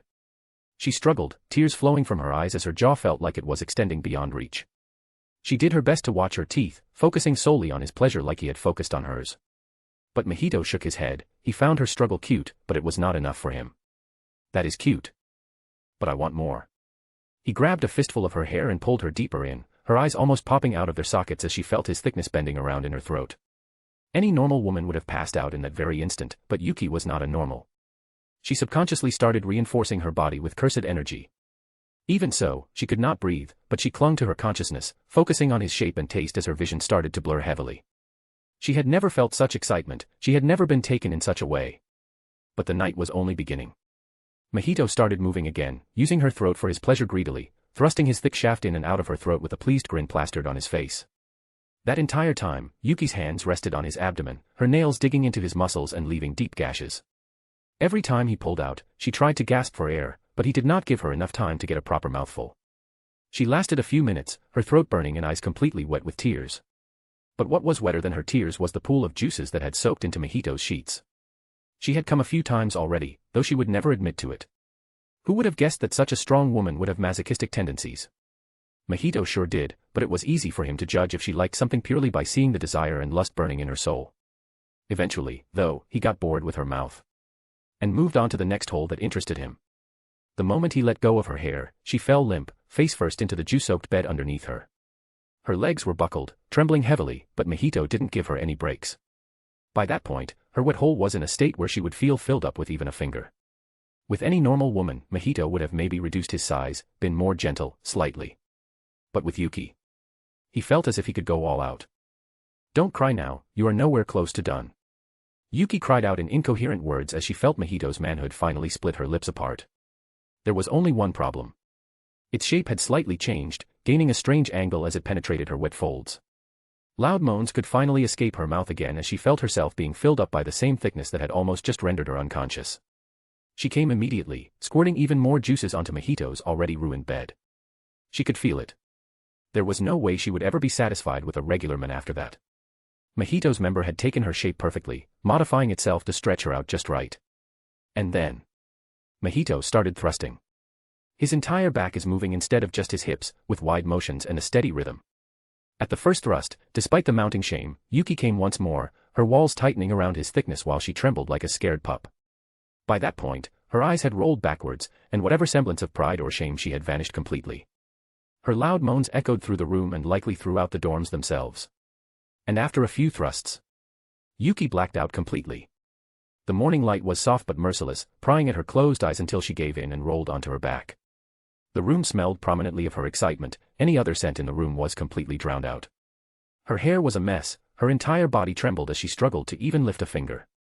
She, a special grade sorcerer, was rendered helpless. She could still feel Mahito's shape in her. She felt full even now. And judging from the white, sticky stuff around her inner thighs, she likely was full. Despite the roughness with which he treated her, he left no actual injuries or tears on her. He was careful with her. But, despite showing that much affection at first, and taking care of her in such a way, Mahito was nowhere in sight in the morning. Instead, his presence was only felt through a note by the bedside, near some breakfast and water. The note was just some platitude about her losing too much water and not forgetting to hydrate properly. Yet another snide jab from the man who had rendered her to such a state. She stretched experimentally, then winced. "Great," she muttered to herself, "it feels like I've been training for 3 days straight." It wasn't the kind of ache she'd ever expected to use reversed cursed technique on, but here she was, nudging her body back into ease with a trickle of positive energy. She didn't regret it. Not exactly. But there was a strange weight in her chest that she couldn't name. Last night had made it harder to keep her mental categories neat. Mahito, the curse, the unpredictable variable, the dangerous wild card, didn't quite fit in the same box anymore. Not after seeing him like that. Not after feeling him like that. She sat up, dragging a hand through her hair. "Careful, Yuki," she murmured under her breath. "You start forgetting what he is, and you're going to end up making mistakes you can't take back." But she already knew part of her didn't care. Part of her knew it. She had already made one such mistake. Chapter 38, Hurt and Preparedness. The morning sunlight spilled into the courtyard in gentle slants, painting the stone paths with soft gold. A light breeze rustled the leaves overhead, carrying the faint scent of dew and distant cedar. Mahito lounged against the low wall, arms crossed, his posture effortless, as though the world itself existed to flow around him. The usual stillness of the early hours suited him perfectly. Yuji and Kujisaki appeared first, their expressions half awake, half annoyed. "Seriously, what was up last night? I thought the walls were going to shake themselves down." Yuji muttered, rubbing at his eyes. "I thought something had broken outside last night." Kujisaki scowled, stepping forward with her usual sharpness. "Seriously. Whatever was going on in this building, I don't want to hear it again. My ears are still ringing." Mahito lifted a brow and gave a lazy shrug, as if their complaints barely registered. "You weren't the ones making the noise, were you?" he asked, voice smooth and unconcerned. Yuji opened his mouth to protest, but Kujisaki elbowed him sharply. "Shut it. It's not worth the argument." The curse's gaze drifted over them, calm and amused. He could see the annoyance in their eyes, the frustration of not knowing exactly what had disturbed them. The corners of his mouth lifted in a subtle, self-satisfied smirk. Some things were better left unexplained. The two were still young at the end of the day, and Mahito didn't feel like being the one to have the talk with them.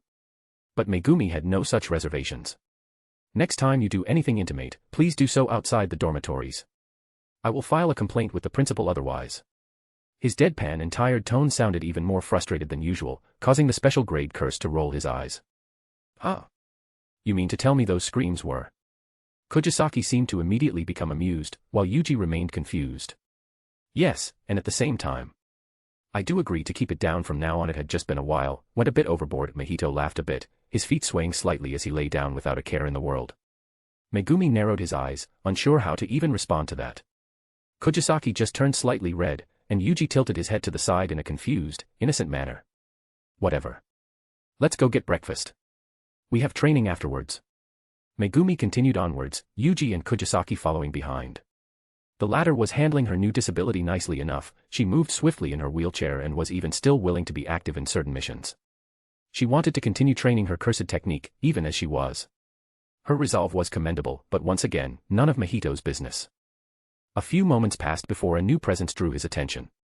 Yuki emerged at the far end of the courtyard, her appearance immaculate as always. Her hair was perfectly in place, her posture measured, and yet there was a tension in her shoulders that betrayed the effort behind the composure. You seem cold this morning, she said quietly, her voice almost swallowed by the soft hum of the courtyard. Mahito tilted his head slightly, studying her expression with a slow, calculating interest.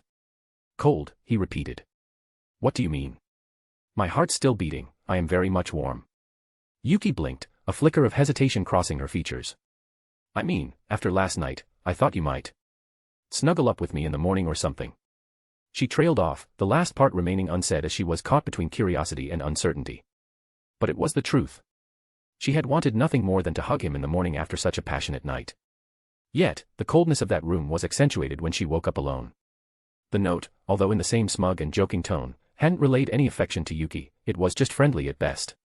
But Mahito cared for none of that. Unfortunately for her, he was not as blind as she thought. Tell me, Yuki, Mahito said, his tone even, almost teasing in its clarity. What were you hoping to achieve? Her confusion was immediate and sharp. The words sank in with the weight of something far heavier than any casual morning remark. Inside, her heart began to twist uncomfortably, a strange type of pain that she had never felt before. I don't understand, she whispered. The words sounded weaker than she intended, her voice betraying the sudden turbulence of her thoughts. I already know, Mahito continued, his eyes steady on hers. I felt it. The feelings and desires buried within your soul, the ones you attempted to hide. Yuki felt as if a bucket of cold water had just dropped over her head. The worst part? She couldn't even refute it. Yet, she felt ashamed. And even worse, she felt even more hurt. You were not pursuing me out of lust or pure desire, Yuki. You were attempting to achieve something else entirely. So, what do you need from me? Her chest tightened. Her pulse quickened, each beat seeming to echo in her ears. She tried to muster a response, something firm and composed, like she usually could. But the words lodged themselves somewhere between fear and embarrassment. I will reach out later, she finally said, voice shakier than intended, forcing a small, uncertain smile. I have something to take care of. She turned to leave, each step measured yet hurried. The tears threatening to spill were fought back with tight control, but her throat burned and her chest felt heavy. This was unlike her. The hurt was alien, a sensation that left her simultaneously frustrated and raw. Mahito watched her go, unmoved, his expression unreadable. He had known from the start that she saw him only as a means to an end. He could even guess as to what end due to already knowing of her dreams and life's goals. He, however, hadn't anticipated her vulnerability. He failed to account for her heart burning in the way it did. To him, feelings, if they existed, had no place in a transaction. The courtyard returned to its quiet rhythm. The sunlight shifted over the stone paths, warming the air and catching in the dew-laden grass. Mahito allowed himself a small stretch, the corners of his mouth tugging into a faint smirk. A few minutes passed before Maki and Mai appeared, approaching with purposeful strides. Their eyes were clear, determination evident in every movement. We are ready to start the procedure, Maki announced, her voice firm and unwavering. Mahito inclined his head, the faintest acknowledgement passing over his features. Very well, he said simply, voice as calm and composed as the morning itself. Let us begin. Chapter 39, Procedure and Awakening. The infirmary smelled faintly of antiseptic and clean linen. 2 beds sat side by side in the middle of the room, each with fresh sheets neatly tucked in. Maki occupied the right bed, arms folded across her chest, posture upright and unyielding. Her gaze was fixed on Mahito, following his movements like a predator tracking prey. On the left bed, Mai sat with her legs crossed, hands resting neatly on her knees. She didn't look at him directly, instead glancing past him with a cool, detached air, though her eyes betrayed a flicker of unease. Mahito stood between them, his usual relaxed posture in place. Shoko Yeri leaned casually against a counter near the far wall, gloves already on, her expression as unreadable as ever. "You two are more connected than most realize," Mahito began, his voice carrying an easy, conversational tone. "Not just through blood. As twins there's a depth to that bond that goes beyond. It's in your souls." Maki's mouth twitched into a faint frown. "We know. You've said that before. Get to the point."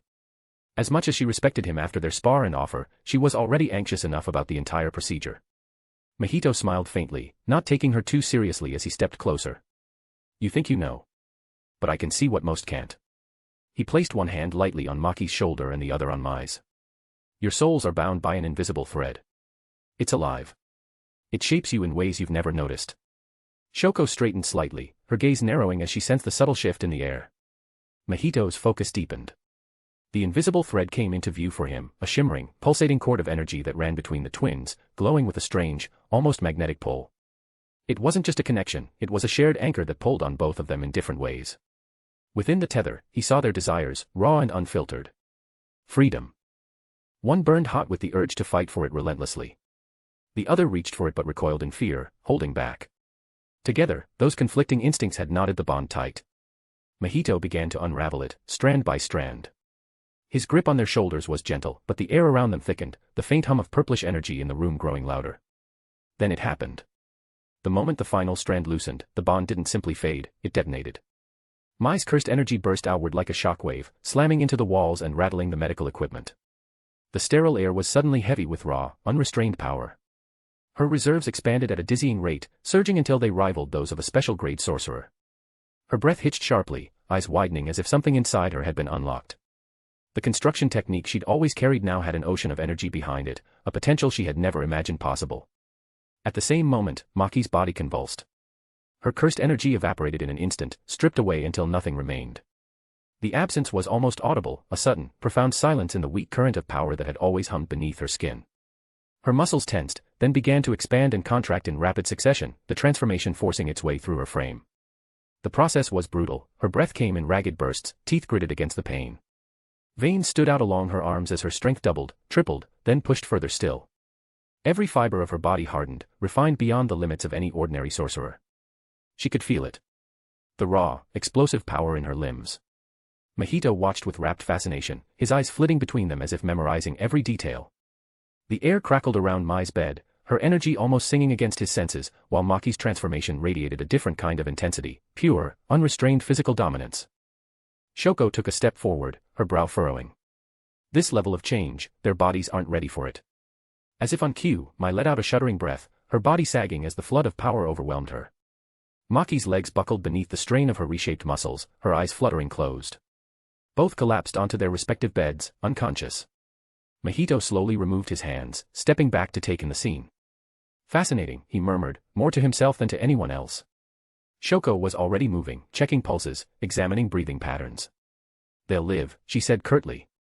"But their bodies and minds will need time to adapt. This much change at once. It's a lot, even for them." Mahito only smiled, his gaze lingering on each twin in turn. He had just confirmed something far more valuable than the physical results, the knowledge that a person's deepest desires could be found, manipulated, and in some cases, weaponized. He would keep that revelation to himself for now. No sense in spoiling the surprise for later. The room gradually settled. The hum of Mai's energy softened, though it still pressed faintly against the edges of perception. Maki's body, now free of cursed energy entirely, looked deceptively still, but Mahito knew the raw strength lying beneath that calm exterior. He stepped toward the door without hurry. "I'll leave them in your care, Doctor. When they wake, tell them they're free now. What they do with that freedom is up to them." Shoko didn't look up from her work. "And how exactly does this benefit you?" Her voice was as unfeeling as Mahito had remembered it. But her question felt a bit too odd. Had he left some excitement slip on his face as he studied that bond between the twins? It couldn't be helped. It was not like he would get that opportunity often. Turns out, for a technique like his, studying the natural bond between two souls was all he needed to gain a rather important enlightenment. It was to the point where he felt he had unlocked a new avenue for his technique to improve upon. Mahito's smirk deepened as he reached the doorway. I am merely happy to help. His voice sounded so genuine in that moment that no one could tell that he was, in fact, lying. Chapter 40, The Army and Desire. The courtyard had emptied hours ago, the echoes of training and idle chatter replaced by the quiet rhythm of the wind through the trees. Mahito preferred these hours. They belonged to him. Not his shell, not his conversations, not the distractions of other people's voices. Just him, his thoughts, and the endless hum of possibilities. Far from the school's walls, in an abandoned complex where even stray dogs avoided the shadows, his other self worked. Mahito's eyes half-lidded as he leaned against the balcony rail, feeling the faint pulse of the soul link between them. Splitting his soul had been a curiosity once, a theory tested in brief moments. Now it was refined. Controlled. The clone moved with his precision, thought with his intention, and, thanks to the new understanding gleaned during the Maki and my procedure, carried his technique exactly as his original body did. Rather, it was more accurate to say he could transfer his full consciousness through that soul link. His consciousness carried his curse technique. The soul link shimmered like a taut thread between them, carrying more than mere instructions. It transferred skill, sensation, and the intricate patterns of idle transfiguration without the usual need for proximity. And through that link, the work continued uninterrupted. The cavern beneath the complex was lit only by the glow of scattered lanterns, their light falling across dozens of figures in various states of completion. Some stood tall and still, heads tilted slightly as if listening. Others sat cross-legged on the floor, their faces blank, waiting for the next layer of thought to be stitched into them. The first breed was familiar, the fly soldiers. Chitin-armored, multi-eyed, and winged, each one crafted from low-level curses remnants and further accumulated surrounding cursed energy, their purpose singular: swarm, overwhelm, and consume. But the second breed was different. They were shaped like people. Paler, perhaps. Limbs a fraction too long, movements almost too precise, but unmistakably human in outline. Where the fly soldiers were built for numbers, these were designed for something more refined. The clone stood before one of them, a tall male figure with short black hair and an unreadable expression. The skin along his arms was etched faintly with the patterns of his reshaped soul, as if invisible chains had been melted into place. Mahito had named them soul-forged. The name pleased him, a reminder that these creatures were not simply twisted humans, but something entirely new. Creating them was costly. Resources had to be chosen carefully. Criminals made excellent starting material. Their souls were already frayed, darkened by deeds they did not regret. Mercenaries worked too, ambition and violence left them open to reshaping. And those teetering on the edge of suicide often carried such deep fractures in their souls that the rebuilding process was almost effortless. Mahito had no trouble acquiring them. Nor did it feel morally wrong to him. They were mostly criminals, and those on the verge of committing suicide were put to better use in his hands. The beauty of splitting his soul was that the clone could operate while the original carried on as if nothing were amiss. A missing person here or there drew no notice in the right parts of the world. The process began the same way every time, the soul stripped bare, its flaws and fractures exposed, then rebuilt under Mahito's hands. But the refinement came in the next step. In the soul forged, Mahito embedded something new, pieces of consciousness stripped from their former human lives. Not enough to be dangerous, not enough to allow them independence from him, but enough for them to think. To reason. To learn. Each piece was a shard of intent, a splinter of will shaped to slot seamlessly into their new form. With it came memory patterns, problem-solving ability, even a sense of individuality, but all threaded through with one immutable truth: they existed to serve him. He had learned from the twins that desires were the glue binding souls together. Without a shared desire, bonds frayed and broke. With the right one, they became stronger than steel. So he wove it into every soul forged, a single, unshakable desire that sat deeper than thought or instinct: loyalty to Mahito. Not loyalty to his face or his name, but to the idea of him. To the core of his being. They would look at him, any him, clone or original, and know without hesitation that their purpose was to follow. In the cavern, the clone moved to the next figure. This one was female, her hair cropped short, her gaze already following his movements. She had reached the stage where the consciousness shard was settling into place. Her lips parted. Orders. The voice was quiet, almost toneless, but the word was clear. Not yet, the clone replied. You will know them when the time comes. Her head dipped slightly, and she returned to stillness. Mahito allowed himself a flicker of satisfaction. It wasn't just creation anymore. It was cultivation. Every soul forged was capable of thought, but their thoughts revolved around him. Their choices would always lead back to him, because their desires had been rewritten to make it so. Above ground, the original Mahito pushed away from the railing. Through the link, he could feel the clones' progress. The connection between them was steady, the stream of impressions and updates flowing like a second heartbeat. He didn't need to see the Soul Forge to know that their ranks were growing. He could feel them, dozens of minds aligned toward him, pulsing with the same singular loyalty. In time, they would surpass the Fly Soldiers. The swarm would remain useful for brute force, but the Soul Forged could infiltrate, adapt, and blend. They could wear human faces convincingly enough to walk among crowds without drawing suspicion. And unlike ordinary followers, they would never betray him. They couldn't. The structure of their souls made it impossible. He was not troubled by the implications. Whether one called it creation, manipulation, or playing God was irrelevant. What mattered was that it worked. That it would continue to work. In the cavern, the clone moved to a workbench scattered with fragments of soul glass, crystallized remains of particularly strong wills. They would be useful for the next batch, lending the Soul Forge sharper reflexes or faster thinking. Mahito's fingers trailed over them, already planning. The knowledge gained from the twins' bond still burned bright in his mind. He had seen how desires could intertwine, how they could merge into something greater than the sum of their parts. That same principle could bind not just two souls, but many. A single desire, shared perfectly, could unify an entire nation, let alone an army. And his army was almost ready. Chapter 41, The Curtain and Patience. Shibuya on a clear night carried its own kind of noise. The hum of voices from packed sidewalks, the rolling thunder of trains underfoot, and the constant flicker of neon signs bathing everything in shifting color. The district never truly rested, and tonight, it would not be allowed to. The first sign came without warning, a slow, deliberate shift in the air, imperceptible to the crowds below but screaming to those attuned to cursed energy. Somewhere above the masses, an unseen border began to draw itself, stretching across the skyline. Then it dropped. A curtain, vast and restrictive. It fell over the most crowded block of Shibuya. To the ordinary eye, nothing changed. But to those who could see, the texture of the night warped. The curtain didn't keep people out, it let everyone in. Movement flowed freely into its boundary. Getting in was easy. Leaving, however, was another matter.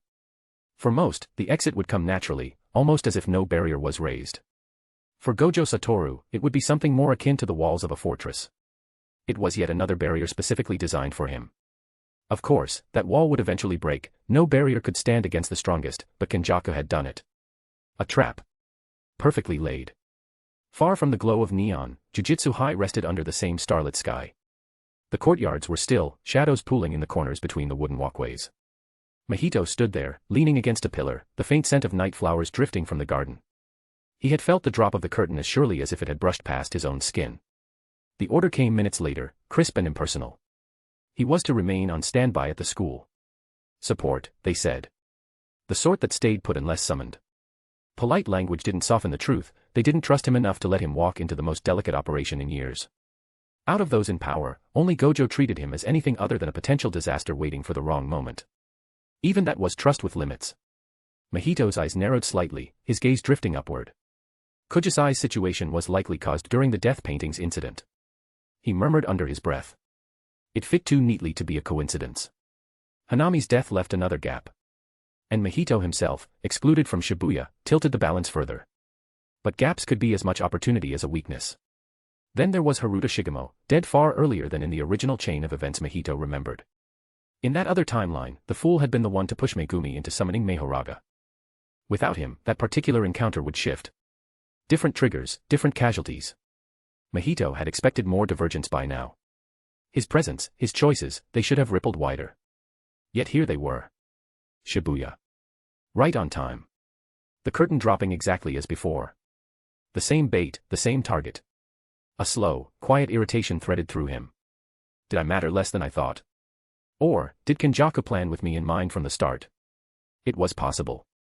Kenjaku was thorough, and he'd had the benefit of seeing Mahito up close in this altered reality. Perhaps the plan hadn't been derailed because it had been recalculated with Mahito as one more piece on the board. Not an obstacle, an element. Still, Mahito refused to believe he was just singing to the ancient sorcerer's tune. The more likely possibility was that Kenjaku's plan to seal Gojo was irrelevant to other events. Dagon and Jogo were the only disaster curses left. But Mahito had little doubt Kenjaku would fill the gaps with the resources stolen through Geto's technique. The reservoir of absorbed special grades was more than enough to compensate. He must be planning to seal Gojo regardless. With the prison realm, it's inevitable. Even without knowing every detail of my technique, eliminating Gojo is still the #1 priority. He's just that strong. The curtain's pulse rolled faintly through the air again, and Mahito followed the sensation like a fisherman testing the tension on his line. Somewhere beneath that veil, Gojo was already moving toward the bait. Somewhere in the shadows, Kenjaku was waiting with that same patient smile. Mahito smiled too, though his was smaller, more private. On the streets of Shibuya, Gojo was already attracting the gaze of many. His appearance was enough to capture the eyes of those around him. But the fact that he was floating in place was also certainly a factor. Gojo's step didn't slow as the boundary brushed over him. His eye swept the shifting crowd, the faint shimmer of cursed energy painting the edges of buildings and alley mouths. A curtain that lets everyone in, he murmured. But keeps me here once I'm inside. The tone was light, almost amused, but his mind was already running through the possibilities. For the enemy to commit this much cursed energy to a single move, they had to be confident. Which meant they had something prepared. Alas, Gojo had no worries in mind. He already knew what to expect. The cursed energy that pulsed in the air was familiar. The unregistered special grades are striking. More like, the leader of theirs is finally making his move. Shame Mahito never got a proper handle on his appearance or his abilities, but it can't be helped. And there were very few things that could threaten Gojo at the end of the day. Information or no information, he was going to win. He adjusted his grip on the tote bag in his left hand, the casual posture at odds with the rather tense atmosphere in Shibuya that night. Guess I'll have to see for myself. Back at Jujutsu High, Mahito remained in the courtyard, the image of compliance. Inside, the calculations didn't stop. He could insert himself, not openly, not in a way anyone here would trace, but slip into Shibuya in some other form. The soul link to his clone thrummed faintly at the back of his awareness, a reminder that he could be in two places at once. If Kenjaku's net was designed for Gojo, it might not account for him slipping between its knots. The thought was tempting. But there was value in waiting, too. Watching. Seeing how Kenjaku adjusted without Mahito's direct hand in the early moves. The more he revealed here, the more the enemy learned. A hidden piece could be more dangerous than one placed too early. For now, he let the decision rest. The night was long, and the curtain had only just fallen. Somewhere, the game had begun. And whether he moved now or later, Mahito knew one thing: he wouldn't be a spectator for long. Chapter 42, To Seal a God. Shibuya Station was a crush of sound and motion. The air was thick with the chatter of thousands, the rattle of trains, and the faint hum of the fluorescent lights overhead. Every surface seemed to shine with reflections from the station's polished tiles, each footstep echoing up into the high ceilings. Beneath all of that, an undercurrent pulsed, heavy and invisible, a tide of cursed energy that only the few could sense. Gojo Satoru felt it as soon as he stepped into the station. His gaze swept the crowd. Families with luggage. Office workers scrolling through their phones. School kids laughing in tight groups. None of them noticed the way shadows seemed to hold for a second longer between blinks of the lights. None of them noticed the three shapes standing far down the concourse, watching him through the moving tide of bodies. Choso. Jogo. Dagon. They weren't rushing him. They didn't have to. Every second they stood there was a second the air grew heavier. He could feel the calculation in it. This is the plan. Try to take me out while using non-sorcerers as meat shields, huh? Gojo murmured. They began to move as one, weaving through the crowd without ever losing sight of him. Gojo mirrored them, stepping forward casually, hands in his pockets. The space between them closed, and with it, the margin for using his techniques without collateral damage. The curses struck first.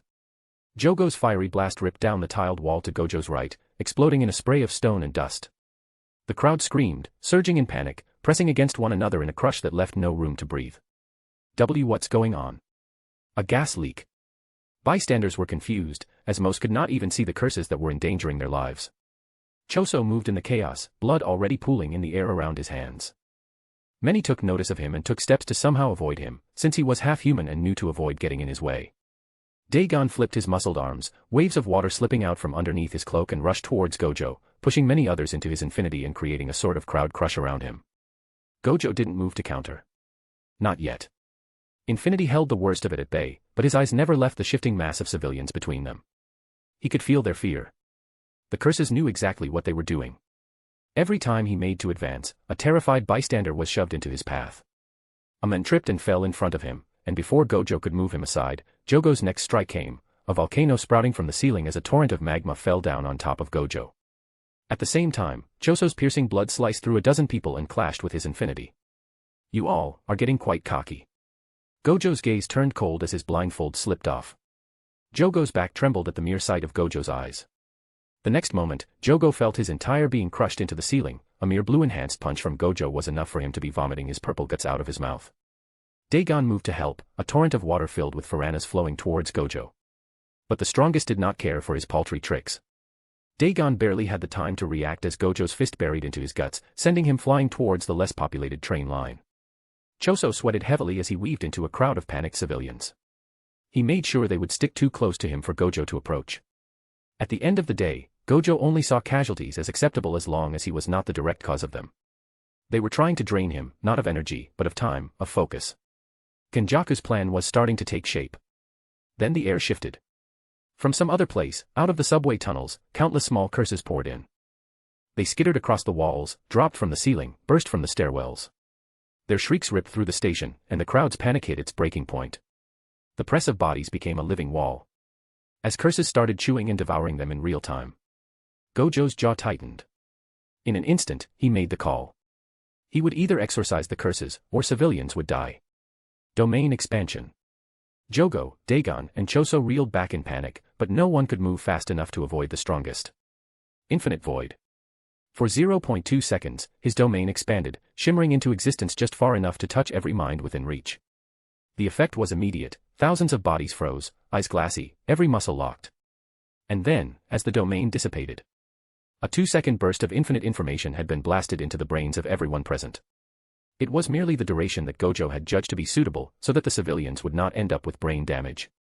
Gojo moved like lightning through the silent station, erasing every lesser curse in a blur of motion. Blood splashed across tiles. Limbs vanished in the air between blinks. When the last small curse fell, the civilians were still frozen in their own minds, unaware of what had just happened. It was mere minutes. Gojo weaved through the stunned crowd and exorcised them all, his entire body filling with purple blood as he panted heavily. Gojo's eyes immediately widened as he looked behind him to see a strange cube, one that had an eye staring straight through his flesh and right into his soul. It was only then that he saw him. Geto Suguru, dressed in the same monk clothes that he had seen him in prior. The figure stood calmly beyond the carnage, framed by the station's lights, untouched by the chaos. The sight hit Gojo like a blow that infinity could not block. For the first time that night, he stopped moving. Suguru. The men smiled faintly. Not quite. Realization spread cold through Gojo's veins, anger following fast behind. His expression hardened. The question of how was already answered in his mind. He didn't get the chance to move. From behind Gojo, that strange cube began to unfold. The prison realm opened like a blooming flower of black flesh. It tied him up almost immediately. An invisible weight crashed down on him. Muscles refused to obey. Cursed energy could not move. For the first time in years, Gojo was still. Kenjaku's voice was calm, almost gentle. You've been caught, Satoru. Word spread fast. The message hit every sorcerer within reach, crisp and sharp through the channels that carried emergency calls. Gojo Satoru has been captured. At Jujutsu High, Mahito was still relaxing, awaiting his cue. And it was then that he received a call. Mahito, Principal Yaga's voice could be heard on the other side. Mahito listened with an expression that could almost pass for concern. Almost. We need you in Shibuya, Yaga said. Now. Gojo's been sealed. Every available sorcerer is moving to extract him. This is desperate enough for us to call on you. I just hope Gojo's trust wasn't misplaced. Mahito smiled widely, his eyes almost twisting as he tilted his head. Understood, he replied. His voice carried the right note of urgency, of commitment. When the call ended, he let his smile widen even more. This was exactly the moment he had been waiting for. Gojo's strength was necessary at first, he provided protection as Mahito grew even further. But he was bound to become an obstacle after a while. No matter how much the strongest had pretended to trust him, he was still just a curse to those around him, and one misstep would have gotten him exorcised. Alas, the strongest was gone. Shibuya would be a battlefield, and everyone's eyes would be on rescuing Gojo. Which meant Mahito could move freely once more. He stepped away from the quiet of the Jujutsu High courtyard and began walking toward the city lights. Every step was unhurried. There was no need to rush. There were other objectives to secure tonight. And with Gojo out of the way, nothing in Shibuya could stop him. Maharaga's soul. I wonder how it will taste. Chapter 43, Desperate Situations. The entrance of the subway station was usually filled with people, but now stood empty. The air was filled with the stench of nothing other than cursed energy. In the very middle of that lobby, there stood a strange white barrier. The air within was heavy enough to taste, each breath laced with salt water and the copper tang of blood. Megumi stood knee-deep in salted water, chest rising and falling too fast. Across from him, Dagon hovered just beyond the waves, the ocean behind the curse stretching into a horizon that didn't belong to their world. Dagon's domain was fully manifested. The humidity pressed in, sticky and suffocating. It clung to Megumi's skin, mixing with the warmth of blood from the dozens of shallow, stinging wounds that lined his arms and legs. Every muscle screamed, but his hands stayed up, fingers curled in preparation to summon and use another Shikigami. He was holding on strong. Nanami was worse. The veteran sorcerer's face was pale under the flickering light. His shirt clung to him, soaked red from the gaping wound where his right arm should have been. His left leg was little better, torn just above the knee, held together only by a makeshift bandage that was already dark with blood. The only thing keeping him upright was willpower. "Keep your head on straight, Fushiguro," Nanami said, voice low and even despite the pain. "Panic will kill you faster than this thing's Shikigami." Although he was giving advice, deep down, Nanami was feeling ashamed of the situation. The only reason he had managed to survive up to that point was due to Megumi's own incomplete domain clashing with Dagon's, cancelling out the sure-hit effect. But it was only a matter of time before his cursed energy reserves ran out. Megumi didn't answer, keeping his full concentration on Dagon as another rush of water announced a new wave of fish-like predators streaking toward them, teeth glinting. He pulled the shadows up in front of him, rabbit escape. In an instant, a blanket of white rabbits covered the sea. Nanami and Megumi both used that chance to dash forwards, disregarding their injuries for yet another chance to take a strike at the special-grade curse trapping them. The fish-like Shikigami tore through the rabbits like fire through cotton, but the rabbits were still a great distraction. Megumi's vision blurred for a moment, his blade clanked into Dagon's burly humanoid arm, the tip of his blade breaking off. He would have died right there as a yellow eel almost swallowed him whole. But Nanami's blunt sword managed to land another critical hit in that very moment, severing Dagon's arm and the eel.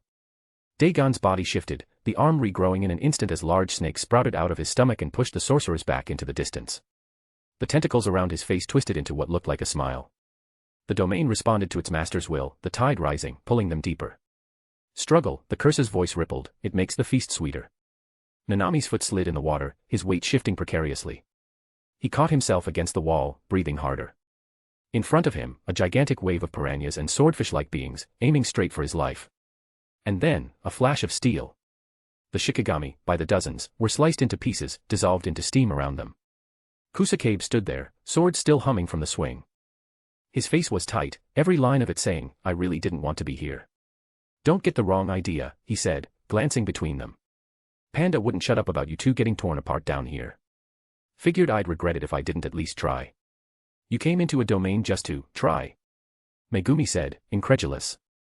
Kusakabe shrugged. "Better than explaining to Yaga that I let the kid and the one-armed guy die." Nanami almost smiled, but another wave surged forward, cutting off the moment.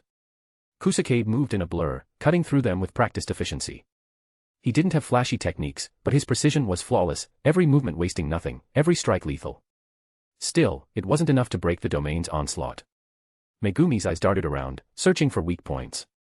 "I can make a hole," he said finally, voice tight. "It won't be big, and it won't last long." "Then make it, we'll buy you time," Nanami said. The three moved together, Kusakabe carving a path, using his simple domain to form a shield bubble of slashes around them all. While Megumi's shadowy domain gathered in one spot, folding space over itself. The pressure in the domain intensified, and Dagon's anger soared as he sensed the attempt. The ocean swelled, Shikigami swarming from every direction. Their backs were protected by Kusakabe, the strongest grade 1 sorcerer. But even he was getting overwhelmed. And so, Nanami stepped forward, planting himself between Megumi and the incoming tide. The wall of water hit, and the next thing Megumi saw was Nanami's body jerk as something took his leg from under him. He didn't falter. He swung his weapon one-handed, every strike a barrier buying Megumi seconds. Seconds were enough.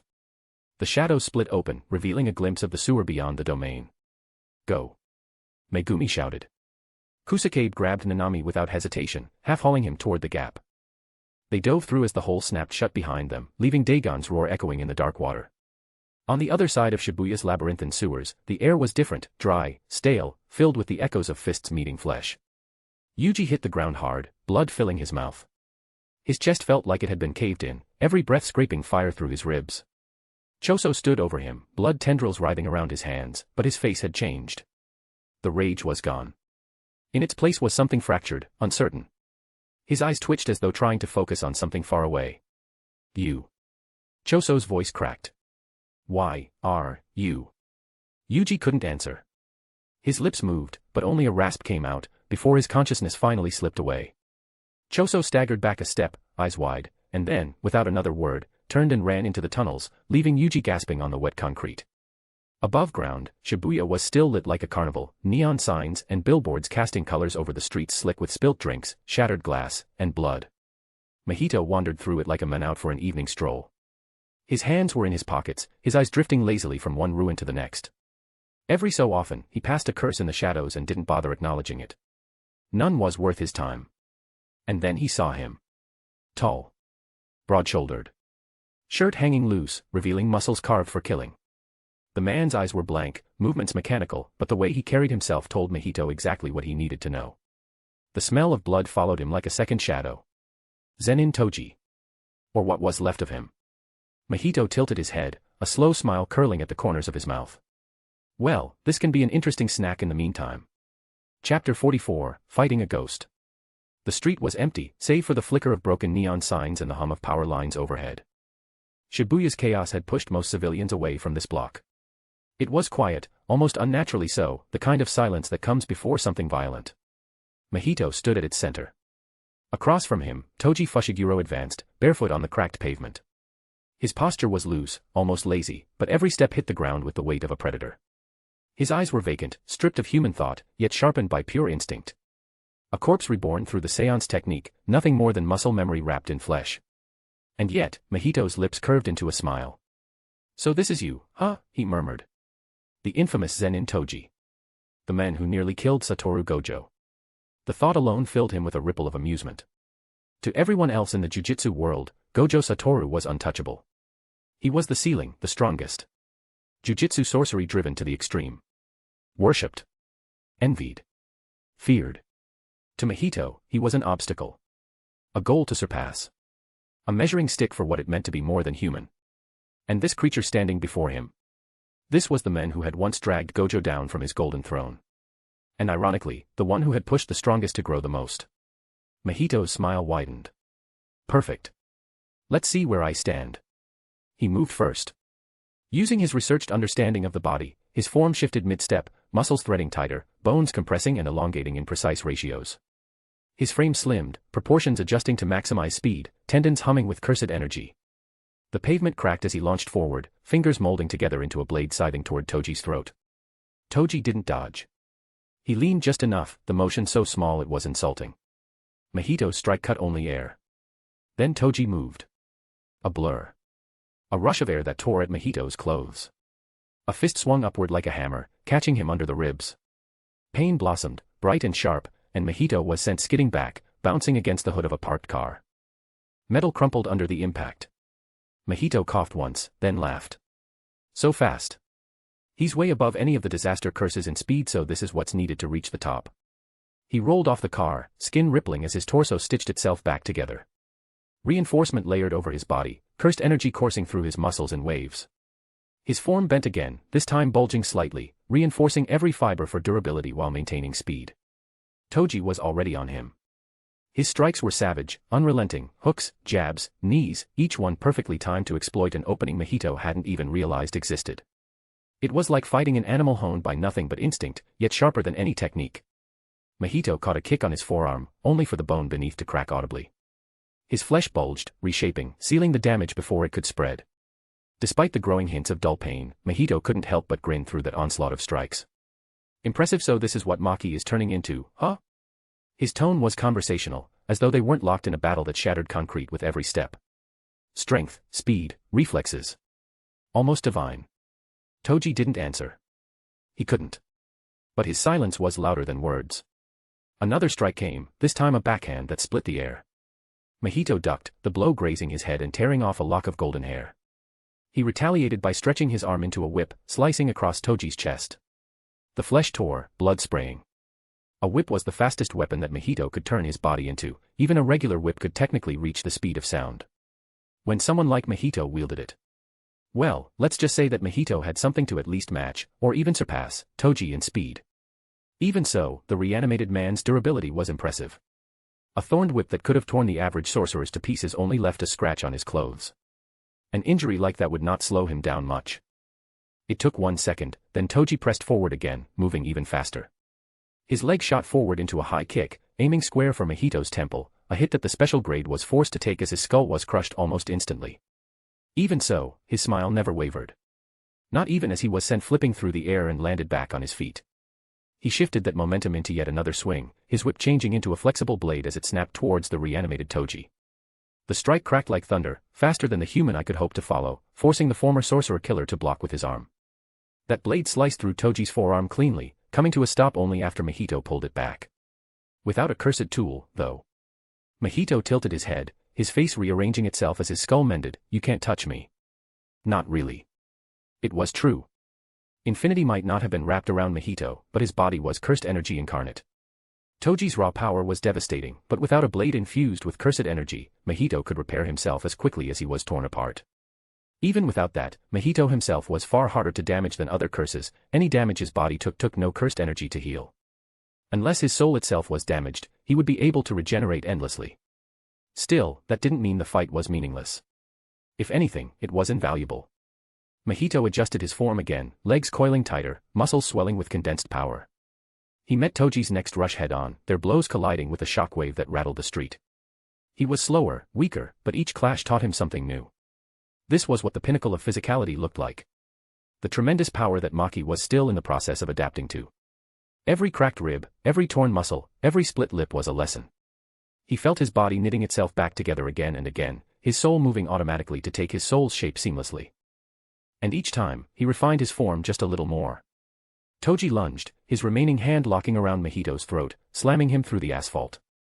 The ground cratered under the force, dust filling the air. Mahito laughed even as his neck snapped, his head twisting at an impossible angle before his mouth opened up. His tongue immediately turned into a bony blade as it expanded towards Toji, who grabbed it, snapped it, and stabbed it right back into Mahito's eye in one swift motion. "You really are a monster," Mahito laughed as he spoke, voice bubbling with glee. He slipped out of Toji's grip, reshaping his torso to slither free like liquid.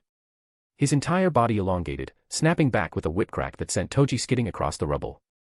Mahito straightened, dusting himself off as though they weren't in the middle of carnage. "Well, that's to be expected," he mused aloud as he watched Toji rise again. The special grade sighed as he removed the piece of bone stuck in his eye. "You're the only one up to this point who can claim to have made a god bleed." Toji charged again, faster than before. Mahito welcomed him, hands spreading wide, his form shifting in preparation for the next exchange. Time to end this. Mahito had other plans after all. Getting to meet and battle Toji was just a bonus. Still, the reanimated sorcerer was motivated to leave a mark, as his fist struck right at Mahito's torso, caving it inwards and crushing a few of the transfigured soldiers that he carried in case of emergencies. Mahito scowled a bit when feeling his hard work dying, but he would not let them go unused. He immediately absorbed the dying souls into his body twisting and bulking up in strength. Toji's eyes seemed to almost widen as Mahito's hammer-like fist plunged into his face at a greater speed than before, his head snapped backwards, and some blood flowed from his nose. He kicked upwards, snapping Mahito's reinforced chin upwards and forcing him to gaze at the night sky. But before he could do something further, the deadman felt Mahito's hand touch his chest harmlessly. Alas, it didn't instantly go as Mahito expected. Toji didn't explode in a gory display. No, his heavenly restriction allowed him to somewhat resist Mahito's soul manipulation. It gave Toji enough time to axe kick Mahito face first into the road. Alas, that was all he managed, as Mahito's broken form grabbed a hold of his ankle and immediately caused his body to burst. Guts and blood showered over the cracked street and pavement nearby, signaling a rather grotesque end to their encounter. After all, the body was not Toji's to begin with. Mahito was able to feel the soul of the men who had tried to use the sorcerer killer's power. It was ultimately his soul that Mahito could effortlessly destroy.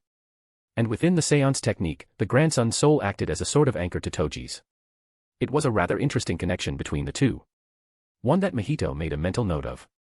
Mahito's smile was radiant as he stood up, feeling a rather hard to explain high even as he spat out broken teeth and pieces of asphalt.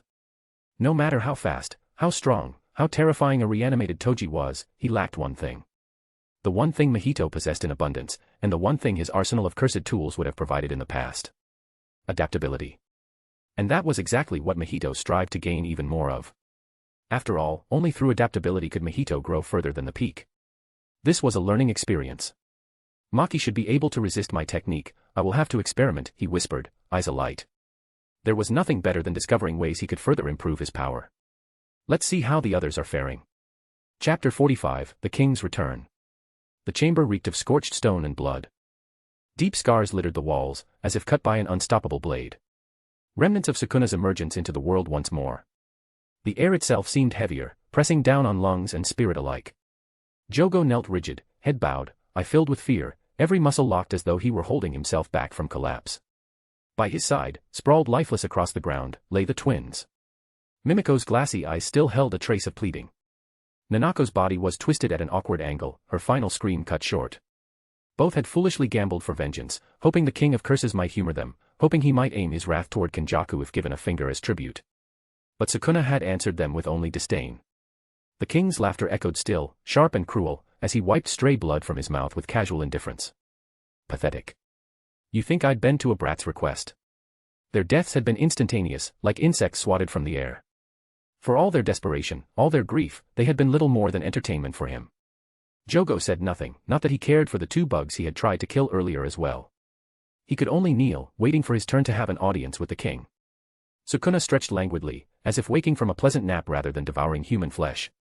His many eyes shifted, locking onto Jogo with a predator's amusement. You.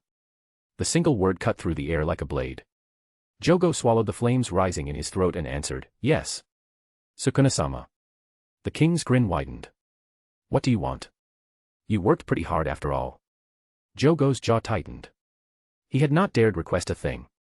He had only sought Sukuna's rebirth, believing that once the king walked again, curses would finally claim their rightful place above humans. His faith burned hotter than his own body. Sukuna took a step forward, the pressure of his presence pressing harder with each movement. Fine then. I'll give you a chance. If you can so much as land a single hit on me, I'll entertain the idea of working alongside your little group. The words hung in the air, heavy and intoxicating.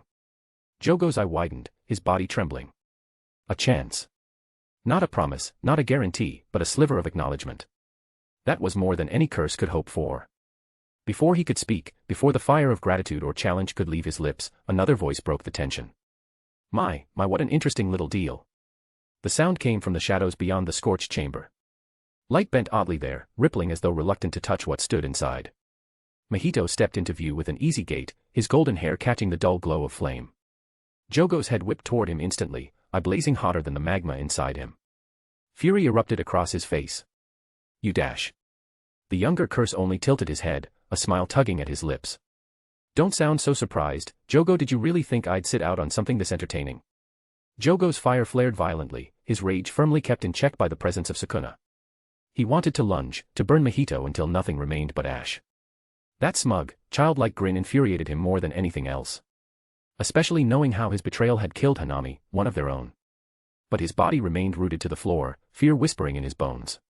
Sukuna had turned to face the intruder, and Jogo knew that if he moved without permission, it would be the last thing he ever did. The king's expression was different from before. Not contempt, not mockery, but a spark of genuine interest. Well. Mahito. Figured you'd be around somewhere. His voice rolled like thunder. His amused tone made something abundantly clear. He wanted to play. To see how far the curse that stood in front of him so confidently but a scant few weeks earlier had grown. Mahito clasped his hands behind his back, posture relaxed, almost playful. How can I miss something this fun? Sukuna's grin stretched, baring teeth. I already stand above you in strength, I am sure you can feel it. Yet you do not kneel. Mahito's smile widened further, eyes gleaming. I hold my head high no matter who I'm in front of, even if it's the king of curses himself. Silence fell for a moment, broken only by the crackle of lingering flames. Jogo's jaw nearly cracked from how tightly he clenched it. The audacity. The sheer disrespect. If anyone else had dared such words, they would already be a corpse on the floor. But, unexpectedly, Sukuna did not strike. He laughed. The sound was booming, vicious, and yet filled with approval. Good. I guess it wasn't a fluke after all. Even when I have recovered this much strength, your spirit is unshaken. Better than these groveling insects. His gaze flicked toward the dead twins, dismissing them with a glance. You're worth watching after all. Mahito bowed lightly at the waist, not out of subservience but mock politeness. I do my best to keep things interesting. Jogo snapped. You arrogant brat. Do you think you can just waltz in here? His voice cracked with molten fury, flames spilling from his body, consuming the stone underfoot. But he didn't finish. Sukuna's presence loomed too large, his aura sharp enough to slice through even Jogo's blazing wrath. The older curse stopped himself, trembling with frustration, his teeth grinding together. Mahito only chuckled. Ah, what's wrong, Jogo? You look like you're about to explode. If only you had the guts to actually use that anger to your advantage. Jogo's eye blazed, but his fear held him still. He wanted nothing more than to crush Mahito, to silence that insufferable voice, but Sukuna's gaze lingered between them, watching, evaluating. And then, with a flicker of amusement dancing across his face, Sukuna made his decision. This is boring, he said. His words carried the weight of judgment, a tone that could end lives with indifference. Jogo, you want my cooperation? Fine. I'll give you your chance. Jogo straightened instantly, fire roaring across his body, awaiting the command. Sukuna's grin widened, vicious and cruel. Kill him. The air seemed to freeze. Mahito blinked once, then laughed, the sound ringing sweetly through the scorched air. Oh, now that's a fun twist. Jogo's body ignited like a volcano breaking its crust. The fury he had restrained and the rage he had choked back all surged upward, flooding his veins with fire. He smiled for the first time since Sukuna's awakening, ashen teeth bared in a savage grin. As you wish, Sukuna-sama, he said, voice crackling like magma. His eye locked on Mahito, burning with hatred and exhilaration alike. Mahito tilted his head, lips curling into an eager smile, as if delighted by the prospect. Looks like we get to play after all. Sukuna leaned back against the ruined wall, folding his arms, eyes glittering with cruel anticipation. To him, this was nothing more than a game, a spectacle for his amusement. Whether Jogo triumphed or Mahito survived mattered little. What mattered was the entertainment. The King of Curses smiled. Go on then. Show me something worth watching. And with that decree, the battlefield was set. Chapter 46, Burning Hatred. The chamber still smelled of charred stone, but Jogo barely noticed. His body simmered with heat, not from effort but from anger. Rage flowed through him like molten rock, searing, unyielding, impossible to contain. Mahito. The name itself made fire coil within his chest. He thought back to the Kyoto raid, to the day they started making their first steps toward their vision. Hanami had walked into that battle with faith. Faith in their unity as curses, in their cause, in the dream they had shared. Or that they thought they all shared. A dream of a world no longer choked by humans but flourishing under curses, the new humanity, born from the filth of human negativity but no longer bound by their weakness. Hanami had been the gentlest among them, if such a word could even be applied to a curse. But in that gentleness had been conviction. And Mahito had killed her. Jogo did not know how it happened. He only knew what he had felt in that moment. Hanami's presence vanishing, smothered by another. By Mahito. The details never came, he had only felt their domains clashing, an overwhelming force. But Jogo knew. Mahito had turned his back on his own kind. The betrayal was not just of Hanami. It was a betrayal of what they were. Of who they were meant to be. We are the next step, Jogo thought bitterly. The new humanity, born of their despair but greater than them in every way. And yet you side with the worms who spawned us. You, who pranced among us acting childishly innocent. You stand with them, when you should have burned them down to ash. The flames inside his skull surged higher. The anger was not just grief. It was betrayal compounded by insult. Mahito was the worst kind of traitor, the kind who sided with a lower race, who killed his own. And now Sukuna himself had given him the chance. The chance to burn Mahito to cinders and prove that the new humanity would not tolerate betrayal. Jogo's body glowed, molten cracks splitting across his rocky skin. His cursed energy surged outward, heat distorting the air until the very space between them trembled. Mahito only tilted his head with that insufferable smile, his eyes gleaming with childlike curiosity. My all that fire in your heart, Jogo. If only Hanami could see you now. The words sliced deep. Jogo roared, flames bursting from the volcanic vent in his head. Do not speak her name. He thrust out a palm. Heat condensed in an instant, forming a concentrated beam of volcanic fire. It tore across the chamber like a lance, melting stone and blasting the air into waves. Mahito's body blurred. He darted aside, unnervingly fluid, limbs bending in unnatural ways. The beam struck the far wall and erupted, carving molten gouges into the ground. Mahito laughed as he moved, not out of fear but delight. That temper of yours always so dramatic. You'll burn this whole place down before you ever touch me. Jogo did not answer. His other arm snapped forward, summoning a cluster of ember insects from the volcanic crater in his head. The creatures buzzed, their stingers glowing bright red, before hurtling toward Mahito in a swarm. Mahito danced between them, his body twisting like water through cracks. Each insect exploded when it struck the ground or walls, showering the area with violent bursts of flame. The entire subway shook, ash and smoke filling the air until sight was nearly impossible. Through it all, Mahito's voice carried. Teasing, playful, infuriating. Hanami was just like you know. Nothing more than a gutless puppet dancing to the whims of others. Jogo's chest tightened.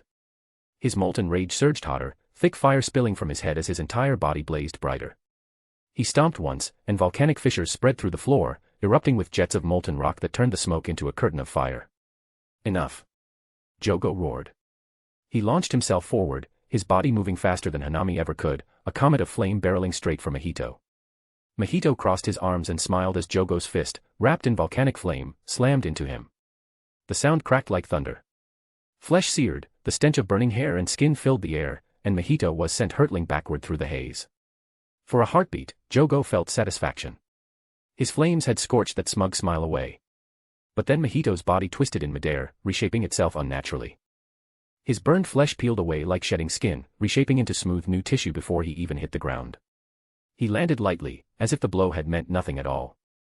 That hurt, Mahito said cheerfully, flexing his fingers, the burn's already gone. But not in the way you wanted, Jogo. Jogo's eye narrowed. His instincts screamed at him that something was wrong. But he had no choice but to press forward. With a wave of his hand, volcanoes sprouted out of the walls around Mahito, who just stepped right through the gouts of flame they spouted.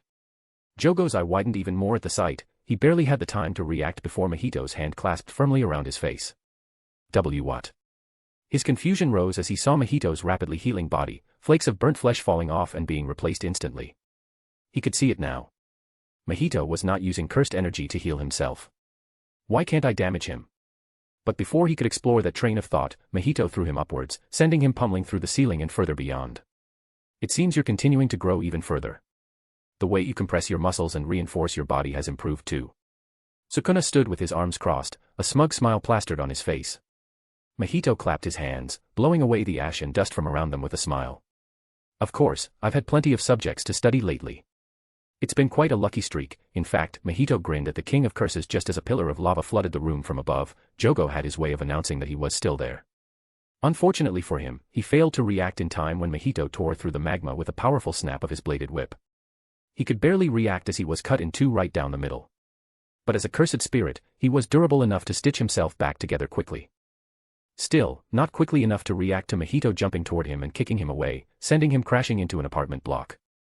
What a feisty one he is, Sukuna walked out of the underground and muttered in amusement as he watched the entire building melting like a candlestick and cracking. The temperature in that entire part of Shibuya rose exponentially, fumes within the sewers burst open as magma started flowing through the streets. Glass melted, stone turned to magma, and asphalt turned to sticky mush. There won't even be ashes left of you, Mahito. Jogo's voice boomed like a volcano, his tone shifting as he manipulated the magma around to grab at Mahito. Mahito immediately grew wings, soaring into the skies with amusement as he looked down on Jogo, both physically and metaphorically. They were wings made of pure leathery flesh, not feathered ones that could turn to ash against the heat rising in the air. The gigantic hands of magma seemed to give up on reaching him, instead grabbing onto a few buildings and attempting to chuck them over at Mahito. But their speed was rather disappointing. The buildings were thrown off in the distance, hitting other parts of the city and spreading destruction and smoke even further. All this heat is bad for my skin. Mahito sighed before shaking his head. Any possible casualties were not his concern, things were already chaotic enough, and Jogo's actions had nothing to do with him. All of the fly soldiers he had carried with him, few in number as they were already dead. Thankfully, the majority of his army was still by the clone's side. He had absorbed their strength into his own, and he still had a few minutes to enjoy the enhancement. With that in mind, his wings grew larger, taking on the shape of those of a fly. Jogo's eye widened once more. He only blinked once, and the supposedly infantile curse was already in front of him, hand extended backwards like a whip. He had the time to shift his position only slightly, hoping to avoid being severed. But to his shock, the whip transformed, holding a gigantic morning star at the end. And all it took was a single twirl, followed by a booming snap. All of that momentum Mahito had built up crushed Jogo's body into the melted streets. The shockwave alone blew away the magma and melted buildings from around the two of them. Mahito smiled, taking a few steps back before jumping up onto one of the nearby buildings. He looked down at Jogo's injured and trembling form. It took but a second for his form to catch fire again, immediately propelling himself toward the betrayer like a bullet. Mahito dash. In an instant, Mahito's upper body grew exponentially, ballooning with muscle, before he turned and clotheslined Jogo into the ground once more. His body was filled with burns with every clash, but they healed just as quickly. Well. This was another fun distraction. Mahito's body returned to normal in size and proportions. He smiled and rolled his shoulder. I wonder if your soul will taste spicy. Chapter 47, Disappointing Soul and Distraction. The sky above Shibuya glowed red, not from the sun, but from the molten rivers spilling out of shattered buildings and streets. The entire city block trembled as Jogo rose into the air, his body crackling with volcanic fury. His molten breath seared the night air, his voice carrying like the howl of a mountain breaking apart. You'll leave nothing behind, Mahito. Nothing. The molten stone beneath him lifted and hardened, becoming a platform of magma that carried him upward like a tide of destruction. Around him, half-collapsed towers sagged in his grip, drawn to him as if the whole city answered his rage. Heat distorted the skyline, steel beams melted and folded, and glass ran like water. Jogo's arm stretched to the heavens. Magma surged upward, swallowing the chunks of debris, molding, and compressing them into something vast. A shadow blotted out what little sky was left above Shibuya. A colossal meteor, blazing with volcanic light, forming under his command. Mahito tilted his head up, lips curling into a grin, his flesh-made wings twitching with amusement. Ooh, a big one. Hanami could never pull off something like that. Don't you dare say her name. Jogo roared. His voice cracked with volcanic fury, the heat rolling from him melting even the asphalt far below. This is the end, Mahito. Maximum, meteor. He thrust his arms downward, and the burning meteor began its descent.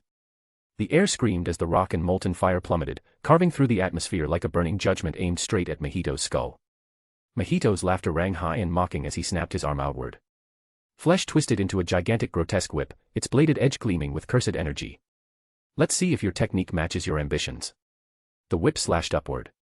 Mahito's body blurred as he poured all his reinforcement into the strike. The bladed edge carved into the meteor's surface, splitting stone and molten slag. The impact shook the air, a deafening crack echoing across Shibuya.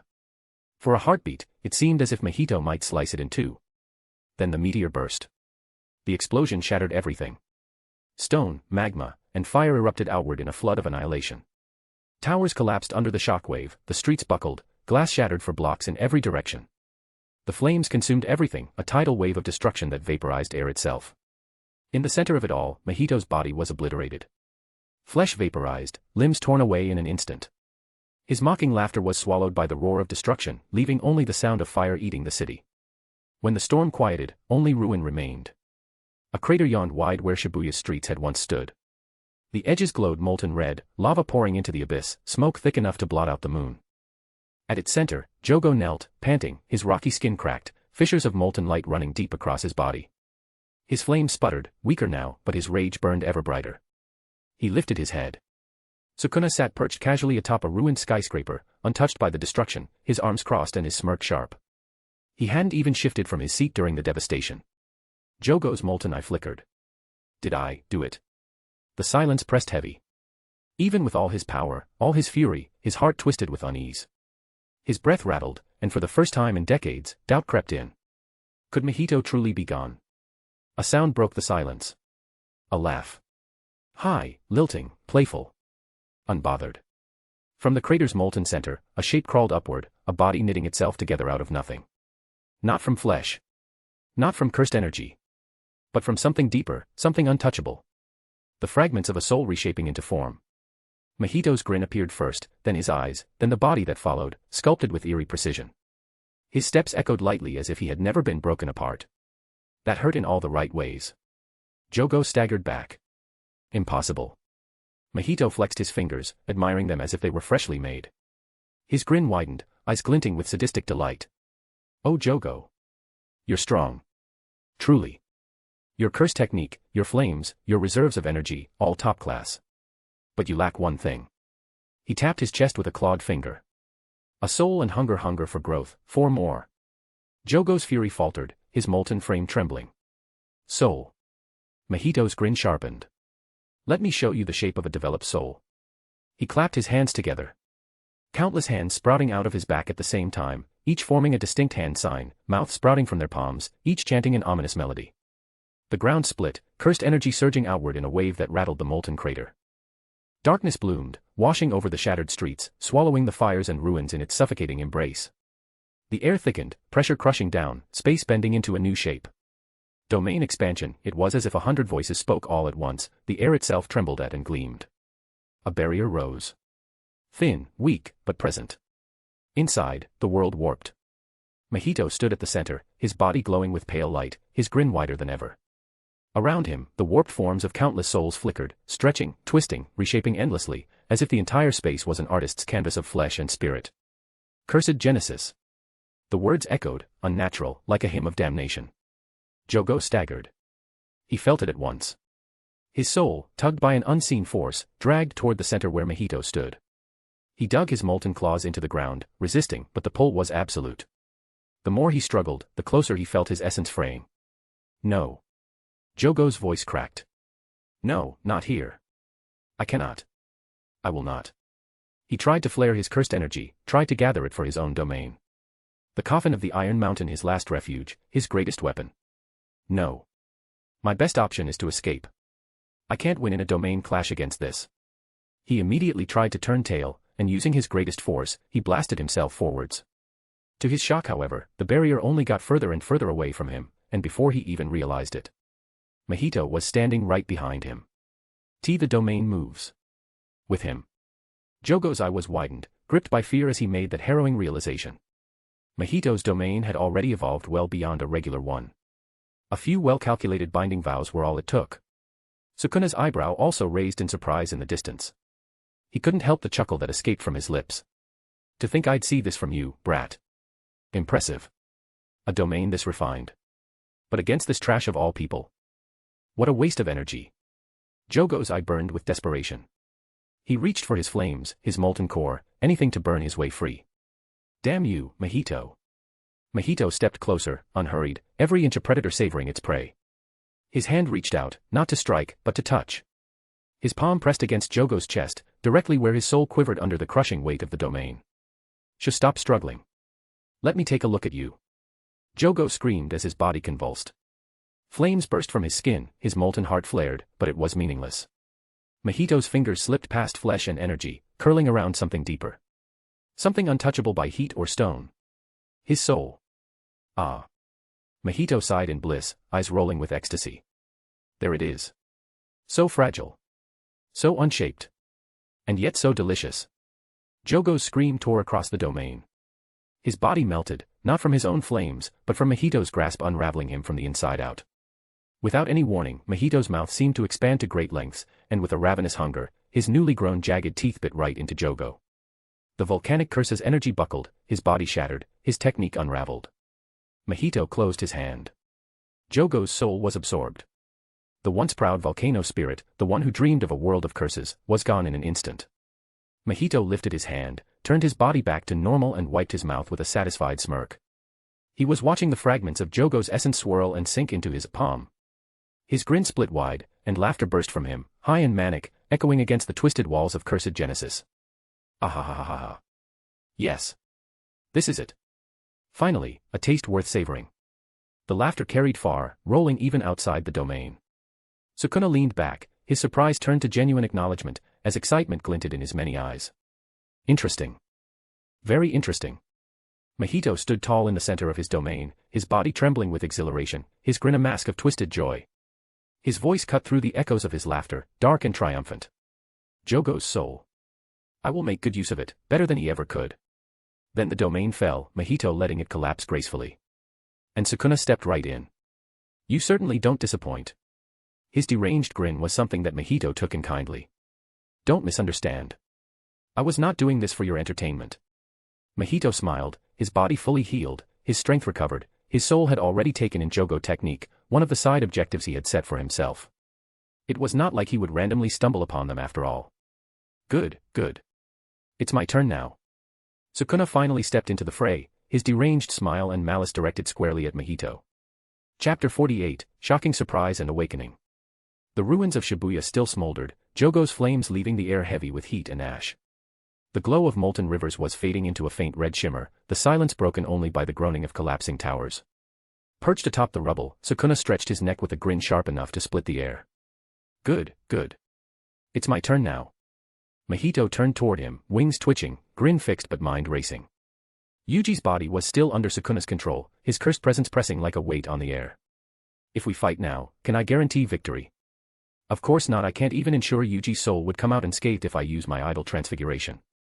The thought dredged up another memory, clear as day. Gojo's voice, calm but resolute, if I am ever indisposed in any way. I want you to take care of my students. Save them like you did today. In exchange, I'll make it so you can live in the jujitsu world unbothered. Doesn't matter that you're a curse. Their pact.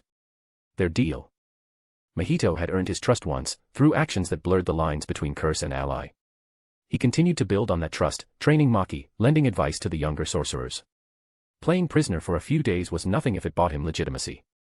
Gojo understood power, and he had seen Mahito's potential. The elders. They were irrelevant, powerless old ghosts. The real game was being played between monsters. And Sukuna was the greatest of them all. Mahito's grin widened, even as his soul tensed. Fighting him is inevitable. But I came prepared. Are you sure you wish to dance right now, Sukuna? His voice rang with playful malice. It seems a storm is brewing. Above them, the clouds were thickening. Jogo's volcanic heat had churned the air, filling it with moisture, feeding a swelling tempest that stretched across Tokyo. The night sky flickered faintly with veins of lightning. Sukuna barked a laugh. I'm not buying the scared act, brat. He slashed with a flick of his wrist. Dismantle. The invisible cut shrieked through the air, a perfect blade of cursed energy. Mahito's body twisted unnaturally, his soul curving around the strike. What should have torn him in two became nothing more than a shallow graze across the surface of his flesh. Another slash, then another. Each one cut apart entire towers, ripping steel and stone as if they were paper. But Mahito danced around them, his movements instinctive, honed from endless practice against his own clones. Sukuna's grin sharpened. Not bad. Thunder rolled overhead, echoing like a drum. Mahito licked his lips. Fate plays a part, huh? He reached deeper, into the reservoir within him. The first soul he had ever devoured, on Yuki Tsukumo's mission. A curse born of the storm, steeped in thunder. He had studied it, trained it, discovered something exquisite. Lightning already formed in the sky could be bent with almost no cost, shaped endlessly so long as the clouds raged. All it took was a nudge, and the heavens themselves answered. And tonight, Jogo had given him a storm to play with. Mahito's grin split wide. His body crackled, arcs of violet electricity dancing along his skin. His hands spread as cursed energy poured from him, weaving with the sky above. Sukuna's smile faltered for the first time. What dash? The storm howled. Lightning gathered, the clouds writhing as if alive, their cores pulsing with raw power. The air grew thick, charged, every hair rising with static. Mahito's eyes gleamed, reflecting the storm he had summoned. I planned this for you, Sukuna, his voice rang like a hymn of mockery. The day I swallowed that lightning spirit, I knew I'd need it against you. The sky split open. Bolts the size of towers converged into a single spear of white-hot annihilation, channeled through Mahito's outstretched arm. Half the reserves of the devoured soul burned away in an instant, every ounce of its essence focused into this strike. Fall for me. Maximum technique, shattered sky. The lightning came down. It didn't strike like rain. It devoured. A colossal torrent of light, tearing through the sky and slamming straight into Sukuna. The world went white. The explosion roared louder than Jogo's meteor. Streets vaporized, towers crumbled, molten rivers boiled into steam. The blast lit Tokyo for miles, brighter than day, brighter than flame. Sukuna's body seized. His grin vanished, his muscles convulsing under the force. Yuji's vessel crackled, overwhelmed by the storm's raw fury. The king of curses, for the first time since his resurrection, staggered. He had no way to fight back, no opportunity to even block it. The only thing allowing him to cling to life was his extreme use of reverse cursed energy. Something that Mahito also relied on to not kill Yuji. Shoko Yeri being nearby also gave him the boldness to act as needed. Mahito pressed harder, pouring every scrap of control into the torrent. The clouds above split, their reserves emptied all at once, nature itself bending to his hand. His wings spread wide, eyes alight with savage glee. Dance with me, king. Dance with the storm. Then, silence. The lightning faded, leaving a scar across Shibuya. Smoke curled from the ruins, buildings reduced to ash and twisted steel. At the center, Sukuna lay motionless. His body smoldered, steam rising from his flesh. Mahito hovered above the devastation, chest heaving, the grin never leaving his face. He could feel it, Yuji's soul buried, Sukuna suppressed, if only for now. The king of curses, knocked down. Yuji's body was also filled with burns, parts of his flesh had almost been turned to charcoal. Sukuna had been pressed to the point where he only focused on healing vital areas. Mahito's eyes narrowed. Even unconscious, Sukuna radiated menace. His sheer cursed energy leaked like an ocean tide, waves of pressure that crushed the air around his broken form. It was less a man lying in ruin than a calamity paused mid-breath. Well, that delivered a shock large enough for Yuji to take over again, I assume. Sukuna only had 15 fingers to begin with. But it's a good thing I took him by surprise. I am not yet prepared to clash domains with him. Next time we meet, it won't be as easy. With a casual flick, Mahito descended. He lifted Yuji's charred body, cradling it with mock gentleness, and soared toward the edge of the battlefield. There, among shattered storefronts, Yaga and Shoko Yeri emerged from the smoke, searching for survivors. Their eyes widened as Mahito landed before them, wings twitching, grin stretching like a mask of delight. "Don't look so surprised," he chimed.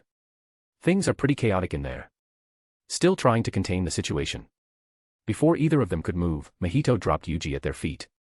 Yaga's fists clenched, Shoko's hands twitched toward her medical kit, but in the blink of an eye, Mahito was already in the air again, vanishing into the storm with laughter trailing behind him. A tremor rippled through the distance. Mahito's grin faltered, then sharpened as his head snapped toward the source. Cursed energy, dark and immense, flared like a beacon. A shadow rose, the ritual of 10 shadows, summoning something ancient, something monstrous. Mahoraga. Mahito's smile returned, cruel and eager. A perfect timing. My true target awakens. He glanced once at Sukuna's unconscious form, then turned his eyes toward the new storm rising in the distance. Chapter 49, Struggle and Wheel. The station reeked of brine and blood. The shattered domain of Dagon had left the air drenched in salt water, the tiled floors slick with seawater that reflected the trembling light of broken lamps. The underground was already flooded slightly, a reminder of Dagon's presence. Groaning walls bore the scars of battle, and the last remnants of cursed energy still gnawed at the edges of the ruined underground. Megumi leaned against the wall, his breath sharp and ragged, his body pushed well past its limit. Sweat mixed with blood as it dripped into his eyes, but he never wavered. Nanami had been carried away by Kusakabe, half-blind, body broken, will alone dragging him forward until he could no longer stand. The man who had seemed like stone, unshakable and immovable, was left clinging to the edge of life. And Megumi had stayed behind. Dagon hovered in the wreckage, his monstrous form pulsating with seawater, black eyes narrowing as he raised another tide to crush the boy where he stood. Megumi knew he wouldn't win. He had accepted that the moment Kusakabe left. This was not about victory, it was about holding the line long enough. If I can buy them time, then it's worth it. His shadow swirled beneath him. He pressed his palms together, voice hoarse but steady. With this treasure, I summon. The ground shook. Shadows warped, the ritual circle spreading out like a stain of darkness that drank in the light. 8-handled sword divergent Sela Divine General. Mahoraga. The Shikigami burst forth, its colossal frame unfurling from the abyss. The wheel upon its back spun once, creaking with ancient power, and the oppressive weight of its presence filled the underground like a second domain. Dagon snarled, raising a tidal wave, but the fight never began on his terms.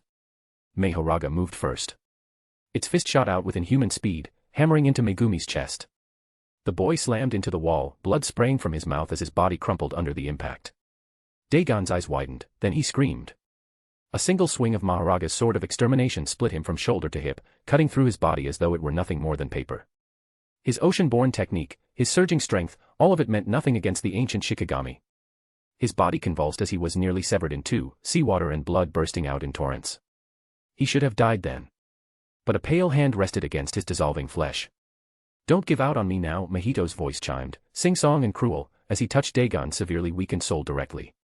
The half-formed corpse twisted and warped under his grasp, the torn fragments of soul compressed, reshaped, transfigured. Dagon shrieked as his body shrank, collapsing inward until what remained was a compressed curse, a core-like form that Mahito pressed into his own body like a jewel set in a crown. Mahito straightened, his lips peeling into a sharp, feral smile, wings unfurling as he looked up at Mahoraga. "Also, this is the Shikigami of legend. You look more menacing when there's no screen between us." The wheel upon Mahoraga's back creaked loudly, groaning, resonating with the cursed air. It stepped forward, each footfall like a drumbeat, its empty eyes fixed on Mahito, who now held a weak, transfigured Dagon within his body. Dagon's elimination was necessary for Mahoraga to cancel out the subjugation ritual, so now, Mahito was the Shikigami's prime target. Megumi, half-conscious and broken against the wall, could only watch as his desperate act spiraled into something beyond him. Mahito rolled his shoulders, flexing his hands, his smile never fading. "I was always curious about how strong you are. Let's see your technique in person." The Shikigami charged. Its blade swept down in a clean, merciless arc. Mahito twisted, his flesh warping, his body bending in ways human anatomy could never allow. The blade carved through him, but instead of dying, his body writhed, stitching back together with an eager hiss of cursed energy. "I need to avoid that blade. This thing can kill me if I'm not careful." Mahito's foot lashed out, his soul shaping his body into a whip-like extension that cracked against Mahoraga's face. Bone splintered, only for the wheel on its back to spin. Mahoraga turned its head back toward him. Unfazed. Mahito chuckled, delighted. You really do adapt, but you're not perfect, are you? My body is my technique. Change is all I am. What will you adapt to? The Shikigami rushed him again. The sword of extermination glowed in positive energy as it slashed the very air around it. Mahito's body gained fluidity, separating itself prematurely and letting the blade pass through him. He reformed right in front of the ancient Shikigami. He kneed Mahoraga in the gut, his leg hardening into steel. Then, before the Shikigami could register the impact, his arm snapped into a whip, lashing across its chest. Mahoraga was sent flying back, smashing through several pillars. The underground shook, the ceiling above crumbling and spilling chunks of concrete into the floodwater. The wheel turned again. Mahito's teeth flashed in delight. Yes. Adapt all you like. The station became their battlefield. Each clash sent tremors through the ruins, Mahoraga's strikes absolute, each one a killing blow, Mahito's counters impossible, his body twisting into whatever weapon the moment demanded. The Shikigami's blade carved a passing train car in half as though it were paper, sparks screaming as the wreckage exploded in fire. Mahito dove through the blaze laughing, his arm reshaping into a claw that raked across Mahoraga's mask. Cracks formed, but the wheel turned, healing through adaptation. Mahito changed tactics instantly. From his back sprouted a forest of writhing arms, each one firing jagged spikes of bone, then shifting mid-flight into molten stone, then into hardened steel. The Shikigami staggered, unable to categorize the endless variations. Still, it pushed forward. Sometimes, a volcano sprouted from a wall, spewing magma onto Mahoraga and melting parts of its body. Other times, Mahito's torso unraveled into a serpent of flesh, constricting its limbs before detonating in a burst of cursed energy. Each exchange was chaos incarnate. On the outside, it looked like Mahoraga was constantly out of reach. And yet. Mahito's eyes narrowed, the laughter faltering for the first time. The wheel spun again, adapting, learning, drawing closer to something he couldn't twist away from forever. It would eventually adapt to some forms of damage. It's not enough. If I want to overwhelm this thing, if I want to go further, I need clarity. He thought of Sukuna. Of the storm. Of the flash of lightning and inspiration he had used to sear his soul alive. But he could no longer pull that card, the lightning in the skies had already died out, not that he would even want to. He wanted to catch Mahoraga within his domain. And to do that, I need to land a black flash. The idea burned inside him, intoxicating. Black flash was not something one simply decided to do. It required harmony between body, soul, and cursed energy so perfect it became transcendence. And yet, Mahito hungered for it. He had tasted it once before, and the memory of that clarity gnawed at him now. Come then, he howled, his laughter ringing like broken bells through the ruined station. Mahoraga swung again. Mahito caught the blade in one hand, his flesh molding around it, splitting into dozens of smaller hands that clutched the weapon at every angle. He poured cursed energy through them, each one shifting, mutating, never staying the same long enough for the wheel to lock onto. His other hand curved back, dripping with transfigured flesh, cursed energy vibrating along his palm. The moment stretched. The air sang. He struck. The impact rattled the station, the walls cracking, the ceiling collapsing further into the flood. But it wasn't enough. Not yet. No distortion.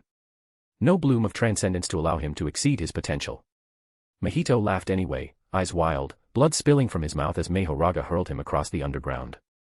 He crashed through a platform, the water exploding around him in waves. Closer. I was so close. Mahoraga advanced, relentless. Its wheel turned again, groaning like the earth itself. Mahito dragged himself from the rubble, steam rising from his broken frame, his body already twisting itself back together. His lips stretched into something feral, painted in crimson. His soul burned with anticipation. Let's keep going then, Mahoraga. I'll find it here, and when I do dash. He staggered upright, one eye swollen shut, arms trembling, yet laughing still. I'll clip your wings and steal that wheel for myself. The Shikigami shadow loomed, its blade raised high, the wheel spinning like a judgment passed down from the gods. And Mahito welcomed it, grinning into the storm. Chapter 50, Adaptation versus Versatility. The ground split as Mahoraga's blade cleaved downward, severing the subway floor clean through. Steel and concrete screamed in unison, and in the next instant the underground collapsed entirely. Mahito vaulted backward, his form unraveling into liquid flesh before stitching itself together again as he landed on what had once been a stairwell. His eyes darted upward as daylight poured in through the gaping wound Mahoraga had carved. Well then. He muttered, his voice softer than usual, lacking its sing-song cadence. Shall we take this outside? Mahoraga answered by tearing through the wreckage, forcing its colossal frame upward. With a single step it shattered the last remnants of the ceiling and emerged into the open. Mahito followed, climbing the wall like a spider before springing out into the ruined street above. For a brief moment, the cityscape lay eerily untouched. This district, spared the carnage of Jogo's flames and Sukuna's wrath, still bore the look of a living place. Cars lined the streets, windows intact, buildings rising tall and silent against the gray sky. That illusion of safety lasted less than a heartbeat. Mahoraga rose from the crater like a god of retribution, dragging the rails of the subway behind it. Rubble and rebar tumbled from its shoulders as its wheel spun once, echoing like the toll of a funeral bell. The solid steel beams turned into whips as Mahoraga started swinging them, mimicking Mahito's movements. Buildings were torn apart in an instant, sent flying as the steel snapped and cut through everything nearby. Mahito grinned faintly, but there was little playfulness in it now. His focus narrowed, every nerve sharpened. The rails could never hope to harm him. But Mahoraga was still testing things out. The sword of extermination gleamed faintly with residual light as the Shikigami raised it. That blade, one mistake, and I end up like Dagon. The thought didn't spark fear, it brought clarity. Mahoraga moved, its form faster than just about every enemy Mahito had faced. Everyone but Sukuna and Toji, of course. The blade descended, splitting a line of parked cars in two. Explosions bloomed along the street as gasoline ignited, fire washing over Mahito's figure before he slipped aside, molten flesh bending unnaturally as he threaded through the flames. Mahoraga was already there, following with a backhand swing that tore through an office building. Steel girders snapped like twigs, and the structure toppled sideways, showering the street in dust and debris. Mahito ducked beneath the falling rubble, reshaping his arms into elongated whips that cracked against the Shikigami's torso, buying himself a breath of space. The wheel spun. Adaptation. Always adaptation. It's probably more and more used to my whip now. A kick followed. Mahoraga's leg moved with brutal speed, colliding with Mahito's chest before he could reform fully. The impact rattled him, deeper than flesh, deeper than bone. His soul shivered at the strike, a ripple of true damage flaring through his body. Mahito staggered back, clutching his chest with one hand. For the first time in this battle, his smile faltered entirely. TCH. His tone hardened, flat. He's already adapted to be able to injure me, huh? The realization didn't slow him. If anything, it quickened his pace. Mahoraga came again, relentless. Its punches hammered through the street, each strike a localized earthquake. Cars flipped end over end, storefronts crumbled, and asphalt peeled apart like paper. Mahito avoided the sword every time, body contorting unnaturally, slipping past edges of light by a hair's breadth. But the kicks, the punches, those he couldn't always evade. Each glancing blow gnawed at his soul, nibbling away piece by piece. He regenerated, but slower now. The pain lingered. Still, his focus sharpened. Don't play. Don't chatter. Black flash, that's the only path forward. Mahoraga seized a car in its hand, spinning and hurling it like a child discarding a toy. The vehicle hurtled toward Mahito, exploding into fire as it struck the ground. Out of the blaze stepped the Shikigami itself, sword raised, will screaming. Mahito darted low, his body flattening into a sheet of flesh that slid beneath the strike. He rose with a knee to Mahoraga's jaw, his leg hardened into steel, and the Shikigami barely flinched. The wheel had spun one too many times. Mahito's attacks were becoming less effective with every passing second. No more games. Focus. The Shikigami drove him back through the streets, every clash tearing the district further apart. An entire high-rise collapsed under one of its swings, sending a tidal wave of glass shards and concrete fragments cascading down. Mahito wove through them effortlessly, his body splitting and reforming, but he wasn't smiling anymore. His eyes were locked, unblinking, on his own hands. Cursed energy, soul, body. Synchronize. Mahoraga lunged. Its fist drove Mahito through the side of a department store, sending him crashing through multiple floors before smashing him into the street below. For a moment, he didn't rise. Dust and smoke obscured the ruins, silence broken only by the groaning of crumbling steel beams. Mahoraga advanced, its blade dragging sparks along the ground. Then, from the rubble, Mahito staggered upright. His body was bent, fractured, steaming from the strain of constant regeneration. Purple blood spilt down his chin. And still his eyes burned with intent. Closer, he muttered, voice raw. I need to get even closer. He flexed his right hand, cursed energy dancing erratically across it, the distortion not yet blooming. His body trembled with anticipation. Mahoraga did not pause. It charged again, every step a detonation, every strike an ending. Mahito dodged the blade by the width of a hair, then the next, until finally he stepped into the strike instead of away. His hand drew back, soul and cursed energy aligning in perfect harmony for a single instant. Now. Black flash. The distortion exploded across the battlefield, reality itself bending around the blow. Mahoraga reeled back as Mahito's fist drove into its chest, the impact reverberating like a thunderclap through the city. Crack spiderweb through the Shikigami's frame, its will spinning violently as if rejecting the strike. The air warped, a void-like bloom expanding from the point of impact. Mahito's laughter returned. But it was different now, stripped of mockery, carrying the raw edge of triumph. Finally. He breathed. His grin dripped blood. Finally, I touched it again. Mahoraga staggered, recovering, its blade lifting once more. Mahito didn't wait. His hands pressed together, cursed energy flooding outward, overwhelming and sharp. Domain expansion dash. The world buckled. Cursed Genesis. There was no longer a barrier.